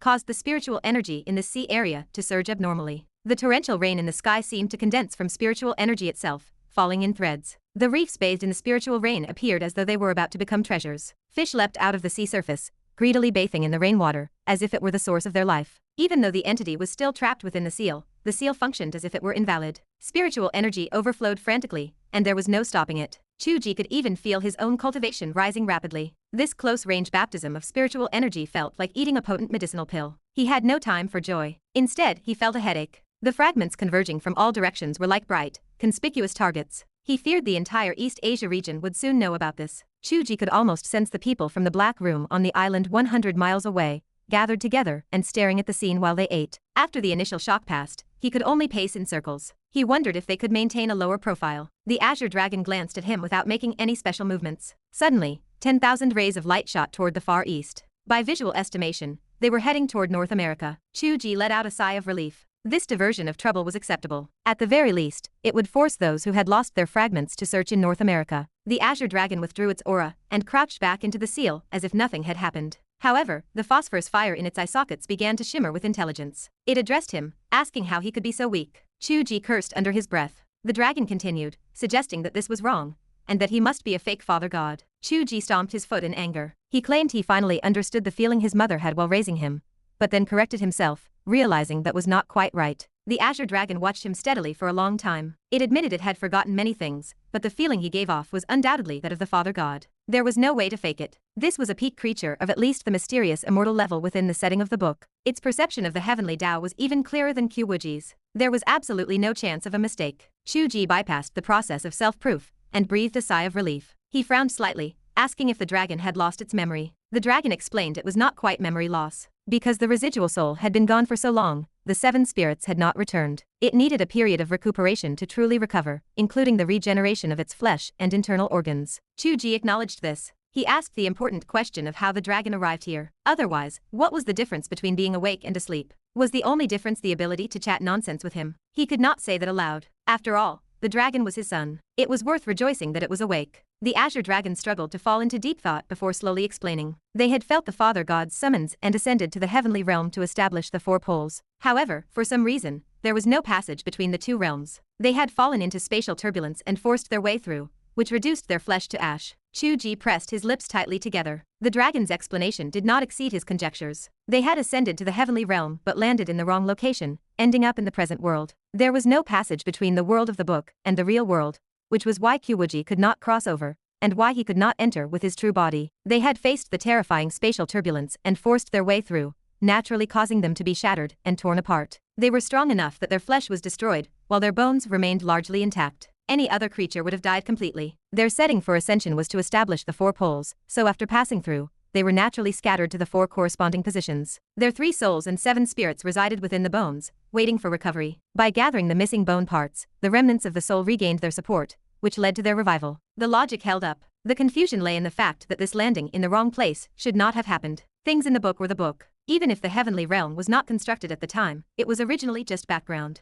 The ascension of the 4 symbols to establish the 4 poles was also just background lore. This was different from Qiu Wuji's later forced ascension. It was impossible for the background to be so chaotic just because the heavenly realm was not written. There was another problem he had Qiu Wuji explore within the book. Since the 4 symbols were here, how was the heavenly realm's 4 poles stabilized? Could they exist independently of his setting and establish the 4 poles themselves? That would imply the book's world could exist independently of his settings, becoming completely out of control. The Azure Dragon claimed to feel the summons of the Father God. This should have been the scene of the 4 symbols ascending to the heavenly realm he had written. For them, it was naturally a summons from the heavenly Tao. That part was fine. Where did the problem originate? Chu Ge sighed softly. He mused that they had been undermined by him, asking if they hated him for it. The phosphorus fire in the dragon's eyes flickered. It replied that the Father God created the world, and whatever destiny was given was what it was. If it were to hate the Father God for making it a withered bone, then who should it thank for this undying ability? Chu Ge pressed his lips together, and whispered that he would ensure its recovery, and find the culprit who caused this to seek justice for them. The fire in the dragon's eyes blazed. It asked if this was caused by external forces. Chu Ge explained he could only guess, because he never intended for them to end up like this. Whether it was an accident caused by his own operational mishandling, or external interference, he needed to investigate. The dragon's attitude shifted from peace to hatred. The surrounding waves suddenly surged. It claimed that if external forces were involved, the 4 brothers would make that person wish for death. So, there was still hatred. It just could not be directed at the creator, so it had been suppressed for a long time. His father's approach was indeed correct. He had to be cautious and not trigger any resistance. If the dragon misunderstood that he was the mastermind behind their suffering, then not only the East Seashore, but the entire Asia-Pacific region would be finished. The true 4 symbols were top-tier mysterious immortals. The wrath of a real dragon was no joke. Chu Ge asked the dragon to try to remember more, such as any strange occurrences before or after the ascension. The dragon struggled to recall but shook its head in confusion. Its memories were chaotic, and it only remembered responding to the summons directly. Chu Ge asked how long it would take for full recovery. The dragon replied that it would normally take 100 years, because the spiritual energy here was too thin. It suggested that if the 4 brothers were together, the circulation of the 5 elements and 4 symbols could accelerate the recovery. Chu Ge asked if it could sense the positions of the other 3. The dragon replied that it could generally do so. It explained that the white tiger and the vermilion bird were not in the sea, so the sensing was weaker. The black tortoise was in the sea, and water could transmit its aura, allowing the dragon to sketch a relatively clear position. Chu Ge was overjoyed. He urged the dragon to provide the location quickly so his grandfather could find it. In the Arctic, a Chinese geological exploration team was working. Chu Jiangliu stood quietly at the edge of the ice, watching the glaciers in the distance. He muttered to himself that the Azure Dragon had awakened. Its awakening would stimulate the other 3, and their specific directions would become clearer. While it was easier for them to search, their rivals were not pushovers. A more intense struggle was about to begin. He wondered if that brat was prepared. A team member ran over, panting in the cold, and informed him that his wife had arrived and wanted to see him. The member winked suggestively, mentioning that she had started checking on them the moment she arrived, searching everywhere. She had asked if there were any women, and when told no, she suggested dolphins might suffice. Chu Jiangliu twitched his cheek and turned to stride back to the station. Wu Xiaoyun greeted him and dragged him into the house. The team members chuckled. Chu Jiangliu resignedly asked if she could be more steady and wondered what important matter had brought her there in person. She jokingly claimed she was catching him in the act of infidelity. He asked if she meant with a dolphin. Wu Xiaoyun laughed and pulled out a box. She revealed the white tiger fang. Chu Jiangliu's expression became serious. He took the box, examined it for a long time, and sighed softly. He remarked that fate truly lay with that brat, as others had searched for years with less success than his casual play. Wu Xiaoyun agreed, saying he should have been allowed to participate long ago, as this was his business. Chu Jiangliu explained he did not keep him out of distrust or lack of ability, but because his writing was the most important thing, and he should not be distracted. Wu Xiaoyun insisted that he could not avoid being distracted now. She took out her phone and showed him a video Chu Ge had sent via WeChat just moments ago. He had found the location of the black tortoise faster than even they knew. Chu Jiangliu snatched the phone, his expression excited. He exclaimed that he wanted to see what else Sandro could do. After saying this, he recalled something else and slowly calmed down. He pondered that with the Azure Dragon's revival and the black tortoise found, he feared Chu Ge would be in danger. He worried that Sandro might target him, especially given his performance regarding the Azure Dragon incident last time. He ordered her to return immediately and gather elite forces to protect their son. Chapter 382. Chu Ge settled the Azure Dragon, ensuring it remained hidden within the seal to recover its strength. He returned home to start writing. Writing was always the absolute priority. Even his outsider father understood this, but Chu Ge felt it even more deeply. Where did the world come from? Writing. Where was control achieved? Through the progression of the plot. How was the closed loop formed? By outlining the ending. Though he was currently delegating power, allowing Chu Tianji and Yan Qinli to act on their own, while he waited to copy their actions, this was not merely about being lazy. It was a form of observation. He observed the movements of the people. He observed his own control. He observed what problems would arise under these shifts and changes. Everything was fine so far. If he had not pushed them, those idiots might not have advanced the plot in 100 years. The Mortal Realm arc was reaching its climax under his guidance. While the real world had been chaotic over the past few days, the plot within the book had not stalled. With the scheduled release of his pre-written chapters, the story advanced in an orderly fashion. The timeline had advanced very little. Several chapters focused on the battle, but in reality, less than a full night had passed. The atmosphere of the conflict was intense. It was certainly more tense than the verbal sparring Chu Ge had engaged in with the Miyamura father and son at the bottom of the sea. Qiu Wuji had maintained a low profile in South Korea, speaking very little. She was a mere background presence. Aside from the habit of leaving external communication tasks to Chu Ge, she had divided more of her attention into the book during this time. On that day, Yan Qinli launched a surprise attack on Hongfa Temple. Qiu Wuji pretended to go to the rescue, but the ones actually rushing there were Chu Tianji and Xie Zhixiao. Qiu Wuji herself led the elite forces of the Yunji sect to ambush the East Sea Sword Array, waiting for the enemy's king. The battle at Hongfa Temple was earth-shaking. Yan Qinli clashed with Xie Zhixiao. Chu Tianji battled the nine-headed snake. The flames and Buddha light intertwined, shooting straight into the sky. The distant sea clearly sensed the disturbance. This was one of the strongest battlefields in the world. Yan Qinli was actually holding back. If he fought at his current level, the divine light would have shocked the heavenly court, just like the great sage equaling heaven, as he was a true ascender. What surprised Yan Qinli was that the strength of Chu Tianji exceeded everyone's expectations. He had actually broken through to the tribulation transcending stage. In terms of cultivation realm, Chu Tianji was a mere member of the younger generation, yet he now stood on the same level as Qiu Wuji and Yan Qinli. While his minor level was still inferior, in Chu Ge's setting, there was no massive gap between the peak of a level and the great perfection. Within one realm, it was merely a difference in accumulation. There were no fundamental discrepancies. In other words, when Chu Tianji fought them now, it barely counted as fighting above his weight class. He is cheating, Yan Qinli thought bitterly. They are all characters written by his own pen. Why is he so powerful? Well, I am left here as a pathetic little flame trying to refine pills. Oh, never mind, I have a wife. The terrifying sword intent of Chu Tianji also acted as an excellent diversion. Distant observers across the sea could not clearly distinguish the situation. Someone peered toward the divine land and remarked that the Lingxiao sword intent of the Yunji sect was so vast that it must be a battle between Qiu Wuji and Yan Qinli. A mountain-like giant stepped across the waves and planted one foot into the sword array. The sword array of the Yunji sect activated menacingly. Sharp sword energy like a meat grinder scraped over every inch of the skin of the giant. It only left behind extremely shallow marks, unable to injure the creature at all. The giant grinned and raised his foot to trample the array. A sword beam, more piercing than all the previous sword energy combined, struck straight toward the center of his forehead. In the eyes of the giant, the tiny Qiu Wuji merged with her sword. The sharpness and murderous intent in her eyes were soul-capturing. Even though the difference in size made the matchup aesthetically absurd, the giant could not help but feel that this was a beauty of peerless magnificence. No life in the world could compare to her. Qiu Wuji. The 2 or 3 days of the South Korean trip had not even finished a single night of battle here. In short, right after dealing with the reporters, Qiu Wuji had rushed back into the book. She had not even had time to return home with Chu Ge because the monarchs were meeting here. This was no time for games. She whined internally, wanting to play a little longer over there. It was all Chu Ge's fault for writing the plot so quickly. Why did you have to reach the confrontation now? You could have just stopped the update. The giant extended a palm and blocked the sword. Despite the massive size difference, where the sword was not even comparable to a toothpick, the giant groaned in pain and retreated 3 steps. The giant spoke slowly. Qiu Wuji, Bei entrusted the safety of Hongfa Temple to you before he left.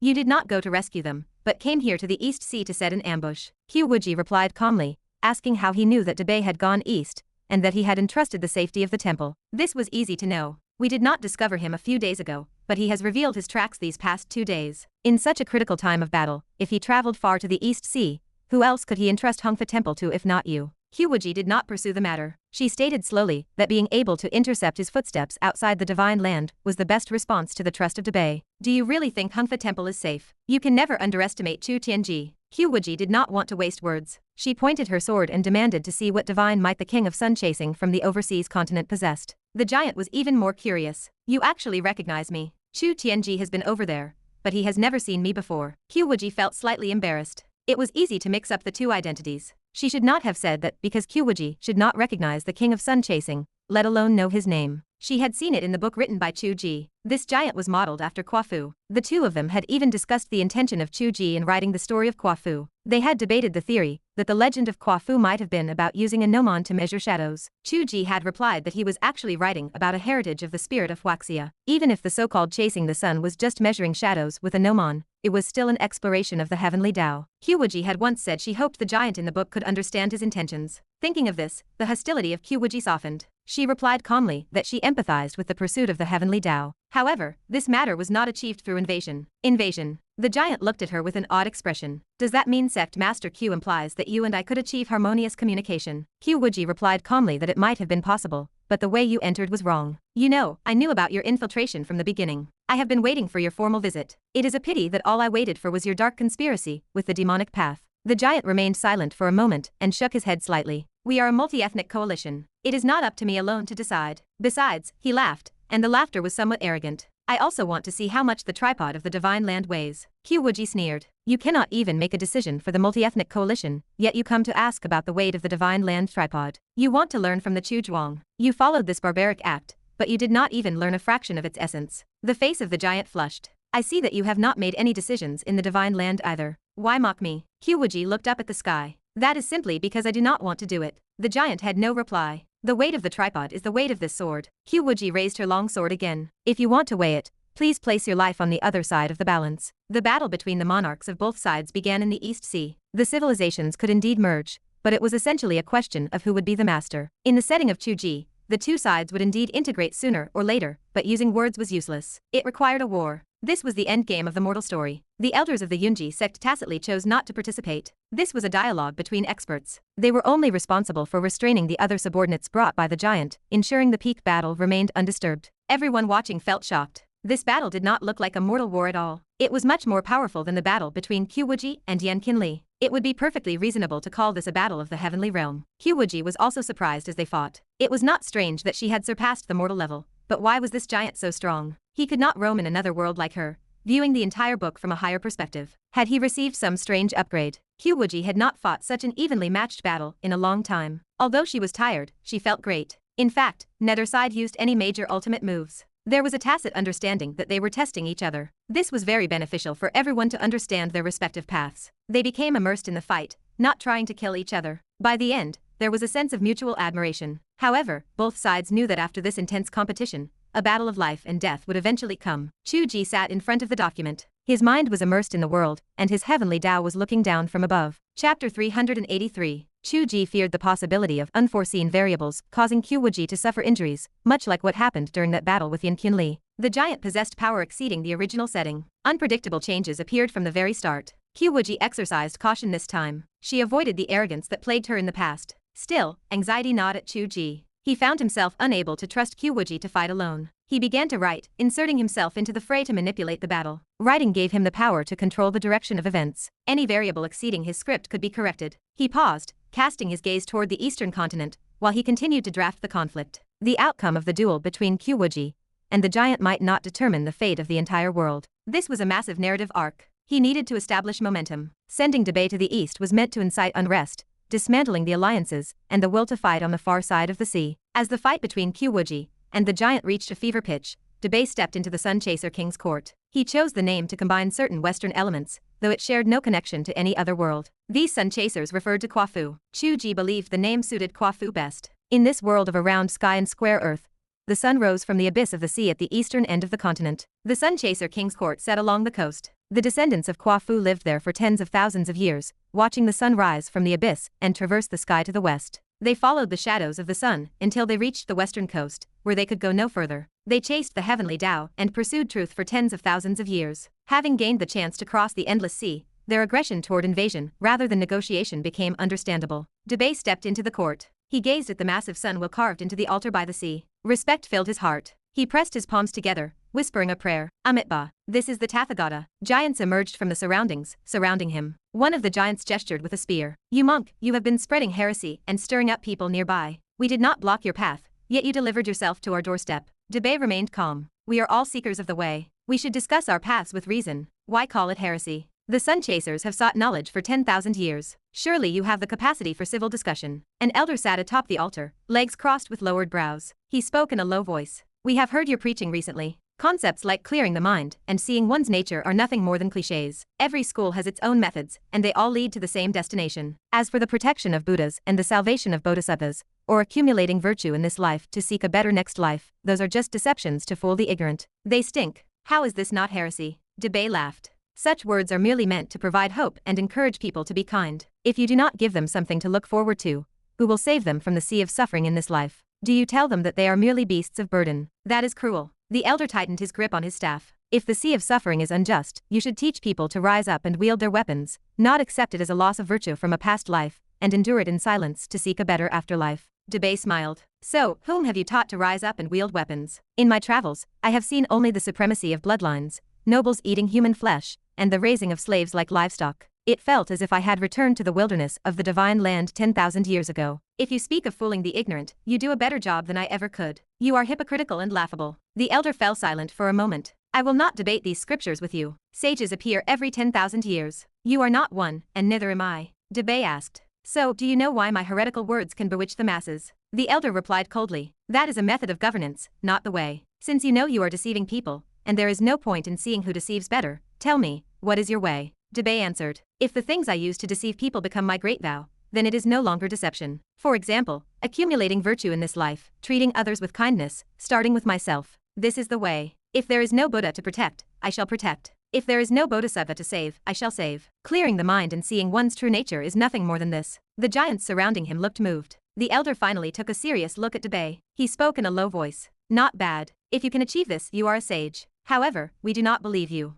Debay asked. Why not? The elder stood up. You came east this time, stirring up trouble, for the sake of victory in the war against the divine land. You attempt to disrupt our rear. What kind of salvation is this? Debay replied. To stop the conflict between the two shores, and prevent the suffering of living beings. What is this if not salvation? The elder countered. Even if the price is our rule, and you becoming the beast of burden. Debay paused, pressing his palms together. For me, that is acceptable. The elder sighed. Then the decision is not up to you. What is the point of you coming here? To put it bluntly, none of us are willing to live under others. This is the first interaction between the two shores in 10,000 years. Who holds the power is the core of this matter. Everything else is just empty noise. Debay spoke. However, we are all under the heavenly Tao. Whoever becomes the emperor of humanity cannot escape the mandate of heaven. Ants fighting for a throne only invite the laughter of the heavens. The elder spoke quickly. Who is the heavenly Tao? The heavenly emperor. Debay looked up. The rising and setting of the sun has its own set of rules. This is the heavenly Tao. The elder paced back and forth. So, our fate is just a link in the cosmic order, unchangeable. Chu Ge gazed down at the narrative unfolding before him. A jolt of realization raced through his chest. He drafted Qiu Wuji's battle, but the dialogue here evolved on its own. The earlier exchange followed his original outline. If he had written it, the results would look similar. However, the conversation suddenly shifted. A hint of rebellion against the heavens emerged. Debay let out a long sigh. Rebellion against the heavens. What exactly does the heavenly Tao owe you? The elder stiffened. Debay continued. You are a priest of the sun chasers, standing above the masses. Does the heavenly Tao owe you anything? You are merely using the name of rebellion to satisfy your own desires. The elder finally spoke. Master, you may have a misunderstanding. We do not wish to rebel against the heavens. As you can see, our sun chaser tribe pursues the heavenly Tao. Debay raised a white eyebrow. Can you explain that clearly? The elder walked to the edge of the altar. We are tired of the threshold for ascension. We have not found a way for 10,000 years. We have learned in recent years that even if we ascend, there are heavenly emperors, Buddhas, and Taoist lords. Even if we go up, we are merely small pawns. Debay countered. Those are higher dimensional life forms, longer-lasting eternities, and knowledge closer to the heavenly Tao. The elder dismissed the idea. That is not necessarily true. We do not even know if the rising and setting of the sun in this world is real. Does changing worlds equate to truth? It is merely a new layer of fog added on top. Debay froze. The elder continued. Perhaps you wish to ascend and pursue a more eternal life. We have no interest in that. Just as you cultivate for the next life, we cultivate only for this one. You have the desire to ascend to meet the Buddha. We do not want to go up and bow to a heavenly emperor. We do not oppose the heavenly Tao. We refuse. Can we do that? You say this is selfish. You are right. It is selfish. We do not ask about the heavenly realm. We do not seek the next life. We only want to be the masters of this life. Is that not allowed? Debay stood lost in thought. He had never considered this perspective. Chu Ge had not considered it either. This mature novel was truly writing itself. The ensemble cast it created exceeded his own imagination. This was not something to be happy about. A sense of unease grew within Chu Ge. The plot was running wild. He could not foresee the results of this. Debay remained silent for a while. Suddenly, he spoke. I understand now. I thought the Heavenly Emperor was conspiring with you to oppose the Heavenly Tao. Now it seems we were wrong. The Heavenly Emperor is indeed conspiring with you, but the goal is not to overthrow the Heavenly Tao, but to partition the realms and rule separately. The thought flashed through Chu Ge's mind, and sweat broke out across his back. He had not written about the Heavenly Realm yet. If the two realms were completely severed, he would lose all control over the Heavenly Realm. Even if he continued to write the Heavenly Realm arc, it would no longer be the same place. The Heavenly Emperor was plotting to secede. As that thought took hold, a warning alarm blared in his heart. Outside the hallway of his apartment, someone was tearing through the defensive arrays Qiu Wuji had layered across his home. The intruder bypassed them with ease. They had reached the threshold of his door. Chapter 384. Rage boiled in Chu Ge's chest. The world within the book hovered at a critical juncture, and some brainless fool decided to intrude at this exact moment. He snapped into a state of intense vigilance. The intruder shattered the array Qiu Wuji left behind with disturbing speed. This was not some amateur like Hai Dongqing. Even though the array originated from an earlier time, when Qiu Wuji's clone possessed only the Foundation Establishment realm, arrays inherently carried power far exceeding individual strength. To bypass the defenses so efficiently, rendering the array merely a warning system, required the skill of a top-tier expert. Chu Ge pushed aside his concerns for the book. The Gohong sword appeared in his hand. He lunged across the living room with the speed of lightning,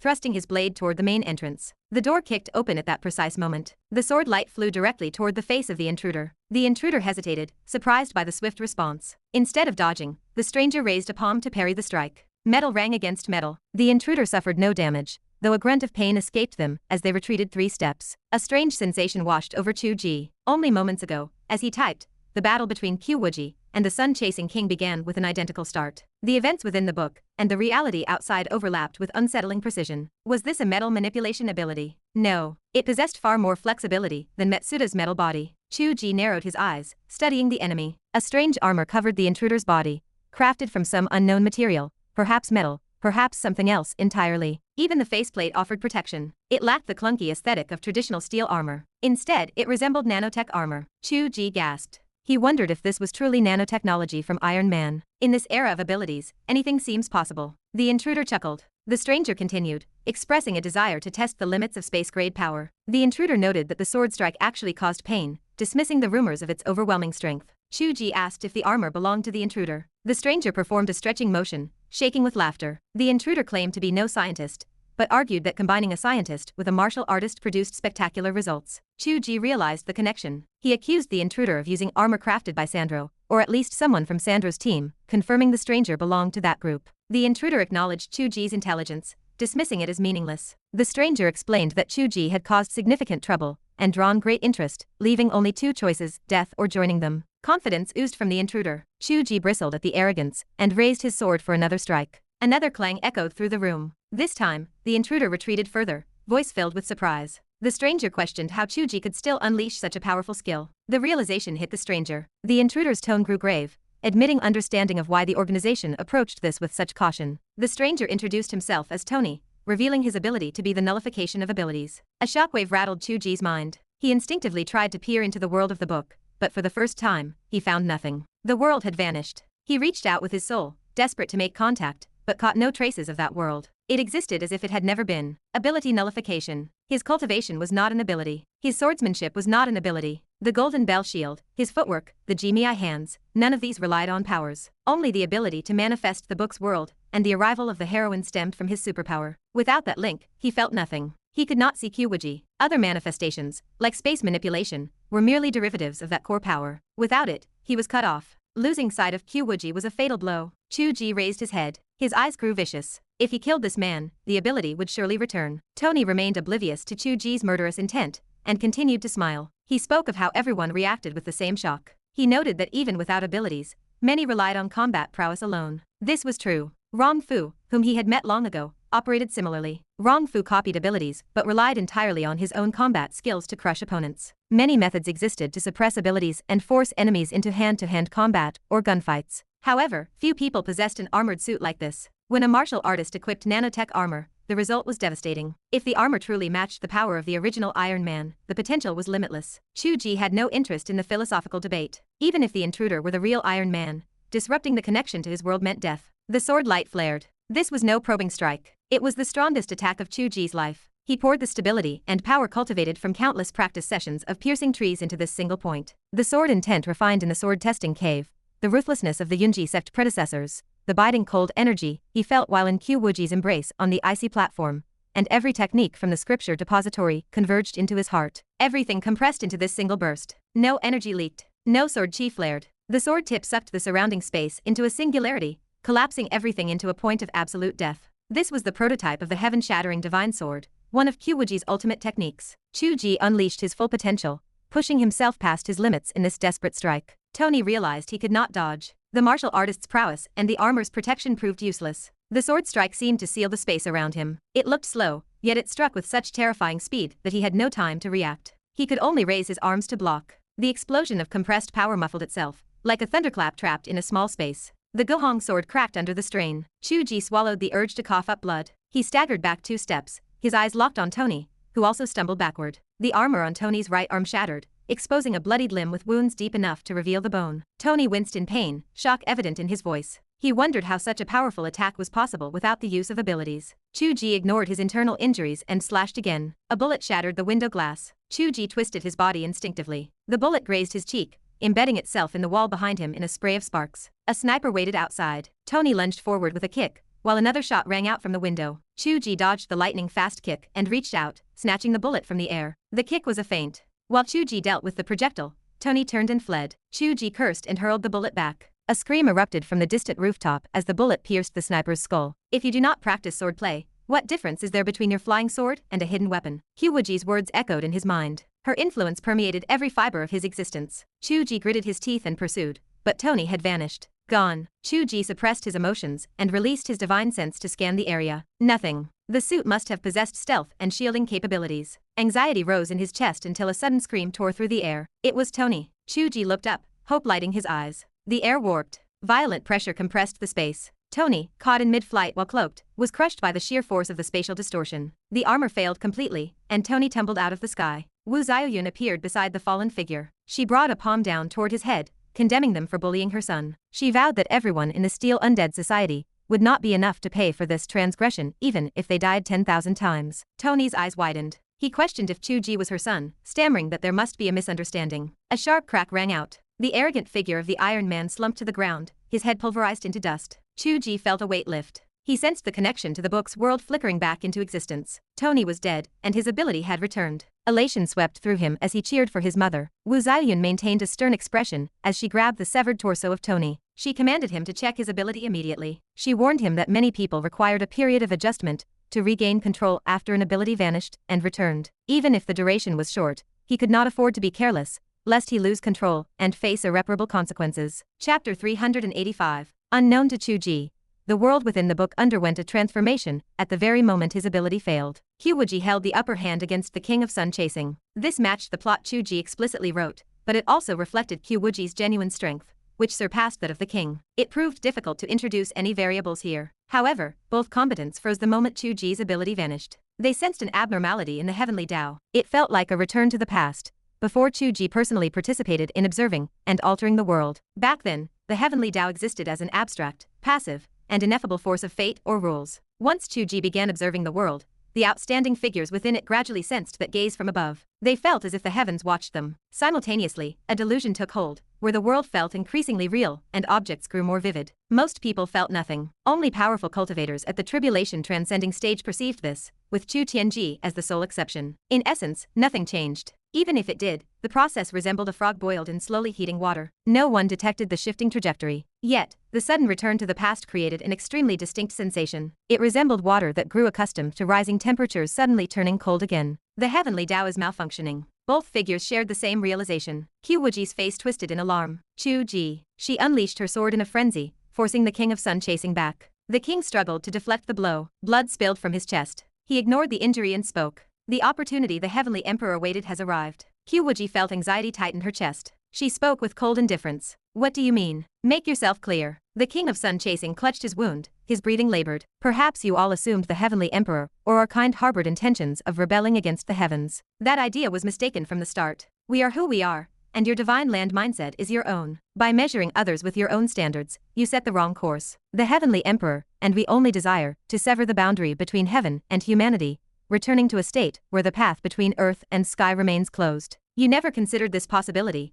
so your response missed the mark. He paused before continuing. Under the gaze of the Heavenly Tao, we could not do much. We did not know when our plans would succeed, so we merely did what we could. Take our battle, for example. You thought you laid an ambush here, but how do you know I was not holding you back? We initially thought this battle would only distract the gaze of the Heavenly Tao to mask our actions elsewhere. Who could have expected a more perfect outcome? The Heavenly Tao stumbled at this critical juncture. He erupted into laughter. Qiu Wuji's expression darkened. Hung the temple. She abandoned the struggle with the King of Sun chasing, transforming into a streak of light as she fled. The King of Sun chasing watched her retreating form. Blood bubbled from his chest, too deep for his hand to cover. He muttered to himself. So strong. But you are already too late. Meanwhile, at Hungfa Temple, Yan Qinli, the nine-headed snake, and the Cyclops led their forces in a formation against Chu Tianji, Xia Zhuxiao, and the experts of Hungfa Temple. The battle had raged for a long time, and everyone carried injuries. With Yan Qinli intentionally holding back, the advantage rested with the protagonist's side. When Chu Ge stumbled, Chu Tianji prepared to launch a fatal blow. The shift in the heavens occurred abruptly. Chu Tianji's expression shifted. Yan Qinli and Xia Zhuxiao mirrored the change. The Cyclops transmitted a voice message directly into Xia Zhuxiao's mind. Xia Zhuxiao, the command of the Heavenly Emperor arrives at this moment. Comply with the summons of the Heavenly Emperor, and you shall immediately ascend to a rank in the Heavenly Court. Xia Zhuxiao suppressed his shock. He asked what the Emperor required him to do. Just execute Chu Tianji. He has no defenses against you. You were almost his father-in-law, were you not?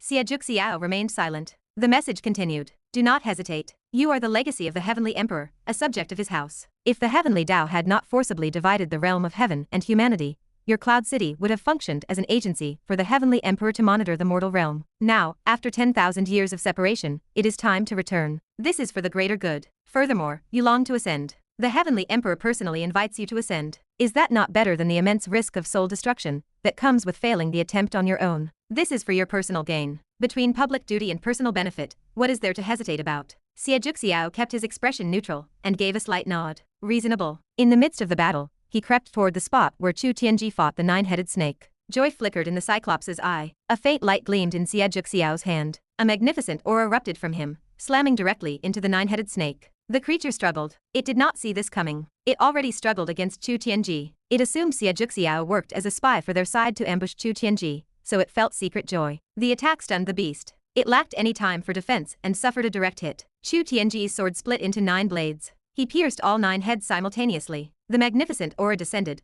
pulverizing the body of the nine-headed snake into rotting meat. The Cyclops roared in rage. Xia Zhuxiao, have you lost your mind? Xia Zhuxiao laughed toward the sky. I care nothing for public duty or personal gain. I only know one thing. I cannot stand your schemes. Compared to the openness of the Heavenly Tao, you are merely petty villains. A gentleman does not associate with villains. It is that simple. You claim to be a gentleman. Who was it that secretly controlled puppets and attempted to act in the place of heaven? Xia Zhuxiao paused. You actually knew about that. True, that was a mistake Xia once made. But having heard the teachings of the Heavenly Tao, Xia has repented. From now on, I only respect the Heavenly Tao, not anyone else. Before the words finished, Xia Zhuxiao's expression twisted in pain. He clutched his head and groaned. A long sigh echoed within Hungfa Temple. What a pity. What a pity. The crowd turned their gaze toward the sound. The Bodhi tree erupted with divine light. The light transformed into an afterimage, merging into the body of the Buddha it had sealed. The Bodhi tree shattered, vanished, and left no trace behind. The Buddha, previously unconscious with a scattered soul, slowly opened his eyes. The gaze held vastness and majesty. Clearly, this was no longer the Buddha, who operated on a mechanical set of rules. Possession. The monks of Hungfa Temple stared in shock. No one expected the Buddha ancestor to descend across realms because of a connection to this Bodhi tree. Incorrect. This aura, this demeanor, is he the Buddha, or is he the Heavenly Emperor? Chu Tianji spoke toward the entity. So, the various branches of the heavenly realm reached a consensus long ago. Your connection to the mortal realm is ubiquitous. Whether it be the Taoist lineage of the Heavenly Emperor in Cloud City, the Bodhi tree in Hungfa Temple, or the Sun Wheel in the Sun-Chasing Court, you all communicate through them and learn of the changes in the mortal world. Now that the Heavenly Tao is absent, you can unleash rules that surpass those set by the Heavenly Tao and forcibly descend into the mortal world through these points of connection. True, you are very clever. The Buddha no, the host of the Heavenly Emperor ignored Chu Tianji. He continued speaking to Xie Zhixiao. Xie Zhixiao, regardless of your personal thoughts, you practice the lineage of this one. Naturally, I place limitations on you. Unless the Heavenly Tao comes here to erase these rules, you cannot escape this restriction if he is absent. Furthermore, you harbor selfish desires. Xie Zhixiao clutched his head, staring fixedly at the Heavenly Emperor walking out from the temple. Whether you have repented or not, your previous mistakes prove that your heart harbors a deep desire for power.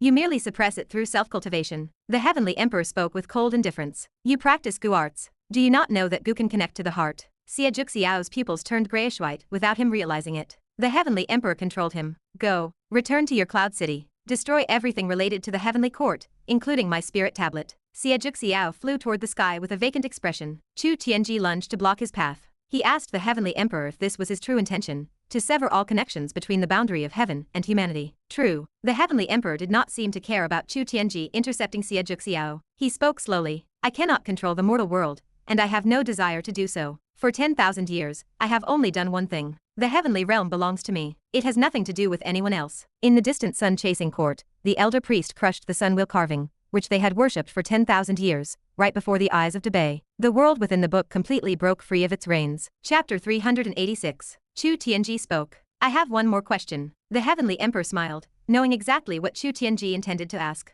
Please, proceed. Chu Tianji asked, since you can descend at any moment, your strength would allow you to slip into Cloud City and destroy all relevant items before leaving. Why engage in all these machinations, only to have City Lord Xie destroy them himself? The Heavenly Emperor erupted in laughter. I could not act recklessly before. The Heavenly Tao was watching. Without causing a stir to divert attention, how could I pull chestnuts from the fire? Now, attack. The controlled Xie Zhixiao broke through Chu Tianji's interception, attempting to return to Cloud City. Chu Tianji drew his sword with a heavy heart, engaging him in battle. The Heavenly Emperor did not strike himself. His gaze shifted to Yan Qinli, who stood to the side watching the spectacle. He transmitted a message. Sect leader Yan, Qiu Wuji is coming. Yan Qinli spoke with indifference. And so what? I already know about your involvement with Xie Zhixiao. You have turned toward the Heavenly Tao, the Emperor stated flatly. Although I do not understand why you would do this, I believe that demonic nature remains demonic nature. You will always pursue the path most beneficial to yourself. Your resentment remains buried deep within. Your hatred for Qiu Wuji has never faded, has it? Yan Qinli chuckled. That is true. This son of a turtle understands his old man quite well. The Heavenly Emperor did not grow angry. He continued, the perfect opportunity to your advantage has arrived.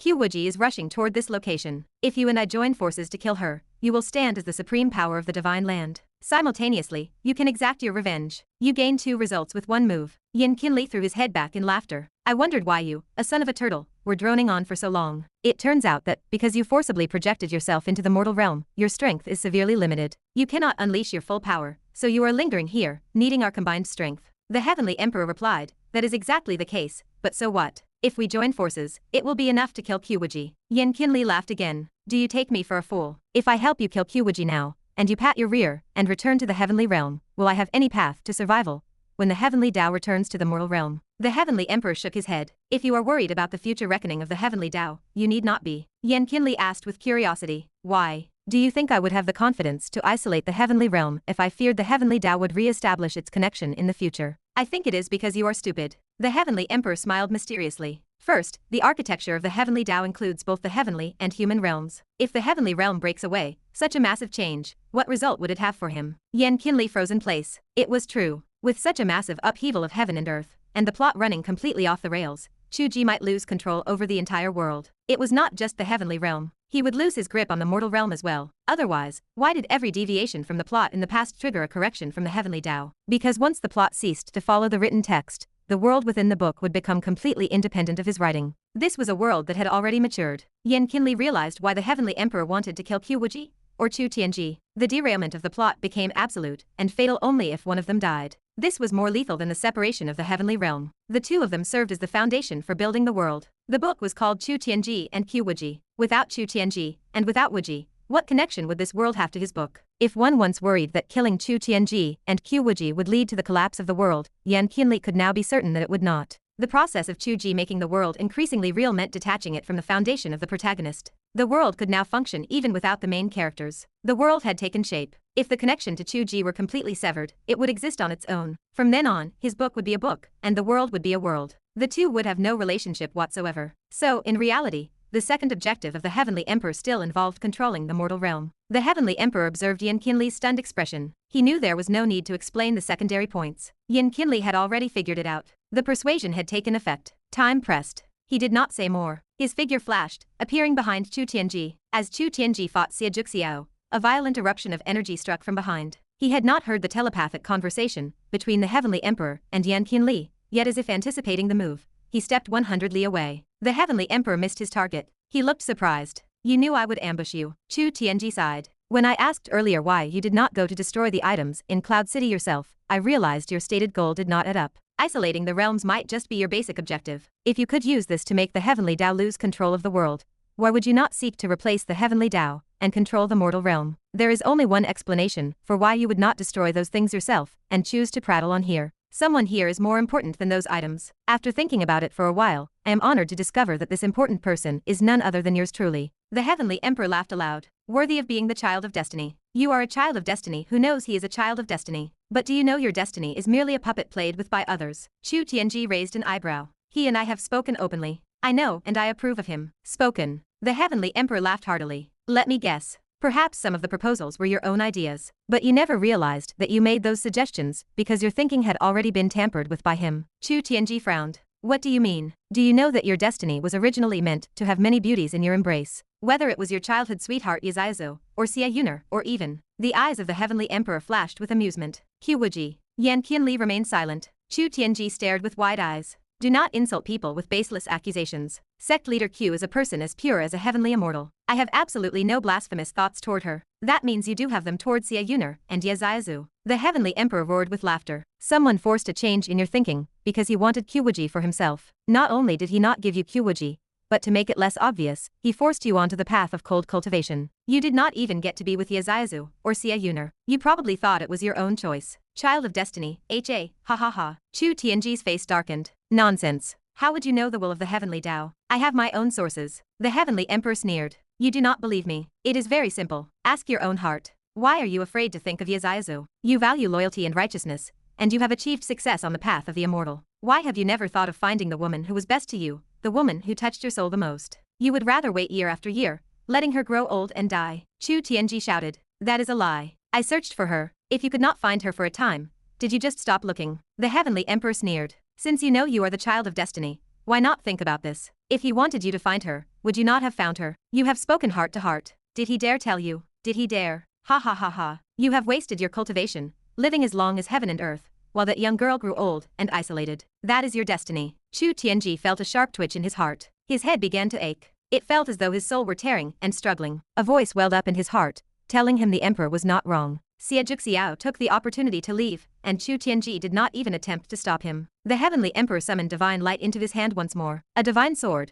like a celestial fairy descending from beyond the heavens, struck directly at the center of his back. The Heavenly Emperor let out a silent sigh at its speed. He had no choice but to reach back and parry the sword light. Qiu Wuji had arrived. A streak of light traveled from afar. From a great distance, she unleashed a heaven-shattering divine sword. You villain, surrender your life. She was truly furious. Along the way, she had tried to split her soul multiple times, but could not find an exit. She used to exit by locking onto Chu Ge, but now she had completely lost the sensation of him. How could she pass through? She rushed back to see Chu Tianji holding his head in agony, prompted by the words of a Buddha figure. The Buddha figure raised divine light in his hand to deliver a final blow. Qiu Wuji struck immediately to rescue him, followed by another heaven-shattering divine sword directed at the center of the Heavenly Emperor's forehead. Die. The divine light in the hand of the Heavenly Emperor flared brilliantly, colliding with the divine sword of Qiu Wuji. At the same time, he shouted, "Why are you not moving?" He could not have descended to the lower realm at all. This was a forced projection, a divine descent that broke the rules of the Heavenly Tao. This force left him severely lacking in strength. He could not even ambush and kill someone like Chu Tianji,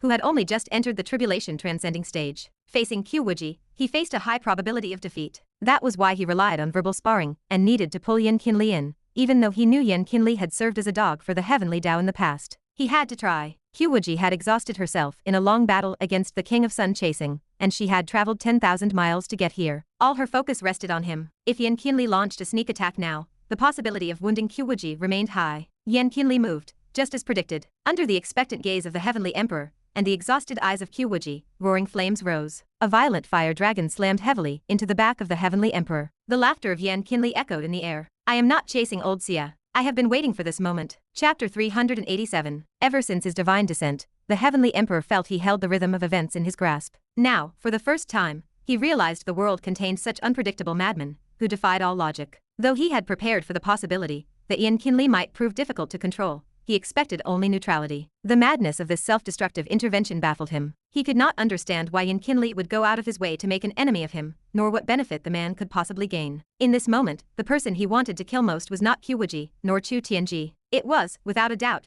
Yan Qinli. Qiu Wuji's strength was not to be underestimated. The Heavenly Emperor knew that even in a one-on-one fight, he would need to exert considerable effort. How could he possibly prevail while being caught in a pincer attack by Yan Qinli? As Yan Qinli's fire dragon slammed into his back, Qiu Wuji's sword, fueled by hatred, pierced through. He could no longer deflect the strike. The blade ran through his chest, emerging on the other side. Ignoring the wound, the Emperor poured every ounce of his remaining strength into his back. He lashed out in a death throw, swearing to drag Yan Qinli into the abyss with him. A deafening roar shattered the air. Yan Qinli could not withstand the desperate counterattack. Blood sprayed as he stumbled back. His red dragon Dharma body was bathed in gore, crumbling piece by piece like a demonic god. No one could endure the dying strike of the Heavenly Emperor. Qiu Wuji watched the tragic state of Yan Qinli in the distance, her expression dazed. Words failed her. The Heavenly Emperor looked down at the sword tip protruding from his chest. His face remained void of emotion. This was merely a divine descent, inhabiting another person's body. It held no true meaning for him, other than the fact that once the descent was retracted, it could not be sustained. Yet, seeing Yan Qinli in the distance, coughing blood while laughing wildly, the Emperor could not help but ask, "Are you insane? It would be one thing not to kill her, but you should know that the backlash of angering me is not easy to bear. Yet you chose to endure it on her behalf. You could have ruled the divine land. Why would you do this?" "I am not an idiot," Yan Qinli laughed, though the sound was punctuated by coughing blood. "Rule over what? Once the heavenly Tao is replaced by you, will I not still be your lapdog? Do you truly believe my vision is as short-sighted as a woman's?" Qiu Wuji remained silent. The Heavenly Emperor spoke slowly. "Even so, you are merely changing masters. Why be so ruthless?" Yan Qinli sneered. "I only know that the Heavenly Tao never once sought to control anyone. It even helped me resurrect my wife, and we were as close as brothers. But the first thing you did upon appearing as the Heavenly Emperor was to control your own successor, Xie Xiao, turning him into neither man nor ghost. Do you deserve the title of Heavenly Emperor? I look down on you. What of it? You are nothing but trash. If I do not ascend, I will be the first to twist your head off." With a bang, the Dharma body dissolved into ash. Yan Qinli shrank back into a small flame, drifting in the void. Almost simultaneously, the Buddha's body fell apart, leaving only a wisp of clear energy that drifted upward and vanished. "Ascend?" The Heavenly Emperor's laughter echoed through the void. "The two realms are severed. You might as well give up on the hope that the Heavenly Tao will return." The small flame let out a cold laugh. "You ambushed Chu Tianji and failed to kill him. You tried to kill Qiu Wuji and were countered. You failed at two such important tasks. I believe the heavenly realm might be gone, but I do not believe he is unable to enter the mortal realm. If he can control the mortal world, he can reconnect with the heavenly realm. Thank you for your concern." He wanted to say that it was just a matter of writing a few strokes, but he stopped himself. The Heavenly Emperor seemed to know much, but his words did not reveal that he knew this world was written. It was better not to be baited. Controlling the mortal world, the Heavenly Emperor's voice drifted. "Killing Chu Tianji and Qiu Wuji was only the safest insurance. Their deaths are not strictly necessary to achieve my goal. Do you know why I had the confidence to launch this upheaval?" Qiu Wuji sneered. "It was nothing more than greed and taking a desperate risk." "You are wrong," the Heavenly Emperor chuckled. "The Chu Tianji of this moment is not the original Chu Tianji. He is entangled with suspicion and hatred toward him. That is also a form of killing. And you, Qiu Wuji," he laughed. "I dared to launch this campaign because you gave me the confidence." Qiu Wuji spoke sharply. "What other nonsense do you wish to spout? You are no longer the original Qiu Wuji," the Heavenly Emperor said. "Between the heavens and the human realm, you are the one who has done the most to violate the heavenly Tao and break free from it. You even altered the landscape of the human world, bringing changes that should not have belonged to this era. Is this still his world? It is no longer. In fact, it ceased to be a long time ago. It is just that without an external force, his control showed no flaws. Once there was external interference, he would realize that this strange world had long since lost its connection to him." He began to laugh wildly as he finished. "One must control the world, and another attempts to break free from fate. Two goals that are completely contradictory and incompatible can be glued together by the foolish notion of love. You accommodate each other and deceive yourselves, never realizing that your actions, and his support of your actions, cut pieces of flesh from him with every step. With a push from an external force, he becomes riddled with holes, beyond saving." Ha ha ha ha. Had Zhu Mengmeng been present, she would have recalled the tarot card her father once divined. The Three of Wands, reversed. Their goals contradicted one another. In truth, Qiu Wuji and Chu Ge both knew their goals were contradictory. They had always been cautious, exploring only from the edges. They never expected that with the intervention of external forces, such a tragedy would unfold. The air fell silent. The Heavenly Emperor's divine sense had vanished into smoke. Qiu Wuji stood frozen, her hands and feet turning cold, her face ashen. She knew the Heavenly Emperor spoke the truth. Perhaps her own actions had led to this outcome, but it was not as if she had acted unilaterally. Chu Ge had also said he wanted a real person who existed apart from his writing. Everyone called it contradictory, but in essence, their hearts were aligned. Together, they had been cautious, and together, for the sake of their own pursuits and their love, they had explored and experimented up to this day. Without anyone else stirring up trouble, it would not have been a problem. Yet, it had become the fatal flaw in another person's ambition. And now, how could she make amends? Even if she retracted all the technology of that small nation, the land had already been harvested. People's thoughts had been changed. The seeds of industrial change were already sprouting. Could it still be considered the same world as before? Was it I who harmed him? Qiu Wuji felt the world spin, and she nearly collapsed. Hey, Yan Qianli's voice drifted from the distance. Qiu Wuji turned her head blankly. She saw the small flame crossing its arms, looking cold. He is also killing you, the flame said. Do not fall for his trap. Otherwise, it would be a waste for me to lose my Dharma body, helping a fool like you. I am still waiting for him to regain control of the world and give me a new body. I know he is destroying my Dao heart, Qiu Wuji replied, her voice stuttering. But the things he said are true. How can I change it back? Just because he said it is true does not make it true, the small flame said. Only Chu Ge knows how much this issue affects him. After all, Chu Ge agreed to it in the beginning, right? The Heavenly Emperor is not Chu Ge. What the hell does he know? Since when is it his place to define the impact on this world? Qiu Wuji paused. A glimmer of vitality returned to her eyes. As if convincing herself, she whispered, yes, this is just the Heavenly Emperor's speculation. It just sounds reasonable. In reality, it might not have such a great impact on Chu Ge. My advice, the flame said. If you do not know how to change it, do not change it. Who knows if Chu Ge has already thought of this situation and is working on a solution. If you mess around and change things, you might just make it worse. You could think about what else you can do. I, for one, can do nothing. I am just lying here waiting to be saved. Qiu Wuji bowed deeply. Thank you so much, Qian. Do not start with that, the flame said. I know you put in a good word for me on the pillow, and one good turn deserves another. That is all. The flame finally revealed its exhaustion. I can only talk. I have no ideas of my own. You think for yourself. Let me know if you have any ideas that require me to act. Right now, I am going back to hold my wife. Whoever called love foolish is the biggest fool of all. Damn it all. The small flame vanished in a blur of motion. Qiu Wuji took several deep breaths, forcing herself to maintain composure. The little flame knew only so much, and he had done all he could. The next steps belonged to her alone. She refused to believe this was irreversible. Qiu Wuji turned her gaze toward the sky nearby, where Chu Tianji still hovered, clutching his head and groaning in agony. He seemed to be trapped in a conflict between his original setting and the modifications. He had recalled his original self, but could not break free from his current programming, causing him to crash like a machine. If this counted as him being killed, then at the very least, she should save him first. Qiu Wuji suddenly felt immensely grateful that she and Chu Ge had spent that time in the manga constantly patching the loopholes in the world.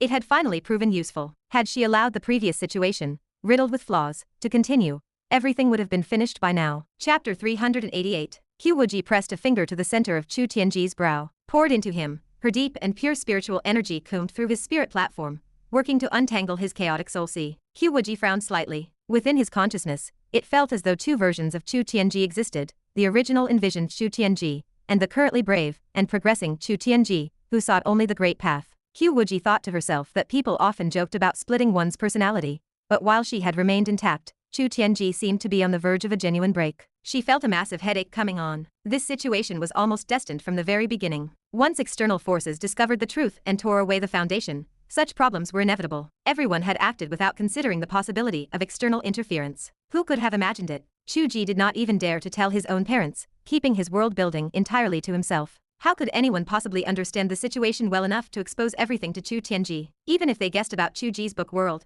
how could they possibly know such intricate details? Chu Tianji could not be blamed for his slip this time. The fact that he had not turned evil or betrayed them showed his inherently pure nature. Qiu Wuji had no choice but to temporarily suppress the consciousness of the original Chu Tianji. She sighed and asked how he felt. Chu Tianji slowly lifted his head. He continued to breathe with difficulty and asked weakly if what the emperor said was true. Qiu Wuji spoke in a low voice and asked if he remembered that the author had originally intended to pair him with Xie Yuner. Chu Tianji asked if this was supposed to be compensation. Qiu Wuji remained silent for a long moment before answering a question with a question. She asked whether he cared more about that specific event or the fact that his mind had been repeatedly modified and manipulated. Chu Tianji asked if she was admitting that his thoughts had indeed been casually altered. Qiu Wuji told him that his spirit already showed signs of splitting. She knew he was well aware of it himself, and there was no point in trying to deceive him. She told him that Chu Tianji needed to understand that the author had never intended to deceive him. Chu Tianji clutched his head as if sorting through his thoughts. He said that if the so-called 3 corpses were fake, he wondered why the author had not told him. Qiu Wuji explained that it was because he did not know how to explain it, and in a certain sense,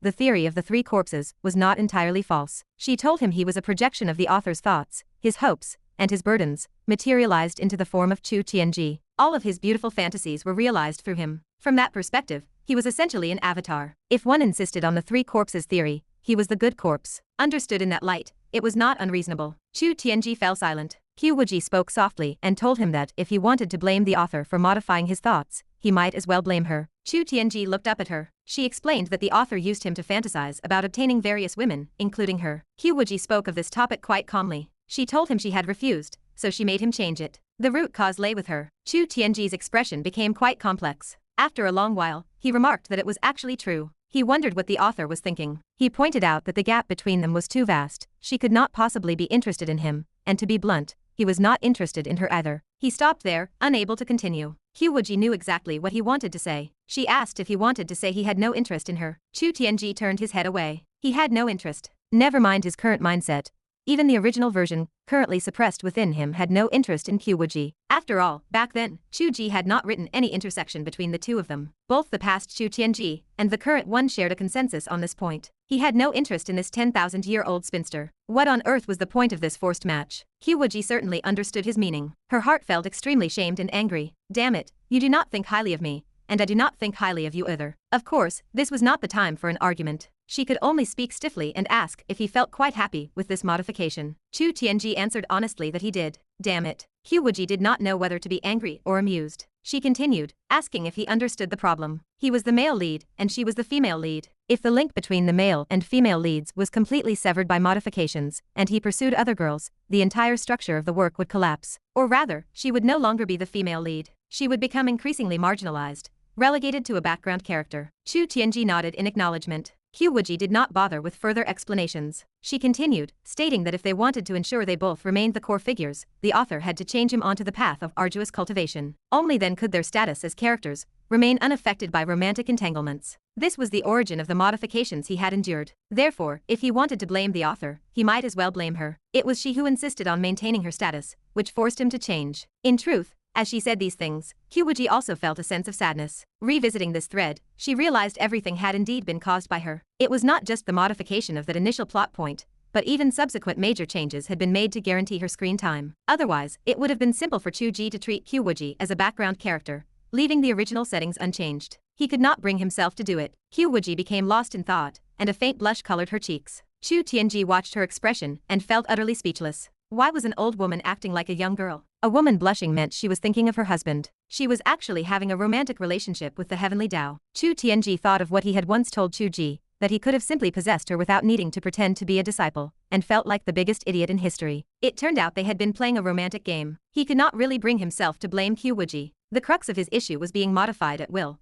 not the reason why. Regardless of the cause that sparked the modifications, it was unimportant. Could he really be happy if he had followed the original settings, acting as someone else's projection? That would be ridiculous. Pushing back further, it was even more annoying, because the original settings were also bestowed upon him by others. Where, then, did the original self come from? He could have been set to be passionate, or he could have been set to be heartless. Which setting counted as the real him? There was no standard answer, so how could there even be a modification? Or was it neither, and he had to break away entirely? Yet, even if he broke away, would not his basic temperament still have been bestowed upon him? It was too chaotic. Qiu Wuji asked if he felt it was chaotic. She told him she had once questioned it as well, even questioning the meaning of her own existence. But later, she realized the truth. Chu Ge looked up at her. She told him that no matter where they came from or who bestowed their thoughts, it did not matter. Since they had developed their own ideas, they had to live for themselves. She told him to do whatever he felt he wanted to do right now. As she spoke, her eyes grew slightly red. She said she felt she had done something wrong. She thought she wanted to escape the destiny of being written by him and become an independent person. But now that she had lost the connection to him, she realized that was not what she wanted. Chu Ge remained silent, staring blankly at the tears flowing unnoticed from Qiu Wuji's eyes. Qiu Wuji was actually crying. That terrifying powerhouse, who had traversed 10,000 years,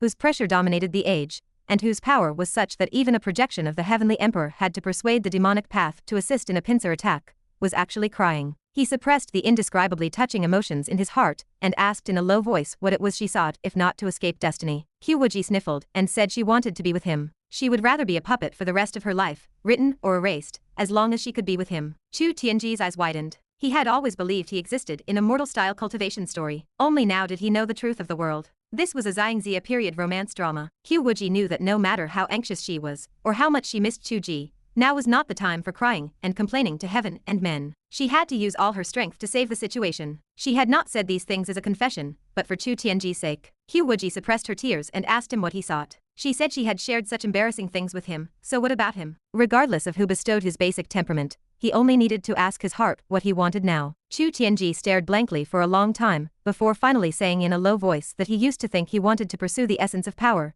but today he realized he had missed something very important. He apologized, saying his previous anger was also about this matter. Qiu Wuji understood. She said yes Iazu. Chu Tianji took a deep breath, and said he wanted to find her. Qiu Wuji did not know if this change in Chu Tianji would be good or bad for Chu Ge. According to the Heavenly Emperor's theory, the previous Chu Tianji had harbored hatred toward the Heavenly Tao, which was a disharmony between father and son. In a sense, that Chu Tianji had died, because Chu Ge had lost control of his own protagonist, and naturally, he could not control this world. But if Chu Tianji dispelled his hatred, could this be salvaged? Furthermore, how much impact had her own operation of world transformation had on Chu Ge, and how could it be undone? Chu Ge, let us work hard together. She did not believe that mere creatures of a book could truly overthrow the connection to their creator. She no longer wanted to escape anything, as long as she could be with him. Chapter 389. The communication between the characters in the book, especially that of the Heavenly Emperor, primarily took place through spirit connections. A flash of spirit energy transferred the thought instantly. It seemed to take a long time, but the duration was brief. His battle with Qiu Wuji also concluded quickly. It ended the moment Yin Qinli launched a sneak attack. Chu Ge, on his end, killed Tony. As his abilities gradually returned,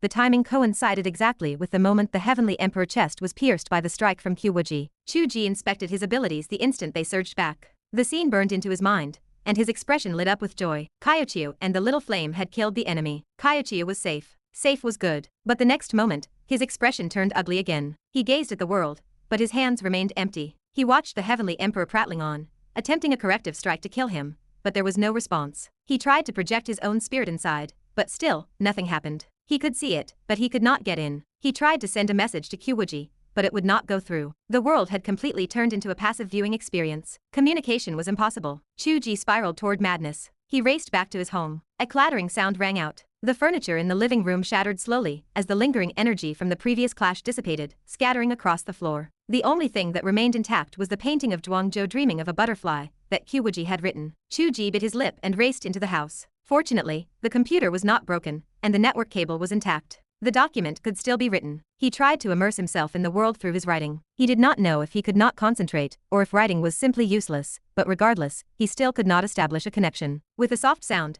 Chu Ge could not suppress his internal injuries any longer, and spat out a mouthful of blood. Wu Xiaoyun arrived at his side. She pressed her hand gently against his shoulder, and offered comfort. Do not be anxious. Although I do not know what specific problem you are facing, this situation where abilities are lost and regained likely requires a recovery process. Do not be so anxious as if everything has collapsed. Rest well and recover. Once you are healed, you can make a clearer judgment. Even if something has gone wrong, there are ways to solve it. It is not an unsolvable problem. Chu Ge knew in his heart that he might need to recover, or that even if there was a problem, he could attempt to solve it. It was not the end of the world. But at a time like this, who could remain calm? He was already very calm for not having gone completely insane. Fortunately, his mother was by his side. She was the one person in front of whom he could seek comfort and help without inhibition. Chu Ge turned and hugged his mother. His body trembled slightly. Mom, I cannot lose her. Wu Xiaoyun asked, is it your book world? Chu Ge had no time to care how his mother guessed it. He spoke in a low voice. No, I can lose that world, but I cannot lose Qiu. Wu Xiaoyun stroked his head and comforted him softly. Do not be anxious. So far, there have been no cases of abilities failing completely. Can you heal yourself? If not, we will go to the hospital first.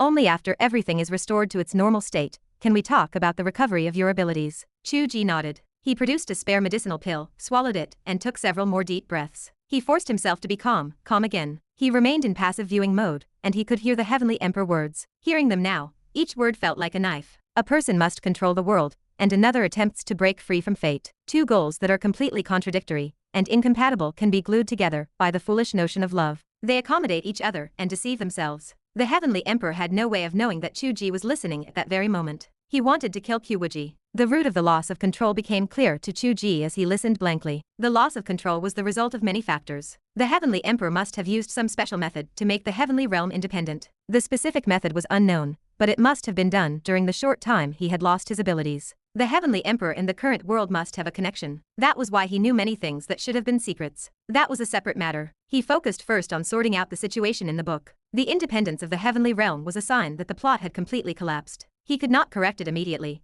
which meant he had lost control over the entire world within the book. With just this one move, Chu Ge had lost control of the world within the book. It was no longer the world he had written, but for the Heavenly Emperor, it was not yet enough. Chu Ge had extremely strong control in the mortal realm. The entire book detailed the mortal realm bit by bit. It was not an exaggeration to say he had built the entire world brick by brick, and he had personally entered the book, gaining the respect or submission of top positive and demonic figures like Xia Zhuxiao and Yan Qinli. It could be said he had total control in every sense. He wondered if he could control the mortal realm individually even if the world at large slipped away. Then he could counterattack from the mortal realm and recover the heavenly realm. This was hard to say. The Heavenly Emperor was clearly worried about this problem. That was why he took measures to cut off all things related to the two realms. It was just an insurance policy against any unforeseen circumstances. And the safest course of action was to make it so the Heavenly Tao could not control the mortal realm either. Then it would not matter what objects could be connected to the heavenly realm. He could make Chu Ge lose control. He could. The cornerstone of the mortal realm was the male and female leads. If both the male and female leads were out of control, it was no different from the loss of control caused by the severance of the heavenly realm for Chu Ge. Therefore, it was best to kill Chu Tianji and Qiu Wuji. But what if he could not kill them? The forced projection of the heavenly emperor did not have enough strength. Then he would strike at their hearts. Chu Tianji was clearly out of control at this moment. His ideas had completely deviated from the direction of the book. He even harbored a little hatred toward Chu Ge. His own sustenance and projection in the book were no longer executing his own ideas. If the protagonist rebelled, how could he control the world? This was still not safe enough. Heaven knew what changes would occur to Chu Tianji later. It would be best if the heroine was also out of control. But the heroine was a naturally uncontrollable person. She had been trying to break free from the control of the heavenly Tao for nearly a year. Not only that, but the process of the world was being transformed by her. She had introduced industrial thinking into a small country in the mortal realm, and a change was brewing. Actually, it would have been best to wait until the change fully bore fruit. At that time, the prairie fire would spread across the universe, and the world would change completely. That would be perfect. But the Heavenly Emperor could not wait. A little further back,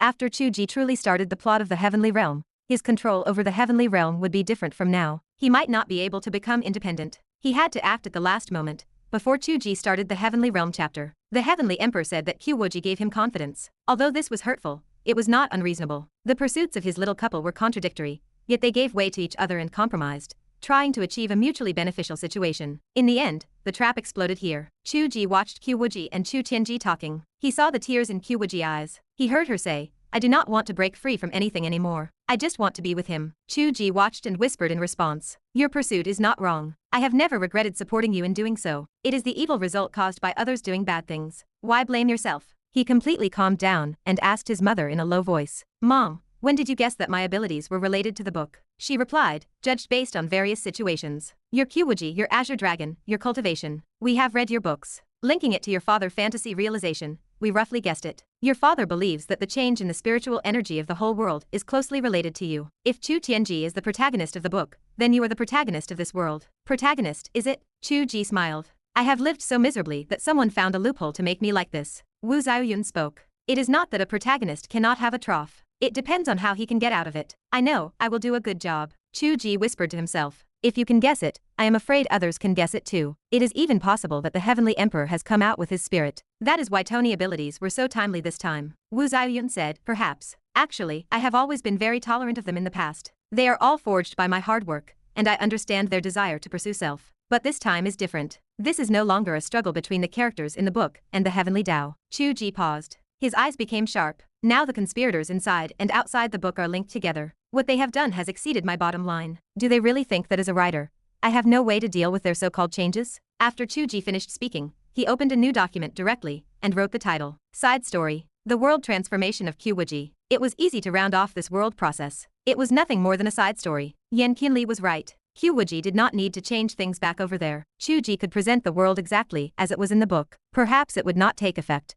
but that would be the basis for consistency between the inside and outside of the book. There would be no more deviations. What needed to be done next was clear. Chu Ge took a deep breath. He opened the main text. Under the battle between Qiu Wuji and the King of Sun Chasing, he wrote another transition line. At this time, in the Cloud Sect, Chu Ge, the personal disciple of Qiu Wuji, walked out of the place of closed-door meditation. The connection between himself and the world was not just divine descent. There existed a supporting character in the book who had always been outside the plot, called Chu Ge. When he could not descend, what role could this character play? Chapter 390. In theory, divine descent was impossible, and manipulating the plot of the book was out of the question. Writing for any character seemed meaningless, because they were out of control, and refused to listen. This specific character was different. He had no plot lines in the book, but he existed, and many characters knew him. When Chu Ge left the world of the book, the apprentice of Qiu Wuji effectively vanished, no longer present in the world. Yet, within the logic of the story, this minor character named Chu Ge could not simply disappear into thin air. In the minds of the others, he remained in seclusion. More importantly, everyone believed this man was the incarnation of the heavenly Tao. The mortal world possessed a genuine incarnation of the heavenly Tao, both in fact and in the perception of others. Even after the heavenly Tao severed its connection to the entire world, this incarnation remained. Chu Ge watched the situation with bated breath, uncertain of what might happen. The worst outcome would be for this incarnation to lose all connection to him and become an independent entity with its own thoughts. That would be a disaster. The best outcome would be that it remained fully connected and acted according to his will. In theory, the worst case would not come to pass. This character had never committed any actions within the book. His existence itself was a fabrication. Every measure and every mark had been created through the personal divine descent of Chu Ge. Without a true person, how could independent thoughts arise? The result proved to be neither good nor bad. Chu Ge could not establish a soul connection with the character, but he discovered that writing still worked. Fundamentally, his role as the heavenly Tao manifested through the act of writing, not through the soul. When writing failed to affect the rest of the world, he could at least write himself. This was the only thing the heavenly Tao could control at the moment, a self-projection that had not been contaminated by independent thoughts, and remained unrelated to the changes within the book. Seeing the incarnation of Chu Ge emerge from the meditation chamber, Chu Ge let out a soft sigh of relief. He was glad he had planted this character beforehand.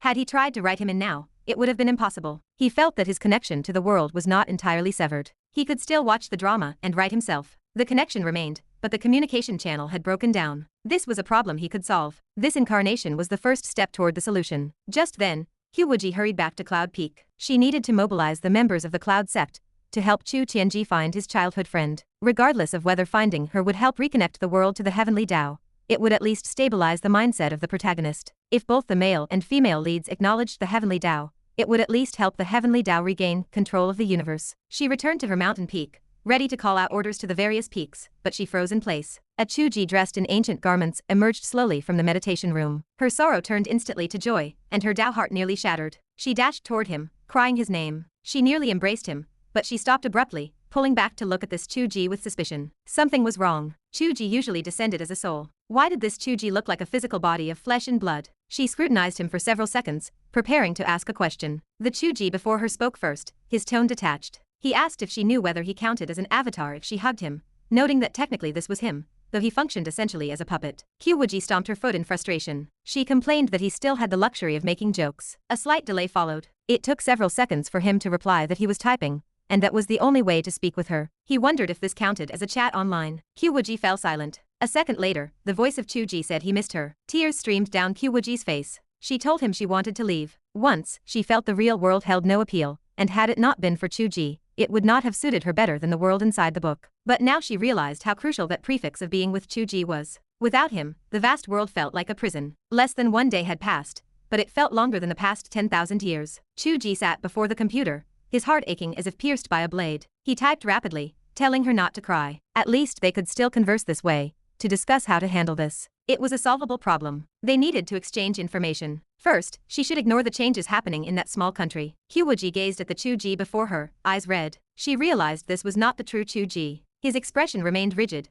a hollow shell without a soul. The pain, pity, and anxiety in the tone of the true Chu Ge were nowhere to be found on this face. This happened because Chu Ge had not typed any instructions regarding his facial expressions. It was merely a tool for conveying sound. Qiu Wuji felt a deep sense of despair, but she forced herself to calm down. She asked about the search of Chu Tianji for Yeziazu. She remembered he had stopped writing about her. She asked if he could still overlook the world, or rewind time to find her. Chu Ge replied that he could watch the show, but he lacked his previous ability to see everything. He could only focus on points where major events occurred. He had not tried rewinding time yet, but he would try later. However, he was already familiar with the situation of Yeziazu. Qiu Wuji's eyes lit up. She asked him to explain. He explained that when he rewound the childhood of Chu Tianji, he had specifically noted the aura of Yeziazu. Later, when he overlooked the world, he had sensed her. At the time, the feeling was very vague. He only knew she was in the 10,000 mountains. His soul power had been limited, and he could not pry into all the hidden secrets of the world. Because he had not prioritized it, he had felt relieved knowing she was still alive, and had not dug any deeper. Qiu Wuji felt a slight sense of relief.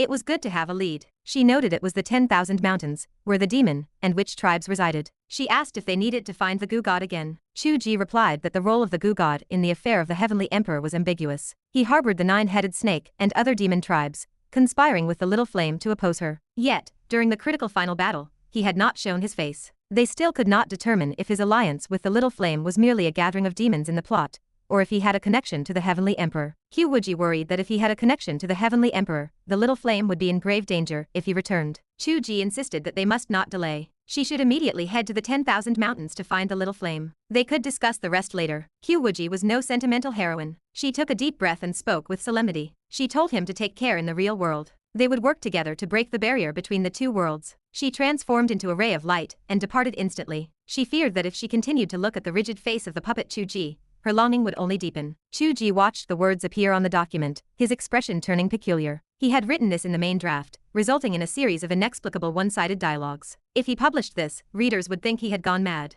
He carefully cut the text and opened a separate side story file, pasting the dialogue in. He mused that he might turn these into a side story about master and apprentice later. For now, it could wait. Being able to communicate had at least eased the anxiety in his heart. He was no longer running around like a headless chicken. Being able to talk with Kaiuchia brought him comfort. Chu Ge sat in his chair, staring at the document in thought, carefully sorting through any remaining issues. The critical point was the method the Heavenly Emperor used to make the Heavenly Realm independent. His previous line of thinking had been correct. He had constantly used manga and other adaptations to mend flaws in the original work and reinforce the world. Had it not been for those measures, the situation would have been even more disastrous. Did flaws still exist? Perhaps because the original work had not been heavily revised. But that should have had no connection to the Heavenly Realm. Chu Ge mused, taking the early drafts of the Heavenly Realm he had written in the book from his drawer, wondering if the problem lay there. He examined them for a long time, but found nothing. He had already checked these before. It was early plot material where the name of the Heavenly Emperor had not even appeared. How could it be related? Wait. The name of the Heavenly Emperor had not appeared. Chu Ge suddenly recalled the fragment of the future he had glimpsed. At that time, the name of the Heavenly Emperor had appeared. The Heavenly Emperor, the Buddha, and the Tao Venerable were competing for people. Where was the problem? The words spoken by the Qiu Wuji of the future suddenly floated into his mind. She had said that some things that had not yet happened ought to be told to him, but she felt that if he knew them in advance, he might change them. She had offered one piece of advice: look at the past, the further back, the better. That was it. The Qiu Wuji of the future had experienced everything he was going through now. In fact, she felt that what she had experienced was quite good and should not be changed. The meaning of the second part was clearly pointing out the path to break the deadlock. He should stop looking at the future plot of the Heavenly Realm and look at the past, the further back, the better. Chu Ge opened the document again. It was not his own work, but the autobiography of Qiu Wuji. This was the past, and he had to seek the more distant past within those pages. Chapter 391. Retracing the past had always been a passive viewing experience. It matched the current state of things perfectly. Chu Ge retraced the past recorded in the autobiography of Qiu Wuji. A question formed in his mind. Could this detached way of viewing the world result from a subtle shift in the spacetime axis? Perhaps the separation of the Heavenly Realm caused it. He pushed the thought aside. Dwelling on it now helped nothing. He needed to focus on the past. Since the Qiu Wuji of the future had offered that advice, the key to solving this crisis lay hidden in the past. In those fleeting moments of contact, she had focused solely on that instruction. It had to be the most vital piece of the puzzle. The past. The further back, the better. Chu Ge stared at the image of the young Qiu Wuji playing on a ridge between rice fields. He drifted into a daze. The little girl looked adorable. Her skin appeared soft enough to eat. She possessed the raw beauty of a natural-born star. He shook his head. Stop. Why was he thinking about that? Focus on the mission. Qiu Wuji had lived for 10,000 years. According to the original lore, the four beasts ascended 10,000 years ago, establishing the four poles of the Heavenly Realm. This meant the foundation of the world had been set, and the female lead had entered the stage. Her autobiography began in her childhood. This meant the four beasts had ascended only a few years prior to the opening of the story. When Qiu Wuji told him to look to the past, she did not mean for him to admire her cute childhood antics. She wanted him to search for clues regarding the ascension of the four beasts. It had to be that. Yet, even the author did not know where the ascension had occurred. It had only been a background detail. Where could he find traces of something so vague? The Azure Dragon came to mind first. The 10,000 Snake Cavern, the location of the discarded scale, felt relatively familiar. Qiu Wuji had engaged the Poison Hand Demon Lord in that very spot during her first attempt to defy fate. The place of the Azure Dragon ascension might not be where it shed its scale, but this remained the most direct lead he could find. Furthermore, the real world shared the strongest connection with the Azure Dragon. Starting the search there was the right move. Chu Ge forced himself to look away from the adorable little girl. He shifted his focus to the 10,000 Snake Cavern, located tens of thousands of miles away. Fortunately, his gaze moved without resistance. The world of 10,000 years ago, had not been altered and cluttered like the present. His observational limitations felt less restrictive. He possessed relative freedom. Conversely, the authenticity of this ancient world felt hollow. The 10,000 snake cavern looked almost identical 10,000 years ago compared to the present day. Even the weeds remained unchanged. The heavenly Tao had defined the setting, and it remained static, devoid of natural evolution. This primal world, rendered strictly according to the settings of the heavenly Tao, suited Chu Ge purposes perfectly. He stretched his perspective, observing the discarded scale hovering above the dragon fall pond at close range. He had never examined it properly before, treating it merely as a plot item. Now, looking closely, he spotted dark red bloodstains on the scale. They radiated the exact same aura as the dragon bones in the East Sea. In the original lore, the azure dragon fell after being poisoned. It purged the poison here, then left, discarding the scale to suppress the toxic pool. Later, Chu Tianji discovered the clue,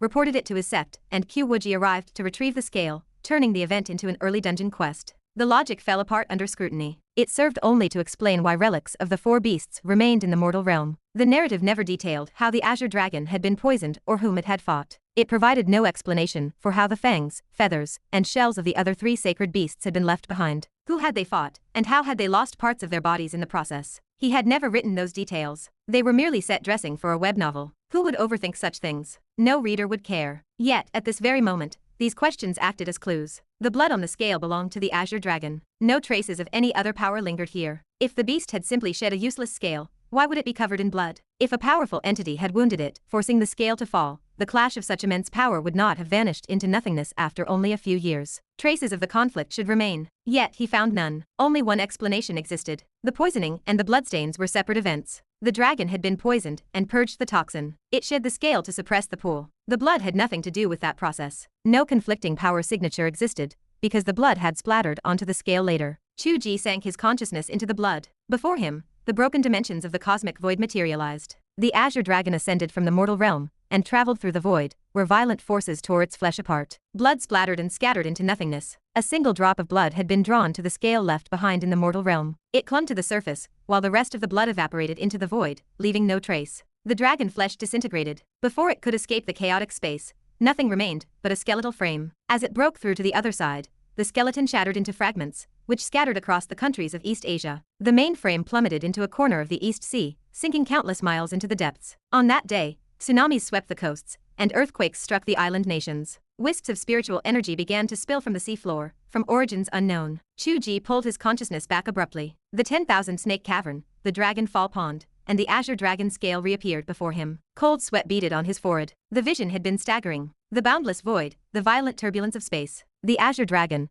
a creature of overwhelming power, had been reduced to nothing more than a small snake, dismembered and torn apart, without the capacity to resist. Its agonizing cries had echoed through the void, traveling for tens of thousands of miles. Chu Ge knew that the roar alone would have been sufficient to shatter the souls of every living being in the mortal realm. This provided one reason for the separation of the heavens and the earth. The disparity in power levels was too vast. The ladder of progression and the basic existence of society had been lost, necessitating a division between the mortal realm and the heavenly realm. As the author, he had formulated that logic. Who could have known it would become the foundation for the independence of the heavenly emperor? He could now determine that the blood on the scale had splashed during the dragon journey through the void. This raised a new question. Who had poisoned the dragon beforehand? The flaws in his setting were endless. He had claimed to mend the cracks in the world, yet they remained everywhere. Gaps existed everywhere. He had written of the poison, but failed to explain the source. He had placed the fangs of the white tiger in the east continent, the flame feathers of the vermilion bird with the little flame, and the shell of the black tortoise in the cloud sect, yet he had never established why or how they arrived there. He had allowed the world to develop on its own, which meant countless events existed beyond his awareness. He was not an omniscient heavenly Tao. If the loss of those parts had been linked to the heavenly emperor, did it mean he had understood the significance of the four beasts and the origin of the heavenly realm long ago? He could have possessed other components to construct his four poles without needing the ascension of the four beasts. As the heavenly emperor had stated, he had done only one thing for 10,000 years. His schemes had begun 10,000 years ago. This was not a recent development. 10,000 years ago in the book corresponded to what moment in the real world? Had it begun when he started writing the main text? Or perhaps earlier, when he drafted the outline? Or did it go back further, to when he practiced writing other books, and the faint concept of this story had already begun to take shape in his mind? If it was the latter, then every clue, both inside the book and out, connected perfectly. Yet, this revelation offered no help in solving his current predicament. The problem remained how to regain control of the world. Where was the key link to this problem? And what element did he need to extract from these past events? I understand. Chu Ge whispered to himself. The Heavenly Emperor used other parts of the four sacred beasts to construct the four poles of the heavenly realm. He had to exile them to other universes, severing their connections, to achieve his independence. He had not anticipated that the four beasts, drawn by my connection, would appear in my world. That was the reason he had discovered the existence of the real world so long ago. He colluded with the sect of Sandro to locate the four beasts. That was why Sandro knew the identity of the Azure Dragon. More importantly, he was searching for me. The so-called source of spiritual energy did not refer to the four beasts. It referred to me. As for how to regain control of the world, I cannot find a shortcut for now. But one clumsy method is certain. If I can gather the four sacred beasts, then it will be possible. Chapter 392. Chu Ge exhaled a long, steady breath. He withdrew his consciousness from 10,000 years ago, and closed his eyes to rest. The clumsy method was still a clumsy method. Putting it into practice would involve the conflicts between various nations. If it could be completed in a few years, he would thank the heavens. He might even end up busy with this task for a lifetime. He still needed to search for other solutions first. If he truly could not find them, he would fall back on this plan. In any case, gathering the four sacred beasts was something he had intended to do all along. But this realization served as a tranquilizer for his heart. Knowing there was indeed a way to solve it, no matter how clumsy or time-consuming it might be, his heart no longer felt as though it were hanging in the air with nowhere to land. Chu Ge knew that more than just the clumsy method existed. Logically speaking, Qiu Wuji asking him to retrace the past could not possibly be just for him to reach the conclusion of gathering the four sacred beasts. Everyone was already doing that. They would have done it without retracing the past. Why would she specifically have him do it just to reach that conclusion? However, he really could not think of anything else for the moment. His brain felt rigid, and his body ached. He decided to rest for a while. He had been under intense mental strain and was exhausted. Even the medicine he had just swallowed had not been properly absorbed, and his internal injuries remained. His mother was right. He needed to recover to handle more. The more anxious he became, the more chaotic his actions would be, causing him to miss many details. He stood up and walked to the window, letting his mind drift to avoid obsessing over the problem. A cold wind swept in, sending a shiver through his soul. Chu Ge widened his eyes, observing snow beginning to fall outside. "It is snowing." Wu Zhaoyun stood behind him, speaking in surprise. The urban area of Nanjiang has not seen such heavy snow for at least 20 years. "It is because the heavens cannot bear to watch the separation between Qiu Wuji and me," Chu Ge stated. Wu Zhaoyun remained silent, her expression unreadable. A silent curse escaped her thoughts. This snow was almost certainly caused by the black tortoise in the Arctic. Her son was beyond saving. However, looking at it from the perspective of a lover, perhaps it really was the case. Wu Zhaoyun said nothing, sighed softly, turned, and left the room to let Chu Ge have some peace. Chu Ge stared blankly at the swirling snow outside, the melody of the song Qiu Wuji had listened to hear flashing through his mind. "I taste it slowly, the sound of falling snow, as if you are whispering my name close to me. I open my eyes, and the sky filled with snow is heartless." At the time he had said, "Who wants to whisper to you? That is disgusting." Now, he could not even whisper to her if he wanted to. Many things should have shown signs early on. Before listening to that song, they had listened to Big Fish. What was that song saying again? "I fear you will fly far away. I fear you will leave me. And I fear even more that you will stay here forever." Everyone's pursuits had always been conflicting and contradictory. Yet they had remained optimistic, blindly compromising, always believing they could find a path that served both sides. The self-righteous dream was like the sand castle from before, so fragile and vulnerable. In the world of the book, Qiu Wuji flew rapidly toward the 10,000 mountains. She passed over the Heart of Flame, where the fire had already vanished. The intense air current changes caused snow to begin falling above. Qiu Wuji stopped abruptly, tilting her head to gaze at the sky. It was midsummer in the book, yet snow was falling. Even knowing it was merely a regional characteristic, Qiu Wuji could not help but feel her heart tremble and her spirit soar. She lifted her head, allowing the snow to cover her cheeks and melt slowly, feeling the icy breath seep into her skin. "Who says falling snow is heartless?" Qiu Wuji whispered. "Even the heavens believe we should not be separated. The sky is weeping." Inside the book and outside, both people spoke almost simultaneously. "The problem lies within us, not external forces. The solution lies at our feet, not something the Heavenly Emperor can block. Even a castle on the beach, as long as I desire it to be eternal, it shall be eternal." Qiu Wuji finished speaking, transformed into a streak of light, and continued traveling south. Chu Ge left the window and sat back down in front of the computer. "Are you feeling better?" Wu Zhaoyun asked, her voice gentle beside him. The scent of traditional Chinese medicine drifted toward him, indistinguishable as either fragrant or foul. Chu Ge turned to look. His mother walked into the room carrying a bowl of medicine. She placed it on the computer desk and spoke softly. "Mom went downstairs to the pharmacy to get some medicine. You might have better options," but Mom was worried. "This is good for conditioning your internal organs and clearing blood stasis." She had just gone to get medicine, even with the snow falling outside. Chu Ge felt a prickle of soreness in his nose. "Mom," he murmured. Wu Zhaoyun ruffled his hair. "You are a creator of worlds now, yet you are still crying like a child. How shameful." I am not crying," he protested. "You were, just a moment ago, when you said you could not lose Qiu Wuji." Chu Ge fell silent. "It seems you have found a wife and forgotten your old mother." Wu Zhaoyun wore a knowing smile. You have kept a straight face from start to finish, not even sparing a word for your mother. My mother is right here beside me, Chu Ge muttered. As for her, I am afraid I will not see her again. You see her now? Yes. At least there is a way to communicate and a solution, even if it is a bit clumsy. I still must find a faster plan. I cannot stand not seeing her for a day, let alone years. Chu Ge took a deep breath. Mom, I need to know the details. Everything you know. I already told you. The connection to you was only a guess we made later, based on your behavior, especially after Qiu appeared beside you. Before that, we did not know you were involved. Wu Xiaoyun continued. When everyone first discovered superpowers, we secretly tested you to see what yours were. Nothing came of it. Your father and I even wondered if we had picked up the wrong baby. This joke never gets old, does it? He complained. Anyway, we really did not know it was related to you back then. We just thought it was best for you to have a normal job and live a good life. Do not think we kept many secrets from you. The things we kept secret were only matters of national discipline, such as your father's identity and whereabouts. Those things could not be revealed, and they have nothing to do with what you want to know. I was still working back then, Chu Ge asked. What was the exact time? There should have been tsunamis and earthquakes. It was at the end of the year you graduated and joined the state-owned enterprise. That was over 5 years ago, but less than 6. Chu Ge recalled the past carefully. In the first few months after entering the state-owned enterprise, he had no intention of writing. It happened to be at the end of the year when he hit a book drought. He could not find anything to read. He had stopped playing World of Warcraft, and he was getting beaten in Dota. He had no other hobbies or entertainment, and he was bored to death, so he simply started writing. After all, he had harbored a literary dream since childhood, specifically one involving martial arts and cultivation. The concept he designed at the time was actually this very book. One could tell from the title that it was the book he invested the most emotion into. Unfortunately, as it was his first time writing,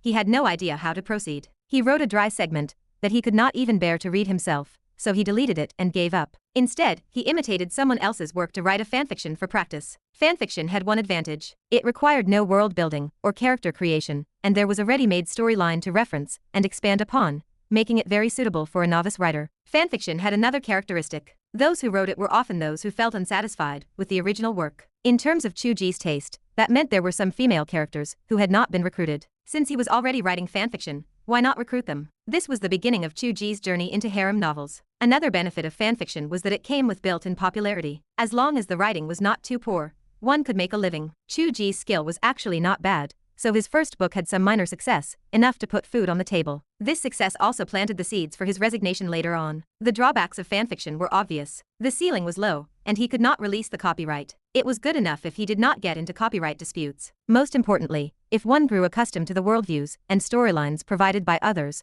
one might never escape that box, never developing anything original. So, after finishing that fanfiction, Chu Ge started writing original work. The result was a total failure. He stubbornly persisted in finishing that failure, then started another one. It was halfway successful but still mostly a flop. However, it was slightly better than the previous one, which counted as progress. Until he finished the second original work, he wasted time until the beginning of this year. Chu Ge felt he had accumulated enough experience, so he gritted his teeth and began writing this work he had conceptualized several years ago. Looking back, 5 or 6 years had passed. This time, he could be certain that the time the 4 beasts crossed over coincided with the time he first conceptualized the story. This meant the world was born as early as when he had the idea, at least the initial period of ignorance and chaos, or perhaps the mythological era. The question arose, was it that the spiritual energy revived and superpowers were born after the 4 sacred beasts appeared, or was it that he had superpowers all along, which caused the world within the book to be born into ignorance? Or perhaps it was not that complicated. As long as it was a book, it was a world. No matter whose book it was,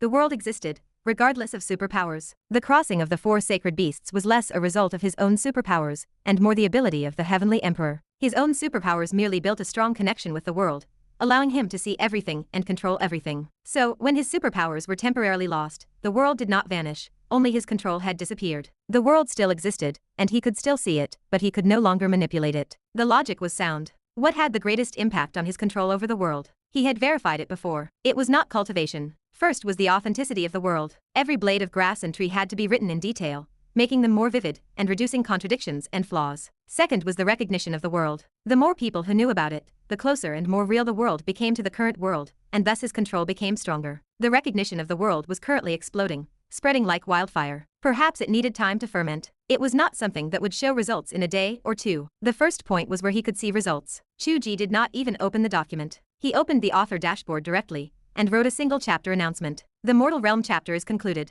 This book is temporarily paused for a major revision of previous chapters. Since the birth of the world was related to the initial settings he conceptualized, he would align the earliest settings with the main text. This included filling in the origin of the objects belonging to the 4 sacred beasts, which had not been written in the text. The contradictions in Chu Tianji's story could also be fully resolved, aligning perfectly with the manga and animation. Things that should have been done long ago but were not, were now officially underway. Chapter 393. For most novels, a sudden, unannounced pause like this serves as the death knell for the story. The group chat ignited the moment the single chapter notification appeared. One reader asked what was happening with Chu Ge. Another speculated that with so much momentum, the pause must stem from copyright issues. A third reader worried about a forced cancellation, noting that the update quality had been subpar lately. The group moderator, Panda, interjected to calm the panic. He argued that Chu Ge was at the peak of his popularity. Continuing to write would be a goldmine, so cancellation made no financial sense. Even a pause like this caused a massive loss in revenue. The group members collectively tagged Qiu Wuji to ask for an explanation,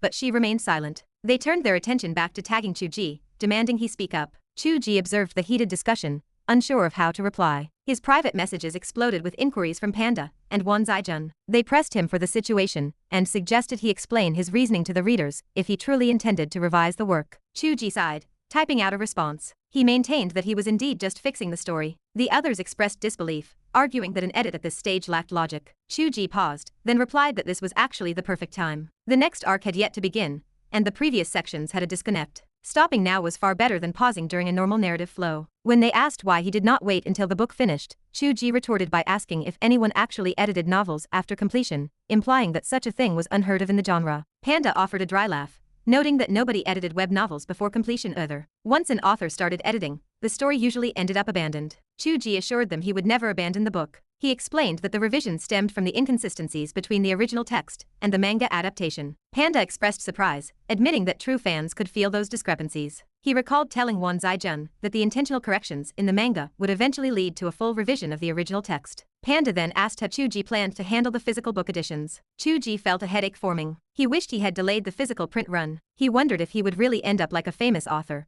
producing 3 different versions of the same book. The readers certainly would not pay for the same content twice. Panda suggested that reprinting and allowing readers to exchange their old copies for new ones was the only solution, though he questioned if the trouble was worth the effort. Chu Ge fell silent. Panda suddenly asked if this decision had something to do with Qiu Wuji. Chu Ge stared at the screen, shocked by the accuracy of the guess. Panda told him he did not need to admit anything. He explained that some things were not impossible to guess, just risky to voice. He and Wan Zijun had speculated about the connection a long time ago. Chu Ge asked if Panda was forcing him to confess by telling him not to admit it. Panda sent a laughing emoji, remarking that as long as Chu Ge did not confirm it, they were free to speculate without consequence. Chu Ge looked at the screen, a question hanging in the air. Panda told him to get back to work. He promised to help smooth things over in the group, and started brainstorming ways to assist him. Panda then went silent. Chu Ge pondered the next step, eventually digging up the contact number for his publisher and dialing it. He asked if there was any way to stop the current printing of the 4 volumes of his work and allow all existing readers to exchange their copies for a new version for free. The publisher fell into a stunned silence, the line humming with his disbelief. Chu Ge sensed the question hanging on the other end of the line. He rushed to explain that the error was his own. He offered to pay the breach of contract penalty and cover the full cost of printing the new version. The publisher sensed a business opportunity. Since the costs would not come out of their pockets, and they would collect a penalty fee, the inconvenience seemed manageable. He asked if Chu Ge understood that this project could cost hundreds of thousands, perhaps even over 1 million. Chu Ge estimated his current balance and realized he had just enough. The publisher clicked his tongue, bewildered by the choice to drain his savings for the sake of literary integrity. Chu Ge admitted that was essentially the case. He asked the publisher to wait a while, promising to send the revised chapters once he finished the work. After a moment of hesitation, the publisher agreed. He remarked that they had not seen an author with such dedication to literature in a long time. He promised to report the situation to his superiors and discuss potentially waiving the penalty fee. Chu Ge stared at the phone, confused by their reaction. Perhaps they misunderstood something. However, the interaction improved his impression of the publisher. A warmth spread through his chest. Perhaps this was a strange trait belonging to writers. The pages, previously tainted by the scent of copper and greed, seemed to overflow with the fragrance of ink once more. Confident that everything else was in order, Chu Ge opened the document and began to rewrite the book. He had expected the revision to be a grueling task, but the situation had changed. The manga and animation had already smoothed out the rough edges. He did not need to untangle every plot thread from scratch. He simply had to adapt the manga script back into the prose of the novel. This process was infinitely simpler than a standard revision. What he originally estimated to take a month would likely only take 3 or 4 days, provided he worked without pause. That was fine. He was a golden core cultivator now. The expectation Qiu Wuji held for him was to be a god even without a book. That sentiment seemed less about his battle with Tony and more about the challenge before him. Chu Ge wrote for 4 days and nights without sleep. His mother took over the caretaking duties, replacing the role of his young assistant, Qiu Wuji. Wu Zhaoyun watched her son, who refused to rest. A mix of heartache and resignation filled her. He had never been so maniacally focused on a single task in his entire life. She could only conclude that the power of love was truly terrifying. Meanwhile, in the 10,000 mountains, Qiu Wuji easily located the supposedly hidden Li Huoyan. They were all on the same side after all. Li Huoyan stared at her with a mix of irritation and resignation, asking how she could show up at his hideout when she was technically his greatest enemy. He complained that it was humiliating. Qiu Wuji told him she had come to protect him. Li Huoyan stared back, his expression blank. Qiu Wuji explained that the behavior of the Gu god seemed strange. Such a powerful figure was difficult to interpret given his complete lack of involvement in the Heavenly Emperor affair. She admitted that she and Chu Ge worried the Gu god might pose a threat to him. Li Huoyan blinked, surprised that she could still communicate with Chu Ge. Qiu Wuji confirmed that she could, more or less. Li Huoyan muttered a curse, calling them an incredible pair, but seeing the lingering shadow in the eyes of Qiu Wuji, he fell silent, sensing that the connection was likely flawed. Qingyan spoke up from the side, noting that his recent interactions with the Gu god had revealed a calm demeanor, with no abnormalities. However, he sensed a deep hatred directed at the righteous path, or more specifically, at the Cloud Sect. Most of the cooperation between the Gu god and Qian Lai seemed driven by the fact that Qian Lai also opposed the Cloud Sect. Qiu Wuji listened, processing the information. Li Huoyan agreed, adding that he could smell the hatred toward the Cloud Sect radiating from the Gu god even through his robes. He asked if the Cloud Sect had offended him in the past. Qiu Wuji expressed her confusion. The Cloud Sect had never had any contact with the Witch tribe. She had never heard of her disciples clashing with them either. The closest contact she could recall was back when Chu Tianji learned the clue about the Azure Dragon scale at the market outside the mountains, but that was just a mundane interaction. She paused as a thought struck her. Li Huoyan crossed his arms and asked if they had offended someone. Qiu Wuji whispered to herself, wondering if Yaziazu held a grudge against Chu Tianji, given that she was in the 10,000 mountains. Li Huoyan stared at her, completely lost. He asked who on earth Yaziazu was. Chapter 394. You have hidden in the 10,000 mountains for quite some time now, Qiu Wuji said, glancing at the little flame. Have you heard the name Yaziazu? No, the little flame replied. How could the name of such a nobody reach my ears? Then, could you have your subordinates inquire about this person? Qiu Wuji paused, a frown creasing her brow. She shook her head slightly. Perhaps that would alert our enemies too soon. So you claim to be here to protect me, but in reality, you came to find this little pig, the little flame countered. Qiu Wuji offered a placating smile. It is both. I am truly worried about your safety. Chu Ge mentioned that you might be in danger. Upon hearing Chu Ge's name, the little flame's expression grew complex. Damn it, he muttered. I am completely wrapped around his finger. I am a great demon lord, and instead of rebelling, I feel like I owe him a debt. Qiu Wuji cast a glance at Qingyan. Qingyan held the little flame like a pet, oblivious to the fact that the great demon lord in her arms seemed to enjoy being petted like a cat. Qingyan was a female demon lord herself, hardly a saint, but in the time Qiu Wuji had known her, she had always played the part of a devoted wife and mother. Like a woman in a normal household who devoutly worshipped the Buddha, a husband who loved his wife would inevitably be influenced. Even a casual believer would be affected. Qiu Wuji remembered the promise she had once made. She had intended to give Yan Qianli a home. It was obvious now. The little flame remained oblivious to his pet-like status. He puffed out his chest. There is no danger. My Dharma body collapsed, but my primordial spirit remains intact. I still possess 7 or 8 parts of my strength. I am not in the weakened state I was in when you defeated me. He paused, blinking. Wait, you are my sworn enemy, yet I am sleeping with your husband. Qiu Wuji fell silent. After we leave, you should join our group. There are many like-minded people there. The little flame missed the suggestive nature of her comment. He chuckled. So you admit he is your husband? Qiu Wuji turned her head away, ignoring him. The little flame continued. Under the settings your husband created, the witch and demon tribes are not strong. They have been forced to hide in the 10,000 mountains, never emerging. Even the strength of the Gu god himself fluctuates. He relies on a generational inheritance of worm techniques, rather than his own immortal cultivation. The current Gu god is in a trough of power, and lacks the capacity to participate in the broader processes of the world. I know the settings are not strong, Qiu Wuji said. I had not paid attention to the inheritance aspect. So, you mean I can directly seek out Yazia's location, without worrying about alerting the enemy? I think you could even go ask the Gu god directly. What is the big deal? The little flame spoke with complete indifference. Do not look at this place as his territory. It is filled with his people, but my subordinates are also numerous. What is there to fear? Plus, with you here, we could storm his altar, and it would not matter. You are here. Do you know how strong you are? Qiu Wuji remained silent. It was not that she did not know her own strength. Her hesitation stemmed from considering the Heavenly Emperor. If she ignored the Heavenly Emperor completely, she could carve a path through the 10,000 mountains alone, without needing the little flame to lift a finger. Are you certain I can ask the Gu god directly? Will it not trigger the forget the heavens? That foolish heavenly emperor has cut off all connections to the mortal realm. How could he possibly interact with it? If he truly could, he would have done more than just stay in the 10,000 mountains. The current situation is that Chu Ge cannot control the mortal realm, but the heavenly emperor cannot invade it either. It is as if both sides are in a tug of war. Why are you still worried about him? If you ask me, even if we danced right under his nose, what of it? I am here to help my husband and you fight for the mortal realm. If he has the guts, let him come and bite me. Qiu Wuji stared at him for a long time. Qianli, she said earnestly, it is fortunate that you are not a woman. The little flame blinked. Qiu Wuji exhaled a long breath. You are right. I was clouded by my own concerns and hesitations. At this point, the conflict is in the open. There is no question of alerting the enemy. Even if the heavenly emperor stood before me, I should fight him once more. The little flame crossed his arms. Scram. I can tolerate calling Qiu Wuji, Chu Ge's little woman, sister-in-law, but when you show off your martial prowess in front of me, I just want to hit someone. Qiu Wuji ignored him. Her form flickered, and she instantly appeared outside the witch tribe's altar. She raised her voice, letting it ring out across the mountains. Where is the Gu god? Qiu Wuji of the Cloud Sect comes to pay a visit. The mountains trembled. Both the witch and demon tribes knew they were aligned, standing in opposition to the righteous path of the divine province. For the average resident of the 10,000 mountains, with its complex terrain and treacherous environment, the righteous path dared not intrude, and the tribes had not ventured out. Everyone had simply been in a standoff without engaging, and they had not felt the arrival of war. But Qiu Wuji's sudden descent made everyone's heart leap into their throats. They realized, for the first time, that they were in a state of hostility. It was strange. Why were they enemies? Why had the Gu god taken in Yan Qianli and those murderous, fanatical demons? A name casts a long shadow. Qiu Wuji's reputation in the divine province was not earned through play. Was it possible she intended to challenge the entire 10,000 mountains alone? In the ensuing silence, the Gu god's aged voice echoed from the altar. Sect Master Qiu, you have come from afar, and I failed to welcome you from a distance. It is a discourtesy. Why not enter and speak? The guards around the altar watched Qiu Wuji nervously. Enter? Who would be foolish enough to brazenly step into the stronghold of an enemy? That was a one-way trip.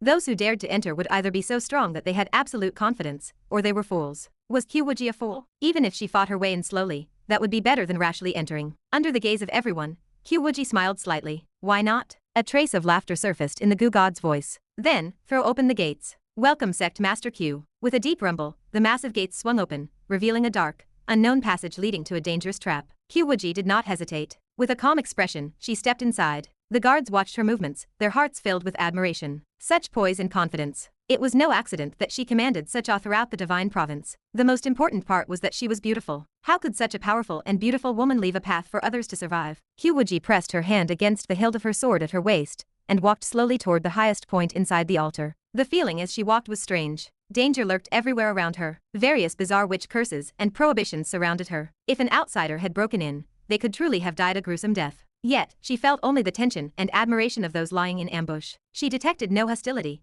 let alone the intent to kill. The hostility itself felt forced. Even in Chu Ge's original plot, it had felt forced. The Gu god had inexplicably aligned with Yan Qianli and accepted the overseas demon tribes. What was the logic? What was the profit? Chu Ge had not written the details out. The 10,000 mountains existed in a state of natural detachment from the civilization of the divine province. He likely had not thought too deeply about it while writing, and the readers would not have cared. Was it not normal for the witch and demon tribes to be hostile toward the civilization of the divine province? However, now that she examined it closely, it belonged to the flaws of the work. Because he did not write the details, the world had filled in the story beyond the plot on its own. Had the result of that self-completion been a grudge against the Cloud Sect? Qiu Wuji suppressed the strange feelings in her heart and walked slowly toward the highest point of the altar. The walls of the altar were carved with a bizarre creature that was neither dragon nor snake. That was likely the god worshipped by the witch tribe. Qiu Wuji paused to study it. She felt that perhaps it had some connection to the azure dragon, or it was a form of imagery meant to represent the heavenly Tao itself. Without an explanation, she could not understand it.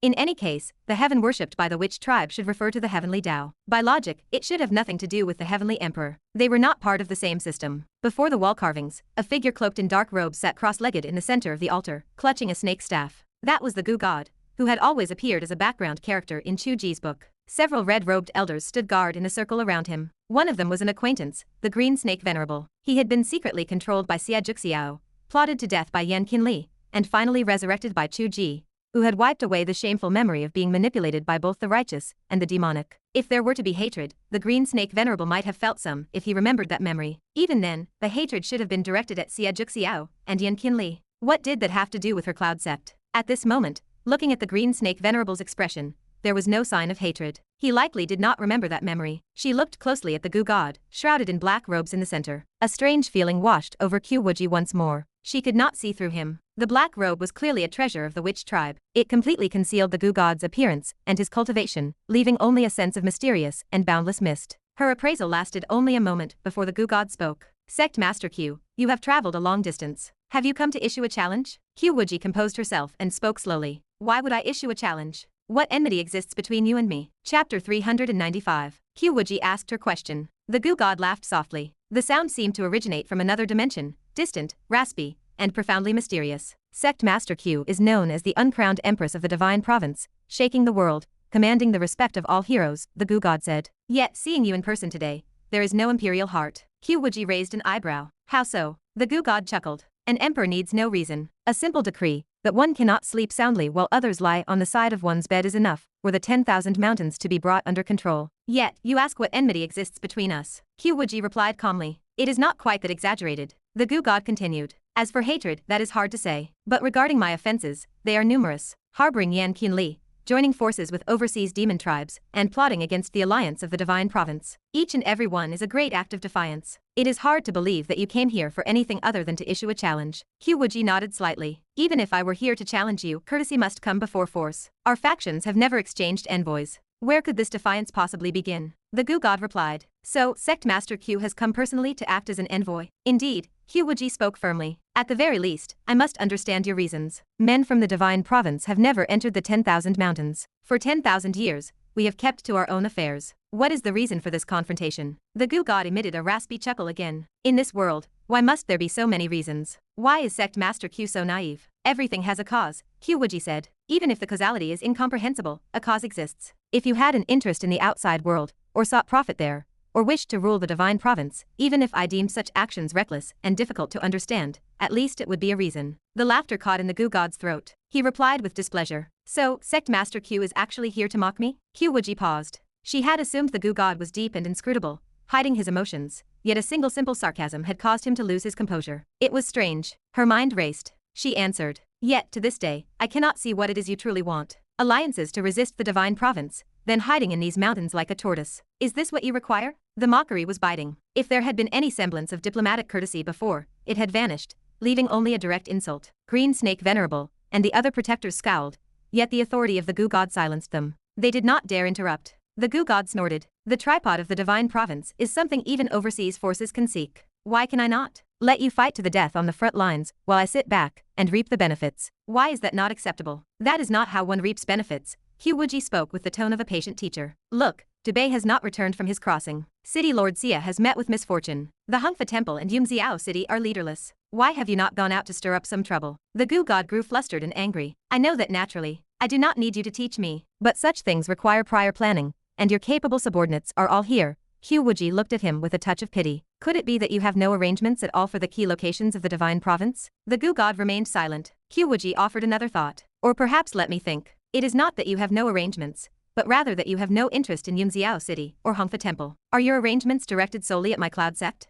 The Gu god replied calmly. Since Sect Master Qiu has brought this up, there is no need for further pleasantries. That is the situation. It is a pity that Sect Master Qiu was not injured during the Heavenly Emperor incident, and that the cloud sect suffered no losses. I will naturally prepare other means. Please return and prepare for battle. Very well, Qiu Wuji nodded, changing the subject. I have another matter to inquire about, unrelated to our battle. The Gu god was clearly losing patience. He spoke coldly. Speak. My sect has an important disciple named Chu Ge. He had a beloved named Ye Zaizo, who lost contact several years ago. Qiu Wuji observed the shifts in energy from the Gu god and his protectors as she spoke. There is news that she appeared in the 10,000 mountains. Does the Gu god have information regarding this person? The energy surrounding the Gu god fluctuated, and the protector's expressions shifted subtly. Qiu Wuji understood the situation clearly. The Gu god spoke with a harsh voice. Who said she appeared in the 10,000 mountains? There is no such person. Is a trivial matter like this worth Sect Master Qiu asking in person? Escort her out. Wait. Qiu Wuji stopped the Green Snake Venerable from escorting her out. She stared at the Gu god, enunciating every word.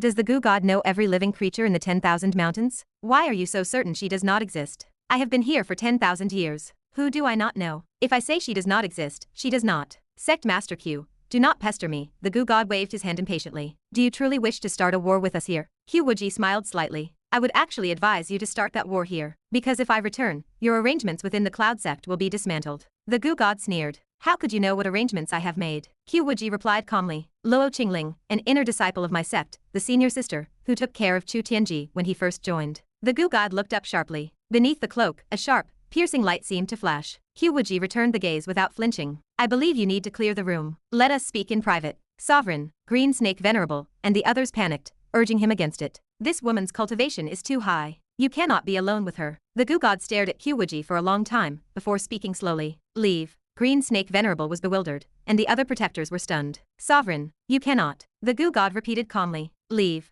The authority of the Gu God was absolute. Green Snake Venerable, and the others had no choice but to stomp their feet in frustration and depart, looking back with every step. They could not fathom why a disciple named Yaziazu required a private conversation. What did a female mole in the Cloud Sect matter? Why would the sovereign risk himself for that? Long after the protectors had left the altar, the Gu God and Qiu Wuji remained locked in a silent stare. Finally, the Gu God spoke. Is it the style of Sect Master Qiu to vent anger on a disciple? Qiu Wuji smiled. She is a spy. How is that venting anger? She did nothing. The Gu God shouted in anger. Furthermore, the person she hates is not you. Qiu Wuji smiled slightly. But you seem to hate me. The Gu God glared at Qiu Wuji in silence. Qiu Wuji sighed. But Chu Tianji's heartlessness has nothing to do with me. Why do you hate me, Miss Thiazu? The Gu God angrily threw back the hood of the cloak, revealing a young, delicate face. The deep, mysterious voice transformed into something clear and sharp. How did you guess that Yaziazu was me? The difference in levels is vast. You should have only guessed I was a disciple of the Gu God. How could you know it was me? In truth, I did not dare to guess that at first.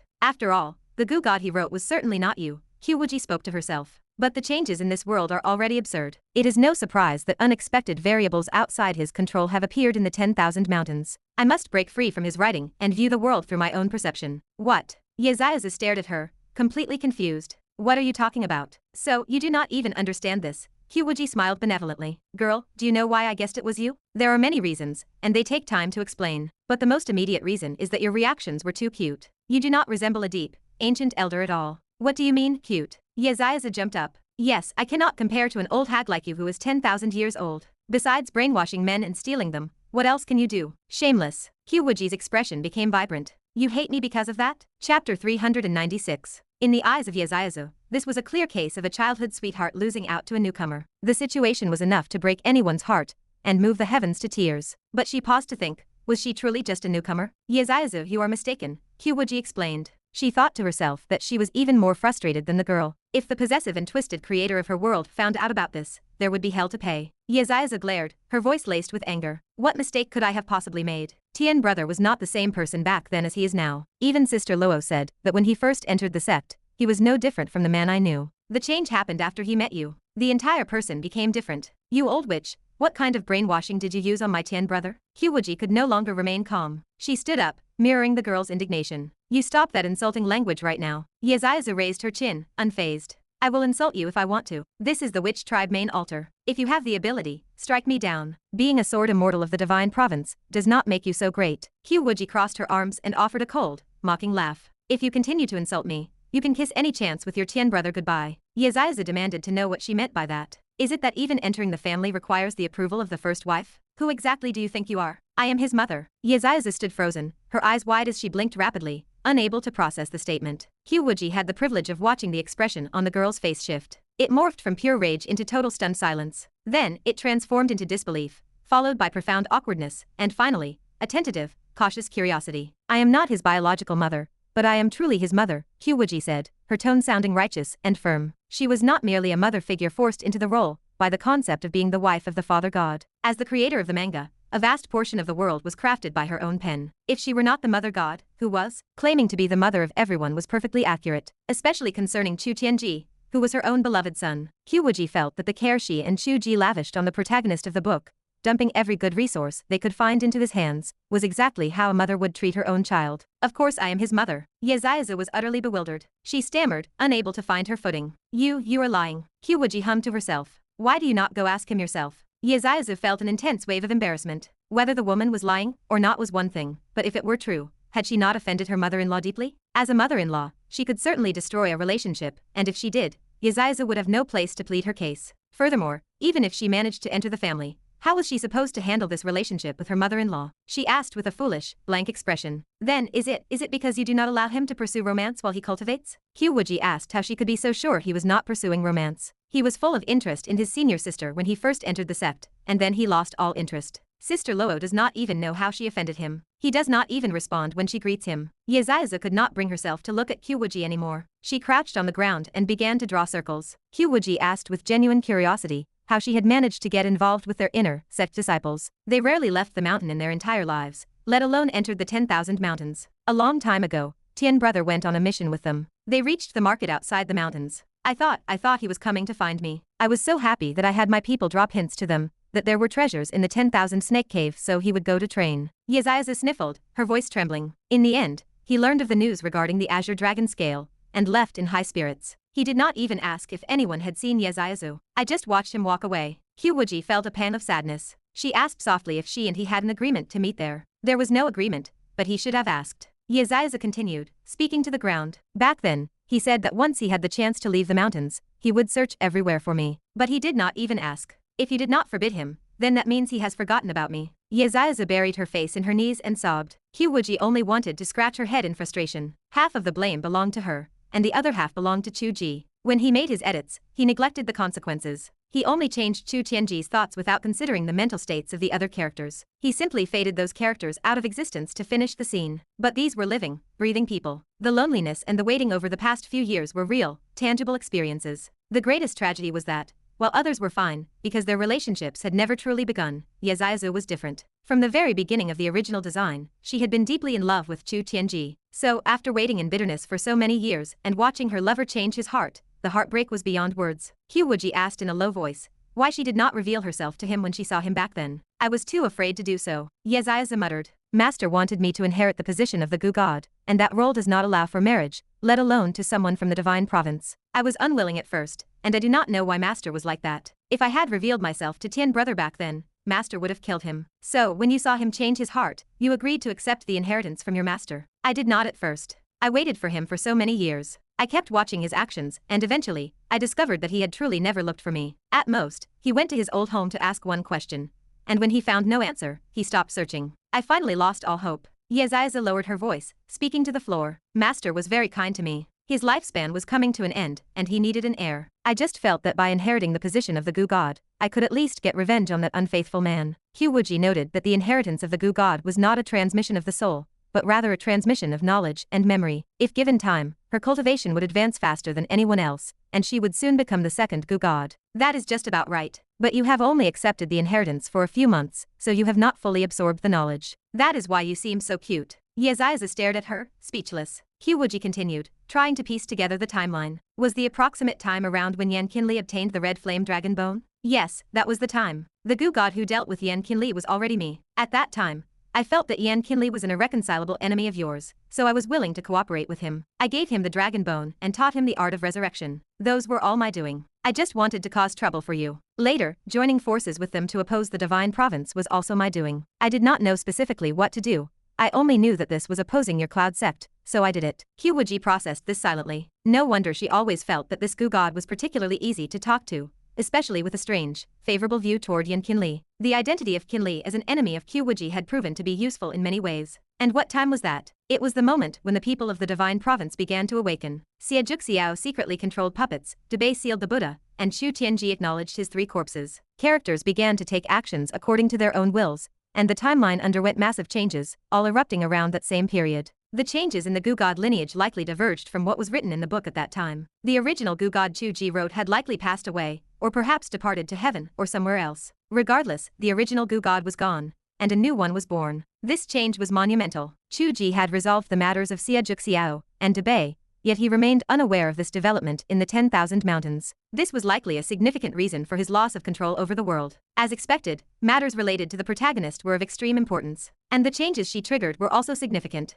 That time must have been when she was operating the reforms of the small nation. Perhaps the origin of everything lay right there. It was fortunate that Chu Ge was alert. Before, when he traced the past, he had specifically recorded the aura of Ye Zaizi. With the clue of the 10,000 mountains, she had found her way here immediately. If she had not paid attention earlier, would she have been searching until the end of time? Qiu Wuji pressed her lips together tightly. After a long moment, she spoke in a low voice. There are other reasons why Chu Tianji did not search for you. You thought he had a change of heart, but do you know what he has done now? Ye Zaizi stared at her with a blank expression. What? He is fighting against the heavenly Tao. His hatred and dissatisfaction have caused a massive rift between him and the heavenly Tao. And the reason for this is that he discovered the heavenly Tao had isolated you from him. Yeziaza looked at her, stunned, as a storm of emotions surged within her heart. Qiu Wuji understood very clearly the lethality of romance to a woman. What is romance? Walking out of the mountains, asking the whole world, traveling across the 4 seas, and searching for her with a face full of wind and sand. That is one form of romance. Drawing a sword, pointing angrily at the heavens, and fighting against the sky,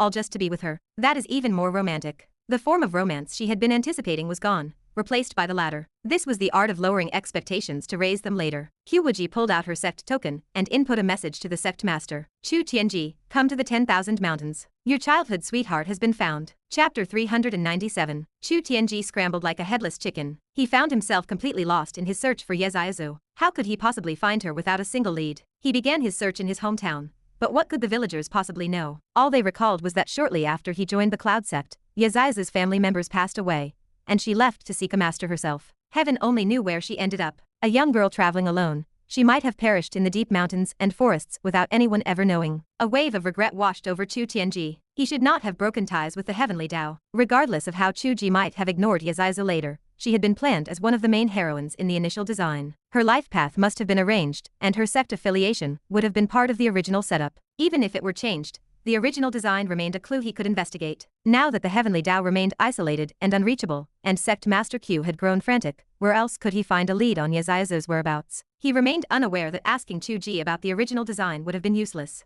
In the original version, Yeziazu was adopted by Yan Qinli, and she was meant to have a love-hate relationship with the Cloud Sect. But that setting had been abandoned long ago. With so many plotlines for Yan Qinli, diluting Yeziazu made it impossible for her to remain in his orbit. Asking Yan Qinli would be futile as well. Yan Qinli knew nothing. Even Chu Ge himself did not know where Yeziazu was. The world's self-correction had inexplicably made the trajectory eerily similar, especially regarding love and hate. Yeziazu remained close to Yan Qinli, cooperating in various ways, and still stood in opposition to the Cloud Sect. Chu Tianji knew nothing of this. He felt as if he were losing his mind. Leaving the village, he stopped everyone he saw to ask if they had seen a young woman named Yeziazu. People treated him like a madman along the way. As he wandered aimlessly, he finally understood the feelings Qiu Wuji had expressed when she broke down in tears earlier. A sense of confusion and despair took hold. He had no idea what to do, and tears threatened to fall. He sat on a rock by the roadside, tears streaming down his face before he even realized it. At that moment, a message came through his sect token from Qiu Wuji. Chu Tianji, come to the 10,000 mountains. Your childhood sweetheart has been found. Chu Tianji jumped to his feet. Driven by instinct, he exerted every ounce of his strength and flew toward the south. Green Snake Venerable and the others watched as a terrifying stream of light approached with incredible speed. They stood there, dumbstruck. Who was this person? Why did such a powerful tribulation transcendence cultivator exist in the mortal world again? The speed of his travel surpassed even Qiu Wuji or Yan Qinli. The cultivator charged directly toward their altar. If he were an enemy, it would mean the extinction of their clan. Had they offended someone, Green Snake Venerable summoned his courage and flew up to intercept him. Let the guest. Before he could finish his sentence, the voice of the Gu God echoed from within the altar. Let the guest enter. Green Snake Venerable froze. Hell, why did the sovereign surrender so easily? Forget it, he would just let it go. The light dove violently into the altar and quickly fell silent. Inside the altar, Yeziazu stared at Chu Tianji who had just appeared. To Green Snake Venerable and the others, this was a terrifying master of tribulation transcendence, but the tear tracks on his face remained unwiped. He stood there, foolishly staring at Yeziazu, who remained shrouded in her black robes. The two of them looked at each other in silence. To Qiu Wuji, the air felt thick with the sickening smell of romantic affection. She finally understood how Zhu Mengmeng and the others felt. Was this any way for a person to live? She and her husband remained separated, so could they please speak quickly? They finally spoke, but the words were simple. Tian brother, why are you crying? Qiu Wuji rolled her eyes. Crying was a good sign. Crying proved she had not lied to him. In fact, Chu Tianji did not need to cry to prove it. The way he was so excited that he could not speak was enough to make Yeziazu believe everything Qiu Wuji had said. He had not forgotten her. He was truly fighting the heavenly Tao for her sake. Yeziazu spoke up. Tian brother, the heavenly Tao is heartless. I will accompany you to revolt against it. Qiu Wuji muttered to herself, damn it. Chu Tianji regained his composure and hurried to reply. This matter is not the fault of the heavenly Tao. Well, it seems it is his fault, but this. Yeziazu looked at him suspiciously. The Tian brother in her heart was no idiot. Was this incoherent man an imposter? Qiu Wuji spoke up suddenly. Tianji, wait. Why does that jerk always choose names that take advantage of others? Qiu Wuji asked with irritation. Are you sure of your path now? Is it the path of heartlessness, or the heaven of emotion? Chu Tianji answered without hesitation. The sect master also said that emotion is heaven. I think the previous path was wrong. The heavenly Tao has emotion, so why should humans be heartless? The great Tao we pursued lacked this link, which did not align with the heavenly Tao. The way he wrote it felt awkward, and our actions became awkward as well. Qiu Wuji nodded. So you want to become the person you were originally? No. Chu Tianji looked at Yazizu and spoke in a low voice. I have Ziazu, and that is enough. The original version of me, and the version of me that came later, why can they not merge together to become a brand new, whole person without any splits? Qiu Wuji understood. This was indeed the perfect solution. It was also easy for Chu Ge to edit. He only needed to add this change at the end of the human realm arc. There would be no need to change the previous text. Yaziza looked completely confused. Even if she had fully absorbed the Gu God's knowledge, with the Gu God's experience, she still could not understand what they were talking about. Chu Tianji embraced her gently and whispered, I cannot lose Ziazu. A Chu Tianji without Ziazu was never whole. Yaziza's confusion vanished instantly. She hugged him back tightly, burying her face in his chest, smiling like a flower. Qiu Wuji watched, lost in thought. This time, she did not feel the sour stench of a couple showing off their affection. She thought of herself. This pair had endured suffering and finally found happiness. But what about herself and Chu Ge? Would there be a day for them to meet again? And Qiu Wuji without Chu Ge was also incomplete. Even though it seemed as if an important problem had been solved, it could never be finalized without Chu Ge to complete it. Watching Chu Tianji and Yazizu discuss what happened after they parted, Qiu Wuji actually wanted to know what happened to the Gu God. She could not concentrate, however, as the conversation drifted off into the distance. She would just ask Chu Tianji later. Qiu Wuji's mind flew to Chu Ge. It felt as if her gaze had pierced through the endless void, landing in that small room where Chu Ge sat, before his computer, working hard at his writing. She watched him, and a smile formed on her face without her realizing it. She missed him so much. He must be editing the manuscript right now. She hoped the idiot would not make a mess of the edits. When would they be able to communicate again through the internet chat? Chu Ge was indeed editing, and he was nearly finished. Yet, as he neared the end, his mood grew heavy instead of lighter. As he neared completion, he realized he needed to edit more than just the preceding text. He needed to add new settings to explain the chaos period, and write out the causes for why the parts of the 4 holy beasts were left in the 10,000 snake cave or the cloud sect. If he did not write these in the main text and only listed them as background settings in the document, it would take an hour at most. The trouble was, what if what he wrote now did not match what really happened? What would the result be? Or perhaps this belonged to later matters in the heavenly realm, and reconnecting with the human realm did not require going that far. Chu Ge stared at the manuscript, and he suddenly understood what the future QQ meant when she hinted about the past. The past where the 4 holy beasts ascended was impossible to see, but it could be sought. The black tortoise shell had been in the cloud sect from the beginning. Its origin could be found in the classics of the cloud sect. The vermilion bird feather was in the hands of the little flame, and its origin could be consulted in the classics of the fire prison sect. The white tiger tooth was in the imperial court of the sun chasers, which could be asked of the king of the sun chasers. The azure dragon scale was discovered in the 10,000 snake cave outside the 10,000 mountains. The Gu God might have records of it. This was the past. By pursuing every detail and connecting everything together, one could even find traces of the Heavenly Emperor's actions. If he did not even know these things, how could he claim to be the omniscient Heavenly Tao? Who would believe that? But this still required communication with QQ to do together. As expected, a Chu Ge without QQ was incomplete. He opened the file for the Master-Disciple spin-off and wrote a single line. Chu Ge pulled out his sect token and sent a message to the token. Are you there? Qiu Wuji was lost in thought,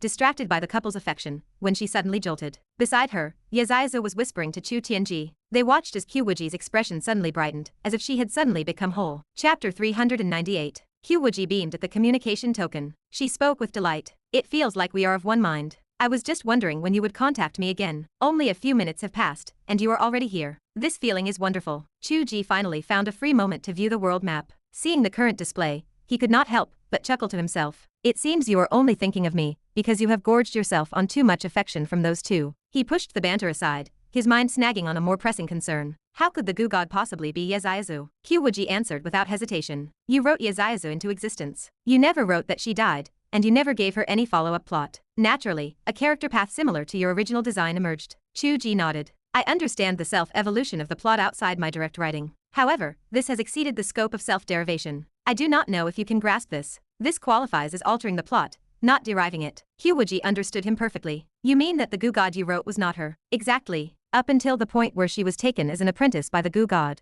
that belonged to the world self-evolution. I never wrote which sect she joined. I only established the concept that she was still cultivating. It is not strange for her to join any section. It makes perfect sense for her to act as a force that cooperates with Yan Qinli and opposes the Cloud Sect. It fits the character profile. Chu Ge continued. If she were merely a disciple of the Gu God, there would be no problem at all. But you did not write that she became the Gu God. The Gu God you described was someone else. This goes beyond the established settings, does it not? Correct. This phenomenon is not something that self-derived plot lines can achieve. Qiu Wuji offered her perspective. This indicates that this step was not self-derived. It was a measure taken by the original Gu God to break free from the heavenly Tao. He has shed his skin like a cicada. No one knows where he is. He has become completely independent of your narrative. Chu Ge sighed. It seems so. Someone who opposes the heavens while keeping such a low profile is a real headache. I do not know if this development will impact my attempt to regain control of the world. Qiu Wuji comforted him. Simply reconnecting with the world should have no impact. Your book never explicitly described the appearance of the Gu God. He was always a mysterious figure. You can simply fill in the blank by stating that Yaziazu succeeded him. As for where the original Gu God went, you can search for him once you have regained control. You must distinguish between what is primary and what is secondary. So, does this count as a book I wrote?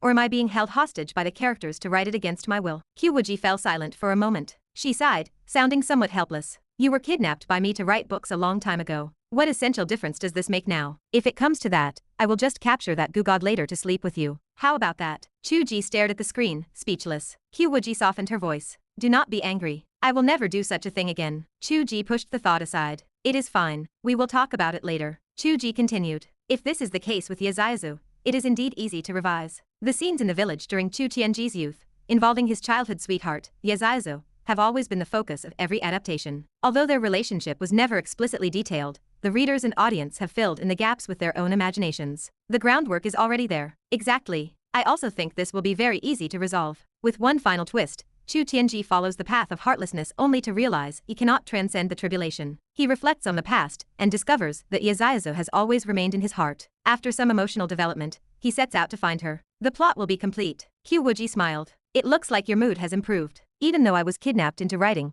at least I am now on the path to reclaiming the world. Once I had a direction, my mood naturally lifted. Chu Ge spoke with determination. QQ, I will definitely come inside to find you soon. Qiu Wuji glanced at the couple nearby. Chu Tianji and Yaziazu were staring blankly at her while she was on the call. Their previous conversation had been vague, but Chu Ge's final declaration of love had been loud enough for them both to hear. Well, Chu Tianji had fully grasped the reality that he was living in a Xiangxia romance drama. He kept his head down and remained silent. After all, he was now one of the male leads in a romance story. He was even their son. Chu Tianji felt a complicated mix of emotions upon realizing this. He knew for certain he was an artificial being. As for the frustration of having his life manipulated, how could he describe it? He had also enjoyed the benefits of being the protagonist. Could anyone else transcend the tribulation in just a few years? Chu Tianji was clear about this fact. It left him unable to define his relationship with Chu Ge. Was he supposed to say, now that you have returned Ziza to me, I will willingly be your protagonist, and let you write whatever you want? Suddenly, Chu Ge's voice echoed from the communication token. Tianji. Chu Tianji came back to his senses.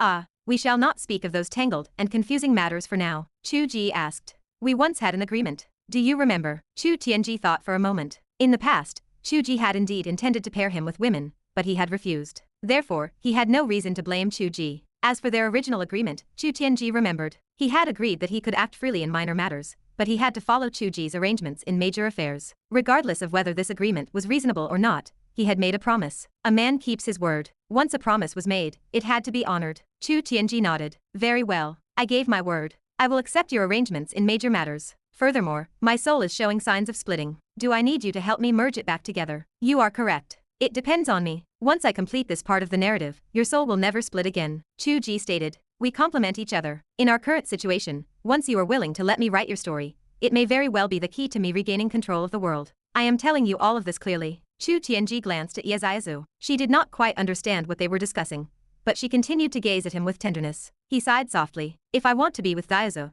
I must let you complete this soul narrative. It is fated. Chu Ge could not help but remark. Do not use that tone. Do not make it sound like you have given up and are letting me do whatever I want. Chu Tianji chuckled. It does not feel much different. It is about the same as acknowledging a master. Indeed, in a certain sense, this was acknowledging a master. Moreover, for the sake of the girl in his heart, it was a willing submission. This was the weakness and flaw of the path of emotion. Chu Tianji still did not understand why this was the great Tao, but he knew he could not give it up. Qiu Wuji urged. Chu Ge, go and write. Perhaps once this matter is resolved, we will be reconnected. It was indeed possible. The male protagonist accepted the control of the heavenly Tao, and the female lead had accepted it even more thoroughly. The foundation of the world was back in their hands. Even if there were other issues, none could be as important as these two. I have another reason for this call. Chu Ge explained his attempt to figure out how the four symbols left behind their fragments before ascending. This is a hint provided by the future you. Qiu Wuji blinked. My hint. Was that after I had stepped into the heavenly realm? Yes, it was. Logically speaking, this matter has little to do with why you lost control of the human realm. It is the reason why the heavenly realm drifted away. Very well. I will follow this clue, and return to the Cloud Sect to search their classics. You go and write about Tianji. Qiu Wuji's eyes sparkled. Chu Ge, the clues are becoming clearer. I have a premonition that the day you and I meet is right before us. Chu Ge also felt that it was highly likely that once he completed the story for Chu Tianji, it would be done. He ended the call. Filled with renewed energy, he opened the document, and began to finalize the plot for Chu Tianji and Ye Xiaozu. As previously discussed, the past history of Chu Tianji and his childhood sweetheart was an essential part of the beginning for any adaptation. The affection between the two childhood sweethearts was even one of the initial attractions of the story. There was no need to change anything else. All he needed to write was what followed. He had to detail how Chu Tianji discovered he could not ascend, how he found a blockage in his heart, and how he realized the lingering image of the woman from years ago refused to fade away. Finally, he would describe how Chu Tianji set out on the road to find Ye Xiaozu. Chu Ge could almost feel the signs of his control over the world beginning to recover. The most direct manifestation was that the once uncontrollable Chu Tianji had reconnected with him. His thoughts and his path had once again aligned with what Chu Ge had written. Chu Ge could almost experience a tether-like power. Whatever he wanted Chu Tianji to do, the character would have to comply. It was just like that time he had made Qiu Wuji bump her head against the stone wall. This sensation was vague, but it definitely existed. It felt like an invisible membrane that was beginning to fade away. His primordial spirit was hovering outside the membrane of the world. He wanted to enter. He was only a little bit away, just a tiny bit. He wanted to make Chu Tianji act according to his thoughts. The instructions seemed effective, but he lacked the strength to drive the action. He was just a tiny bit of strength short. Where exactly was the missing piece? Chapter 399. Chu Ge finished filling in the final pieces of the plot, feeling the subtle shifts in his connection to the world. To put it simply, the root of the matter was not complicated. The amateur writer had essentially broken his own story, losing control over the plot. It was a common enough issue in the craft of writing. Chu Ge's situation was not entirely a result of his own failure. At most, a bug had emerged when he altered the path of his male protagonist, though that error had not been catastrophic enough to collapse the narrative. The real issue was that this world had manifested into reality. Characters possessed the agency to awaken and act on their own terms. External forces or character awakenings had tampered with the story until it no longer resembled the book he had written. It was as if a ghostwriting studio had taken over, filling the pages with disjointed content until the original author no longer held the reins. This was the crux of the matter. By rewriting the manuscript and syncing the narrative with the actual changes in the world, the damage caused by that figurative ghostwriting began to fade. The most severe divergence was the independence of the heavenly realm, but that section had never been written. It was reasonable to treat it as non-existent for the time being. If he could fully align the human realm, he could at least reclaim his hold over it. The male and female leads were accounted for. The male lead's change of heart had been smoothed over. The female lead's reform of her small nation existed as a side story. The change regarding the Gu god in the 10,000 mountains had been recorded. Theoretically, the human realm should no longer be slipping away. He could feel his control returning. Yet, that final, lingering barrier remained, a sensation of power without a point of application. Where exactly did the problem lie? Was it a snag on Xie Juxiao's end, or perhaps an issue with the king of the Sun Chasers? Chu Ge pondered how to address these two loose ends. He carefully checked the edited manuscript several times, confirming that it was truly free of errors this time. He sent the file to the publisher's inbox with a message. Please reprint according to this version. Thank you for your hard work. Regardless of the outcome, clarifying all these details was the right course of action. To his surprise, the inbox pinged with an instant reply. Is this truly for QQ? Chu Ge frowned, typing out a quick response. What do you mean, for QQ? Oh, your book group managers and Weibo fan leaders are all saying that because the novel and the comic have different plots, the fans of the first autumn romance are divided. They say QQ has gone back to her parents' home and refuses to see you, and that you stopped updating to rewrite the web novel so she would reappear. Chu Ge stared at the screen, speechless. The internet is in an uproar, the publisher continued. Some say QQ is petty for throwing a tantrum over such a minor matter. Others say you should have made these changes long ago, and that QQ is in the right. Then there are those who do not believe you would undergo such a massive rewrite over something so trivial. Just as that discussion was peaking, we released the news that for the sake of narrative consistency, you were willing to empty your life savings to reprint the physical books. Chu Ge groaned, typing back. Have you all lost your minds? The publisher responded. This is marketing handed to us on a silver platter. It would have been one thing if only previous readers came to exchange their old copies for the new ones, but pre-order numbers for the new version have surged by over 100,000 in just the last 2 days. Chu Ge muttered an expletive under his breath.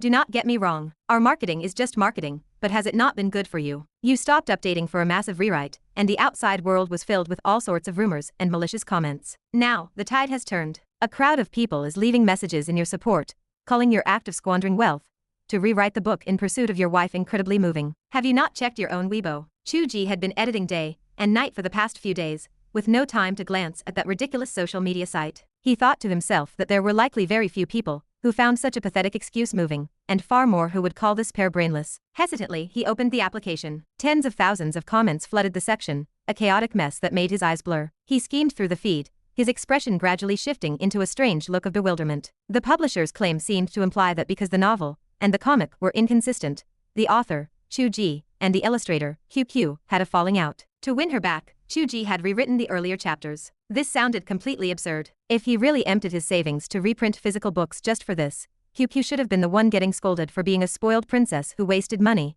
and Chu Ge would have been branded a pathetic simp with no future. Yet, looking at the comment section, things were not as he expected. Why were people discussing the idea that Qiu had run back into the book? It was whispered in secret, mysterious tones, as if they knew the theory was unacceptable to the general public, but they were indulging in their own little fantasy. Hey, do you think Qiu can come out now that Chu Ge has rewritten it like this? I do not know. I hope so. Oh, my heart aches for Chu and Qiu, separated by two worlds, just like the cowherd and the weaver girl. It is so moving. SHH, do not say that. People will think we are crazy if they hear us. Right. It is just Qiu having a tantrum and going back to her parents' home. I get it. Only you all would believe the nonsense about running out of a book. Chu Ge never said that. It is just all those conspiracy theorists and hardcore shippers talking rubbish. It does not matter. We believe what we want to believe. I have felt for a long time that Qiu came out of the book. It is not our problem if others do not believe it. The person who had been arguing earlier did not continue the quarrel. Instead, he replied, actually, I have felt that way too. Regardless of whether it is true or not, even if she really did run back home in a huff, the plot conflicts between the original work and the animation needed to be fixed. Chu's actions are beyond reproach. They must stay together. In all my years, I have never been so willing to consume a couple's public displays of affection. I wish them all the best. Count me in. I wish them well. If their falling out is because of a disagreement on their work, I hope they resolve their differences and reconcile. If Qiu disappeared because of the chaos in their work, I hope that through this massive rewrite, Chu can find her again. I hope through this massive rewrite, Chu can reconnect with his Qiu. I hope through this massive rewrite, Chu can reconnect with his Qiu. Chu Ge stared blankly. The phone screen before his eyes seemed to blur, and in his mind, he saw an image of Qiu Wuji returning to the Cloud Sect, sifting through ancient scrolls. The connection between the two of them grew increasingly clear. He did not even need to intentionally peer down into the world of the book to perceive exactly where Qiu was. A sudden realization struck Chu Ge. He finally understood what had been missing all along. When a book falls apart, where is the most direct reaction found? It is in the acceptance of the readers. In his case, the conflicts between the original work and the comic and animation meant that readers of the original did not accept some aspects of the comic or animation, and the comic and animation fans did not acknowledge parts of the original. There was a dispute regarding the author's right to interpretation. His supernatural ability required the world's recognition and acceptance to be strengthened. This fragmentation had led to a lack of harmony in his control. In plain terms, a portion of the audience believed Chu Ge was just a writer who knew nothing about the world of Chu and Wuji. Once the original text was revised, that problem ceased to exist. The only issue remained whether everyone knew about it, and whether those who recognized the original work would accept the change. With the influence of Panda and his team, combined with the publisher's coordinated marketing, the act of rewriting the book was framed as a romantic gesture. No one could reject that. As for whether Qiu had disappeared into the book, or merely returned home, it was actually irrelevant. What mattered was that their current connection was his desire, Qiu's desire, and the desire of the entire world. When you believe something is yours, and the other person believes it belongs to you, and the whole world believes it is yours, is it not truly yours? What room is left for fragmentation? There is none left. Chu Ge could almost hear the sound of the barrier shattering. In the next moment, Qiu Wuji looked up abruptly. Chu Tianji turned his head to gaze toward the north. The little flame stood with arms folded, staring at the sky. The imperial court of the Sun Chasers stirred with excitement. Everyone felt it. The will of the heavenly Tao had descended once more. The image of Chu Ge, which had served as a mouthpiece at the back of the Cloud Sect, began to fade and vanish. In its place, a brand new spirit of Chu Ge descended from the heavens, appearing directly on the top floor of the scripture repository. Qiu Wuji stood there, stunned. Her eyes were filled with an uncontrollable, wild joy. How did you suddenly manage to do this? Chu Ge strode forward and pulled her into his arms, holding her tightly. I told you, this is the wish of the world. Chapter 400. Qiu Wuji had no intention of digging into the details, for there would be plenty of time to ask later. Her mind held no space for anything else, save for the need to hold him tight and kiss him without restraint. Chu Ge returned her fervor, his lips pressed against hers, as if he needed to pour out all the suffocating emotions he had bottled up over these past days. They had been separated for only 4 or 5 days. In the past, Qiu Wuji had gone back to her parents' home or left on business for longer stretches than this. But this time was different. The barrier stood firm. She could not get in. He could not get out. The loss of control, the panic, the terror of never seeing him again, this anxiety had loomed over them throughout their journey. If they could never break through, what then? The sudden realization that it might become reality nearly stole their breath away. Those 4 or 5 short days stretched out longer than 4 or 5 years. When they spoke of the cowherd and the weaver girl separated by the heavens, at least those two met once a year. For them, it seemed they might be reduced to mere observers of a play, never to embrace again. Had Chu Ge not created a channel for sound to pass between them, their minds might have shattered within 2 days. The truth they had discussed earlier was unfolding. He was no cowherd. The heavenly Tao was him. The only things that could separate them were their own choices. If they desired to be together, the path lay beneath their feet. Even the heavenly emperor could not stop it. If external forces existed, they would only be the wishes of the world blessing the reunion of the cowherd and the weaver girl. The strings pulled tight in their hearts snapped. They surrendered to the madness of their kisses. Forget the main account or the alt. Forget Sect Master Qiu Wuji. If they were not truly here in the flesh, it was not worth playing at all. Qiu Wuji shifted her body to meet him, a silent assurance that she was real. Chu Ge scrambled to unfasten her robes, only to realize he could not manage it. Qiu Wuji watched him with eyes like silk, a faint smile playing on her lips, as if to say he had to ask, and this time she would grant it. Chu Ge pulled his lips away, his breath coming in ragged gasps. "Q," he whispered. Qiu Wuji responded with a dazed hum, wondering if he was about to ask her for something. Chu Ge continued, asking if she would let him take control now. Such a question seemed preposterous, as if they were filming some perverse production. Qiu Wuji felt a flicker of resentment, yet she suddenly understood his meaning. He was not merely asking about her body. As the heavenly Tao, when he entered the book, he could exercise a power where a single thought could reshape reality. He had considered it before. He could, with a thought, strip away her garments. He had never dared to do so in the past, and she would never have wished for it. Was that not the very reason she wanted to break free from the pages and attain independence? Who would be content with their existence left to the whims of another? Even if he would never truly act on it, the mere possibility made her skin crawl. But now, as he asked the question again, Qiu Wuji gazed into his eyes. In her mind, she recalled the words she had spoken to Chu Tianji when her emotions had collapsed days prior. She had vowed that she wanted to be with him, regardless of whether she was written, painted, or a puppet on a string for the rest of her life. The current situation had an undeniable connection to the reforms she had enacted in the small nation. As time passed, Qiu Wuji asked herself again if the words spoken in the heat of the moment still held weight. They did. She truly had no desire to break free anymore. Compared to the consequences of being severed from him by 2 worlds, she would rather be his puppet for a lifetime. Chu Ge's question echoed in her ears, asking if she would let him control her. Qiu Wuji slowly closed her eyes. She spoke softly, saying that she would. She had never experienced this before. A single, simple word, yet it was the most shameful thing she had ever uttered in her life. However, the strings in the depths of her heart went slack. A voice whispered to her to simply let go. She had surrendered this life to him, along with everything she owned, body and fate. It all belonged to him. Suddenly, she experienced a strange sensation. It felt as if a change had come over her with the utterance of that word. Chu Ge pressed his lips to hers again, and she became lost in the haze of passion, leaving no room to ponder it. Her attention shifted to her clothes. As soon as she had spoken the word, it acted like a stimulant on Chu Ge. His breathing grew heavy and his movements grew 3 parts rougher. He had not expected a single word to be more potent than any aphrodisiac. The garments, which possessed a defensive power strong enough to withstand a lightning tribulation, dissipated like foam. Wherever his thoughts turned, the fabric began to unravel. In the end, he left the robes hanging on her body, loose and disheveled, filled with a wild, maddening allure. Qiu Wuji bit her lower lip, murmuring in a seductive voice that he was truly something. Chu Ge spoke softly, noting that they were already doing the most excessive things. He stepped closer, and Qiu Wuji retreated until her back pressed against the bookshelf. This was the top floor of the scripture repository, a place that might be considered one of the most solemn and sacred. Qiu Wuji had no heart to dwell on that. He buried his face in the fabric without restraint. Qiu Wuji tilted her head, watching the surrounding books in a daze, finding a sense of depraved pleasure in the moment. The feeling of her true form was truly different from that of her avatar, Qiu, both in soul and body. Qiu Wuji suddenly wondered if her true form was at the tribulation stage, far stronger than Chu Ge, and whether he could handle it. She paused, realizing that Chu Ge had descended through divine projection